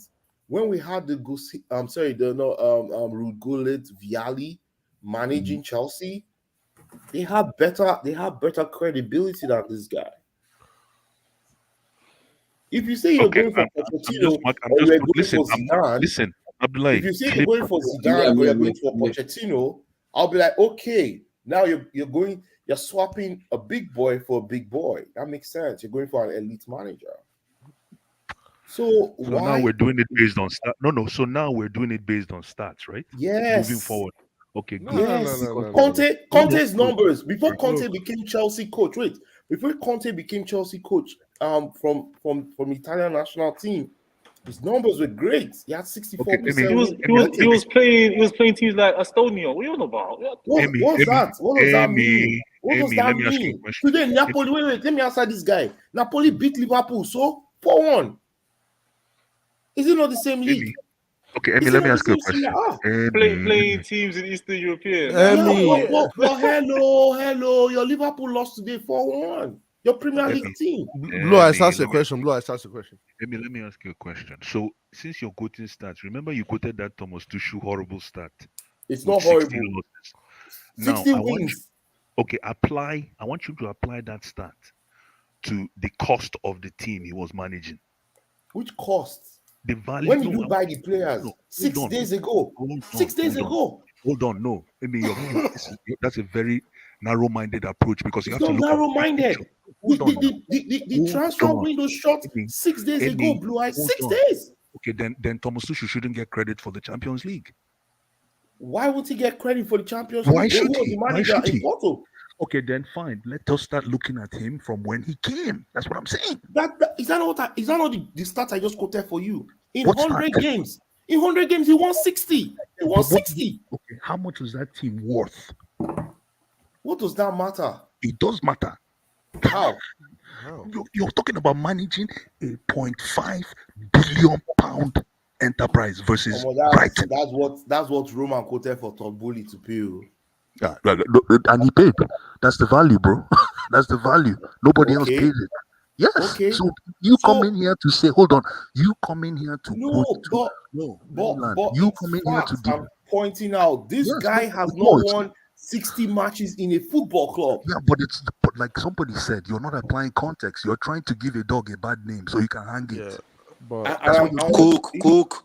That's what you're doing, in the same vein, sorry, Emmy, before you continue. So my Emmy, hold on. Emmy, one sec. In like Blue Eyes, I see the point you're trying to make, but you can also apply it to the fact that what makes you think Potter making a step up to a club 10 times worth what he's doing? That's 10 times the expectations. What makes you think he'll handle it? If we're gonna go with your line of thinking, because we have somebody who rightfully spent 5 billion. Okay, no worries. Whatever he wants. That's all I'm It's legend, James. Emmy, continue. Guys, send in super chat. Your boy needs money. Send super chat. Emmy, continue. So people in the chat. So let me quickly just round up on Graham Potter. Funny enough, I see this guy as the best English manager, right? Like in the Premier League, I rank him number 1, right? But the thing is, like what Eddie said, is this the right time to step into a club that faces low blocks week in, week out? This guy doesn't play against low blocks in Brighton. They play counter-attacking. They play with space behind the opposition line. The opposition has space behind them, and they exploit that space. In Chelsea, we don't have that. We don't have that luxury. We have always packed defense, and they try to counter us. So how is this guy going to switch his approach from Brighton, where he doesn't have a good record, to Chelsea and push us towards? And my question to Todd Bowley will be, what are you bringing this guy in to achieve? So because would he have? I want everybody to answer that question. The problem now is the let go of Tuchel. In which, okay, I get that you are bringing in Graham Potter. This is my question to do when I saw the news. Is it for long time or for short time? What is the ambition? I don't know, but that's why I'm asking you the question. Everybody now. Okay, what are they bringing in this guy? But also, Emmy, is it to stabilize the club? Is it to stabilize the team? Is it to build the foundation? Is it to win titles? Is it to what are they bringing? Is it to dominate based on what I've seen? What is it coming to bring to Chelsea? Based on what I read and my own knowledge in terms of thinking is, I think Todd is gonna take the fact that I want someone that I can communicate with day in and day out. But that was what why don't you buy a parrot? Why don't you just buy a parrot and talk to the parrot? You and the parrot they talk. Why are you bringing a guy that doesn't even? He has never gotten up to 45% win percentage in his entire career. He managed Swansea and Brighton. Those points are not even doesn't make sense. What are you talking about? No, bro. These are mad points. Emmy. Apart from the top 6 clubs, apart from the top 6 clubs, right? What happened to the remaining 14 clubs? Are you saying that you cannot win 16 matches? 20 matches every season. In 3 seasons, bro, This guy has only won. Do you know where 40 Brighton games. is? Do you know where Brighton is as a location? I know where Brighton is. I've been to England. I know where Brighton is. They didn't even have a stadium like a couple years ago. They didn't I have a stadium. know. So you want him to be winning? Oh, come on, man. This is ridiculous. No, it's not ridiculous. We're bringing this guy into Chelsea to achieve what? Can you tell me what this guy is going to achieve in 2 years? Make another point. You are beating a dead horse. But before you round up, but my quote is, let's give him a chance. There's always give him a chance. Let me just tell you what's going to happen, and I'll shut up. Right, the first 2 months, Chelsea is going to win, draw, win, draw, lose, win, draw, win. It's going to be very up and down, up and down, up and down. The Chelsea fans are going to start screaming, hey, because guess what? The Manchester United, the Arsenals, the Tottenhams, the Liverpool, even some other clubs that we don't even believe, those guys will be going up the ladder. We'll just stay where we are, 7th, 6th, 7th, 8th, 9th, 7th, 9th. We might finish the season mid-table, wherever we finish, fine. Are Chelsea fans ready to accept this truth, that this is the new reality? That's where I'll leave you guys. But you can say the same thing about Xavi. Finally. Say the same thing about Xavi. If you support him, give him what he wants, he could do a good job. You don't know. Who knows? With good sporting director, you might. We'll see though. Oga Eddie, yeah, talk. There's a lot of layers to this, but it seems like a lot of us here either in fantasy land or you don't want to accept the reality. So let me say this for a fact: if the reports are right, this guy is gonna be the next manager of Chelsea. 7 years potentially. I don't care about the length of the years, but I'm willing to accept it. And if he comes in, you only have to back and support him. Yeah, that's all I'll say in terms of him coming in. Now, let me look at it from a couple of places. If I'm Graham Potter, I don't come in. I don't touch this job with a 10-foot pole. Because as much as you want to back yourself, I don't think he's ready for the job. I will get to the reason why in a minute. Now, Potter to Chelsea. From one angle, it makes sense. And that would explain a lot of things that happened over the summer in terms of transfer window. Because some things did not make sense. The Fofana deal, I don't know if we remember, that deal made no sense. Yeah. Because we had Kunde, we had Kunde, we had a couple of other defenders, and all of a sudden, boom, Fofana. Same thing with Cucurella. So a couple of the deals that happened over the summer did not make much sense. So it kind of explains the fact that there was either someone else feeding words into Bowley, or they had a different plan in mind. Because Matt Law said there was this Tuchel only got 2 players he wanted, bro. Exactly. And according to Stephen, is it true? They said Michael Edwards was the one that told them to hire. So this is the that's why they probably signed Cucurella. Guys, let's see what you said again. You said Tuchel only got 2 players he wanted. Yeah, Banging and Fana. Though he's only 2 signings. Oh, wow. He wanted he wanted all the others. Yeah, Koulibaly has been a club target for like 6 years. Didn't you know that? Yeah. So look, okay, this is where I'm going with this. Chelsea fans have complained about something for the last, let's say, 6 months, which has been the formation. You are tired of seeing a 3-4-3.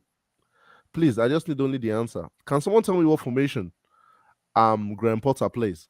3-4-3. So it makes sense, yeah? We are getting somewhere. Something to know with the transfer. Eddie, don't expose yourself like this because it sounds like you don't know anything about Graham Potter. Don't expose yourself, please.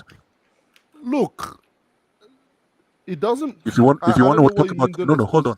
Don't expose yourself because if you want to talk about tactical flexibility in a young manager, Graham Potter is probably, and I can't believe I'm saying this, he's probably at the top. If you think he's stuck to the back 3, you better look. I don't think you watch Brighton. Wait, okay, wait, 1 second. You want to tell me Thomas Tuchel is not tactically flexible? No, that's why That's why he's tactically out of the job. Oh my days. Okay. I shall not get no, into that one. Eddie, I you shall don't not want get to. into that one. I shall no. Blue Eyes actually thinks that I will not play 100% this. I will this not is play this Thomas Tuchel not revisionist. changing I the will. formation because the players can actually play the I formation will that not everybody play. wants them to play. Emmy, We'll see. I am not gonna get into that, because if you really think Thomas Tuchel does not change formations, go and check what the problem was with him at PSG and at Dortmund, and how people complained about, oh, he changes too much. No, he That was changed one of his. personnel. He changes players too much, not formation. I think. He plays 3-4 systems in one match. That was what was happening at PSG. Please, Emmy. Let's not have it. Because he doesn't play the same team. Emmy, hold on. Emmy, Not hold on. Let's formation. look, Emmy. This is what I said before. Flavor of the month. That's what's happening here. Please don't worry. Okay. We don't know ball. Anyways, Potter plays 3-4-3. Yeah. What I'll say is, don't expect too much to change. Your Mason Mount is not going to get a new position. He's going to have to play left wing.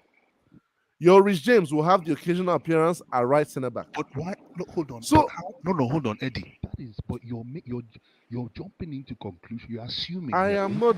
Thank you. Thank you. Wait. Are you guys living in fantasy land or what? Eddie, let me explain something. No, this is the same Blue way Eyes, you you won't let me hold land. on. This is the He's same way painting you were. negativity around it, and it hasn't happened at all. No. He's just painting negativity, Wait. and this is what I don't want. Listen, like this is going to keep Black, spreading. If you're not ready to listen, get out of this hangout, please. I'm serious. No. You're not going to be the one to tell me to get out of a hangout, because bro. You know that. You know that, right? Wait, did I not start this by saying I will back this guy when he comes in?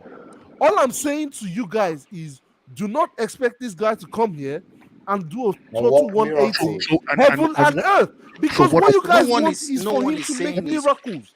No one is saying he's coming to work miracles. I'm telling you, no one is. Okay, no one is saying he's coming to work miracles.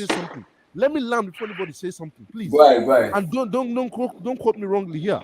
Okay, right. What I'm telling you right now, don't expect this guy to come in and all of a sudden Mason Mount knows how to take on the man. That ain't gonna change. Conor Gallagher will never be good in tight spaces in the next 6 months. Anyways, I've learned how to listen to Eddie, because this is the same Eddie that says anybody who thinks Thomas Tuchel is going to get fired, he doesn't know football. Now he's defend Thomas Tuchel. Oh, bless you, Blue Eyes. When did I say that? When did I say that? Can you quote me? Go and get the receipts. Play it today, because I know I've never said that. Eddie, you're singing. What you're doing is, Justin Timberlake, Cry Me a River. That's the song you're singing. Okay, that's fine. If you want to say all that, say it. Yeah. But what I'm saying to you guys is, yes, look, there'll be a new manager bounce.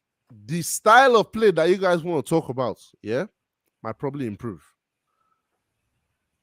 But here's the thing with this whole step up of the thing. Mm-hmm. And this guy mentioned Brendan Rodgers before. This is exactly that whole thing all over again. Because what is his job at Brighton? His job at Brighton is not to come in there and win the league.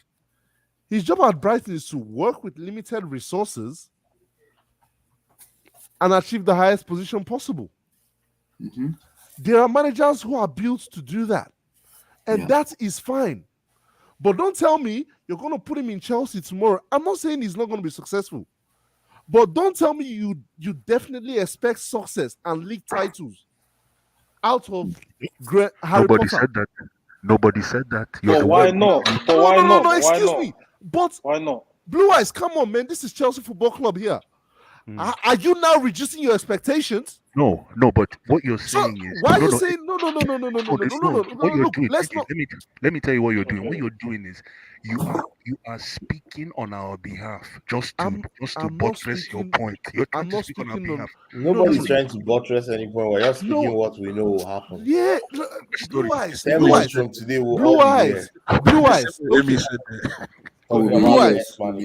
Eyes. With this squad, yes, go ahead, Eddie, go. With this squad, yeah, forget about Graham Potter or whatever manager is coming in, yeah. with this squad, what is your expectation for this squad this year? We're going to win the league. You want to win the league. Yeah. So it does not matter who the manager is, you want to win the league. Absolutely, I want to win the league. And you're bringing Graham Potter in. So if Graham, wait, hold on. If Graham Potter comes in, does that change your expectation or not? No, it doesn't. It doesn't change. So what makes you think? What makes? Okay, wait.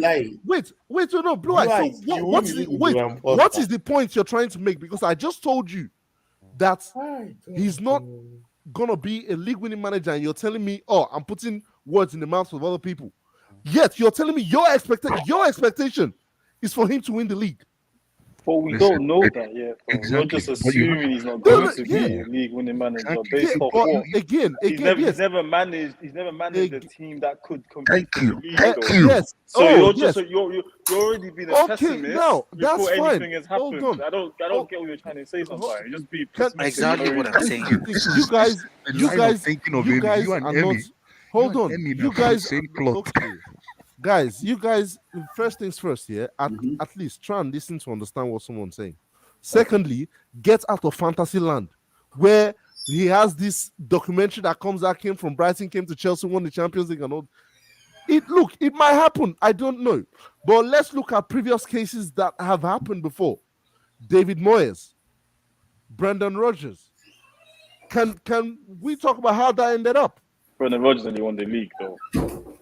So Brendan Rodgers won the league with who? With who? He nearly won the league with Liverpool. So I'm Oh, gonna please. lie Oh, about okay, that. so- I'm gonna lie about nearly- that. so- happened. nearly so can wait, nearly so that wait, to He the bench. was one game. We are away doing. from We are the doing. league. Oh, Eddie. Okay, Chelsea will nearly win the league too. No. Eddie, so to yes, to round up now because No. Let me just get into a couple of things because my thing is the expectation for Potter is not coming in to win the league, and that is something Chelsea fans need to start accepting. I don't have a problem with it.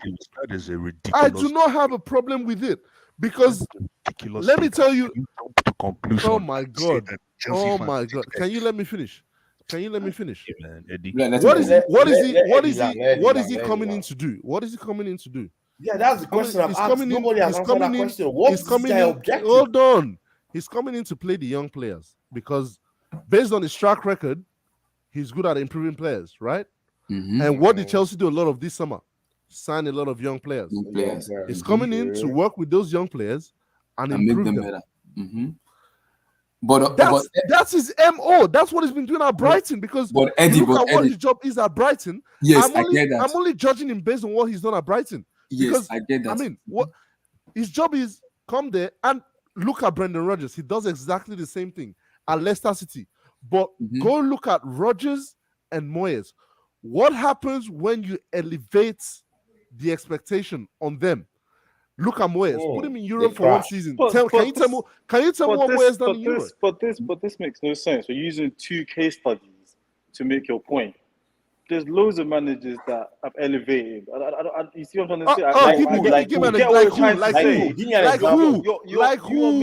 You're trying to use two managers. Like who? No, tell me now. See, no, guys, in the last 20 years. Wait, in the last 20 years. Let me just ask this question. In the last 20 years, the Premier League title winners, who are they? Can you tell me any coach has elevated let me from tell you. wherever?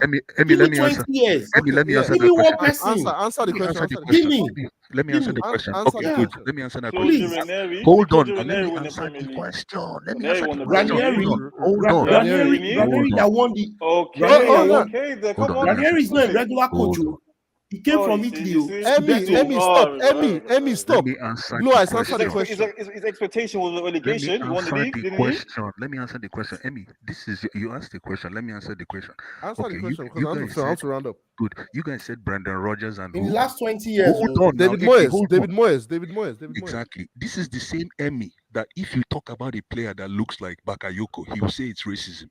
And Emmy is already what you're doing is you're looking at Graham Potter the same way you're looking at Brendan Rodgers and the same way you're looking at what's his name? I'm just no. Emmy, let me finish. I just asked a simple question. In the last 20 years, the Premier League title winners, who are they?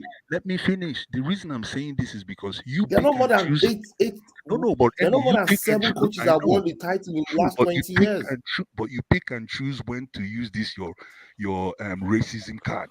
That's what I'm trying to point the finger to This you. is not racism. Blue eyes, blue eyes. Here's the thing, blue eyes, blue eyes. I've not said anything about. Before blue eyes, round blue eyes. Here's my thing. Yeah, I'm this just is saying that I've not seen a manager this is what that has this been is something. elevated that has won the league. Hold on, That's hold what I'm on. saying. This is something I don't like about this panel. Just to debunk myself and Emmy's points, you want to attack us and previous points we've made.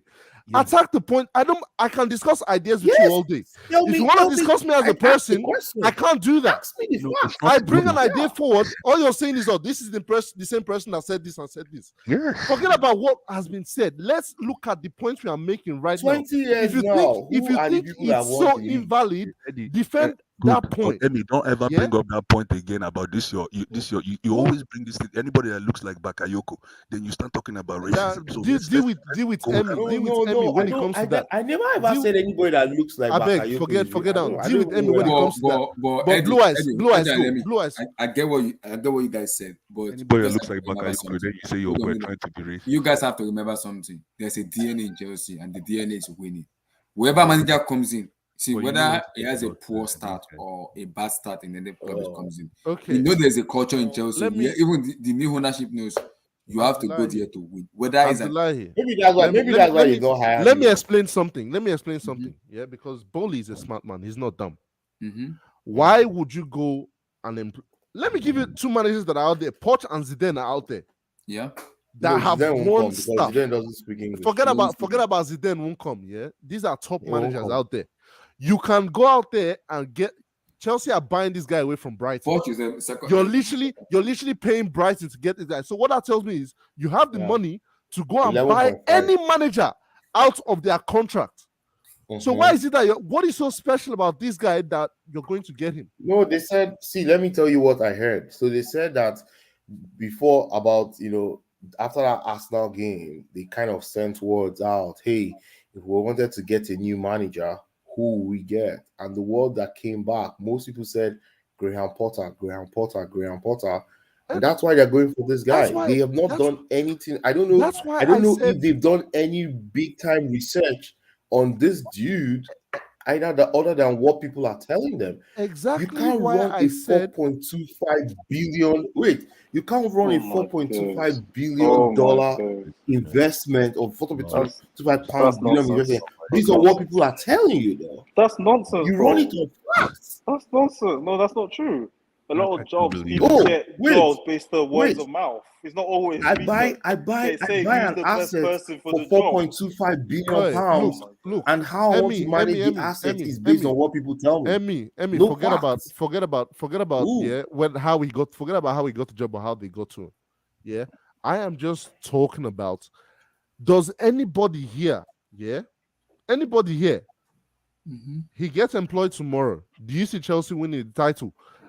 Just don't be in fantasy land. Forget about just worry about Potter coaching Chelsea. Wait. In the next 3 years, do you see him winning the league or the Champions League? It's 50-50. It might be maybe. What's this guy saying? What's this guy? Stop. So who do you think? Because you keep proposing questions to everybody. So who do you think, as a manager that Chelsea can employ at the moment that will guarantee a title? Okay, God bless thank you. you very God much. bless you. What again? The ideal scenario was you keep Tuchel until at least the World Cup. Then you go get yourself Luis Enrique. or hey, Enrique these are people. After the World Cup, he's leaving national team after the World Cup. He's leaving Spain. He's leaving Spain. Get Luis Enrique or get a top manager out there that has worked in a big club, because this is something. Graham Potter is the first manager who is coming from a club like Brighton to come to coach Chelsea. Look at the list of managers Chelsea hire. But Ferguson came from Aberdeen to manage Man United. Oh my God! How many years ago was that? This that was 1980s, my guy. This is what I'm saying. Pep came from Barcelona B to manage Barcelona. Get out of fantasy land. Get off fantasy. Get out of fantasy land, man. You're telling me Ferguson came from Aberdeen? When? You know what? In 1901.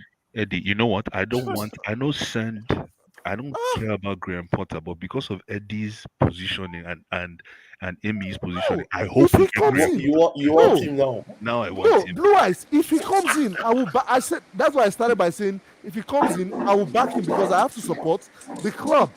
But I will not be dishonest here in saying I expect him to win the league. I already know what it will be. He will play good football. The fans will be pleased. Chelsea will be a like club again. You'll see a lot of England youths coming through the Chelsea ranks.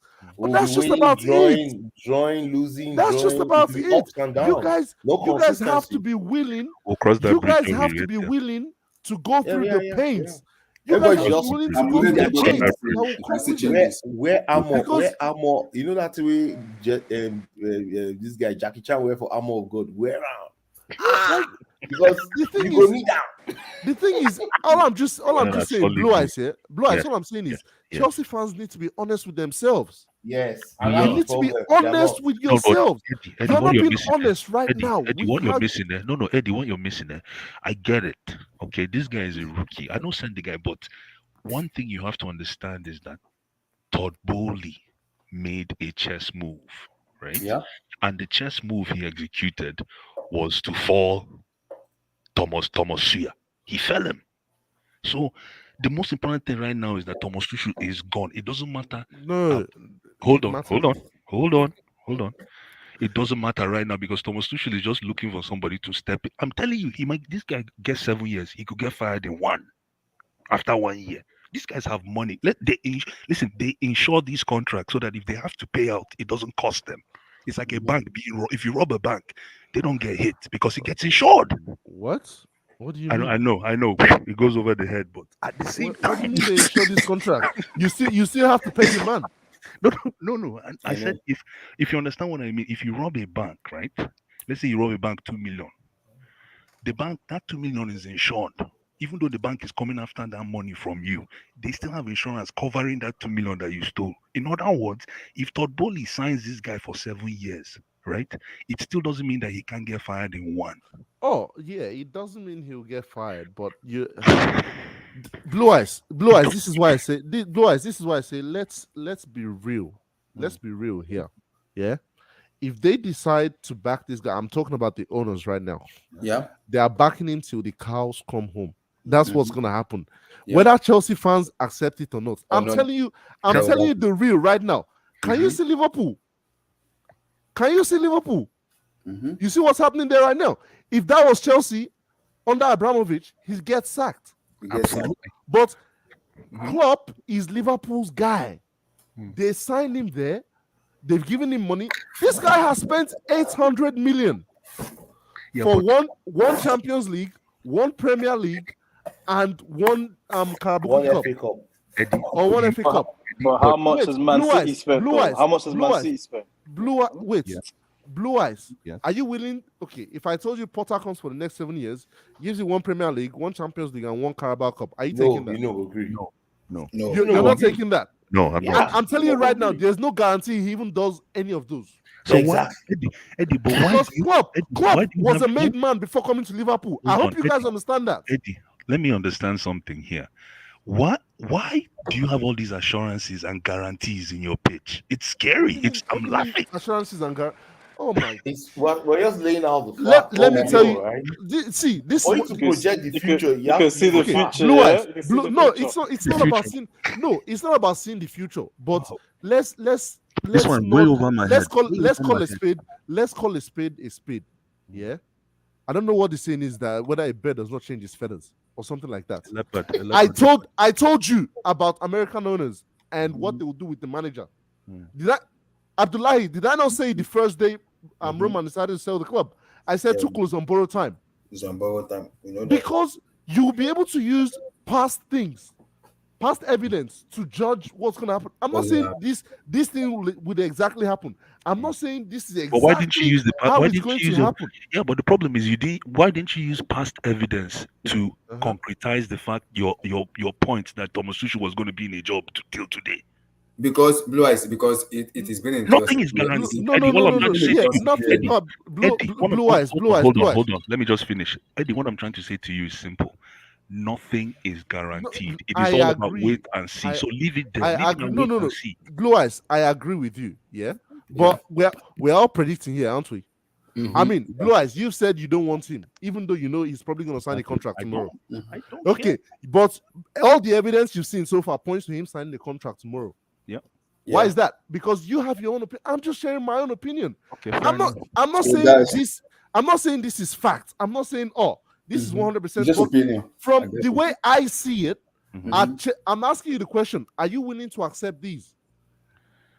Whether or not you're willing to accept it, that's not the point. Because that's why I said I just want Caicedo and Enoch Mwepu. no. That's why I said it's scary hours. Because if Potter comes to Chelsea under the same expectations Defend it, Abdullah. he has at say what? Brighton, Defend it. Oh, okay. if he comes under the same expectations he has at Brighton, where his job is to come and improve the young players and all this stuff, scary hours, my guys. Because This guy, at some point, American owners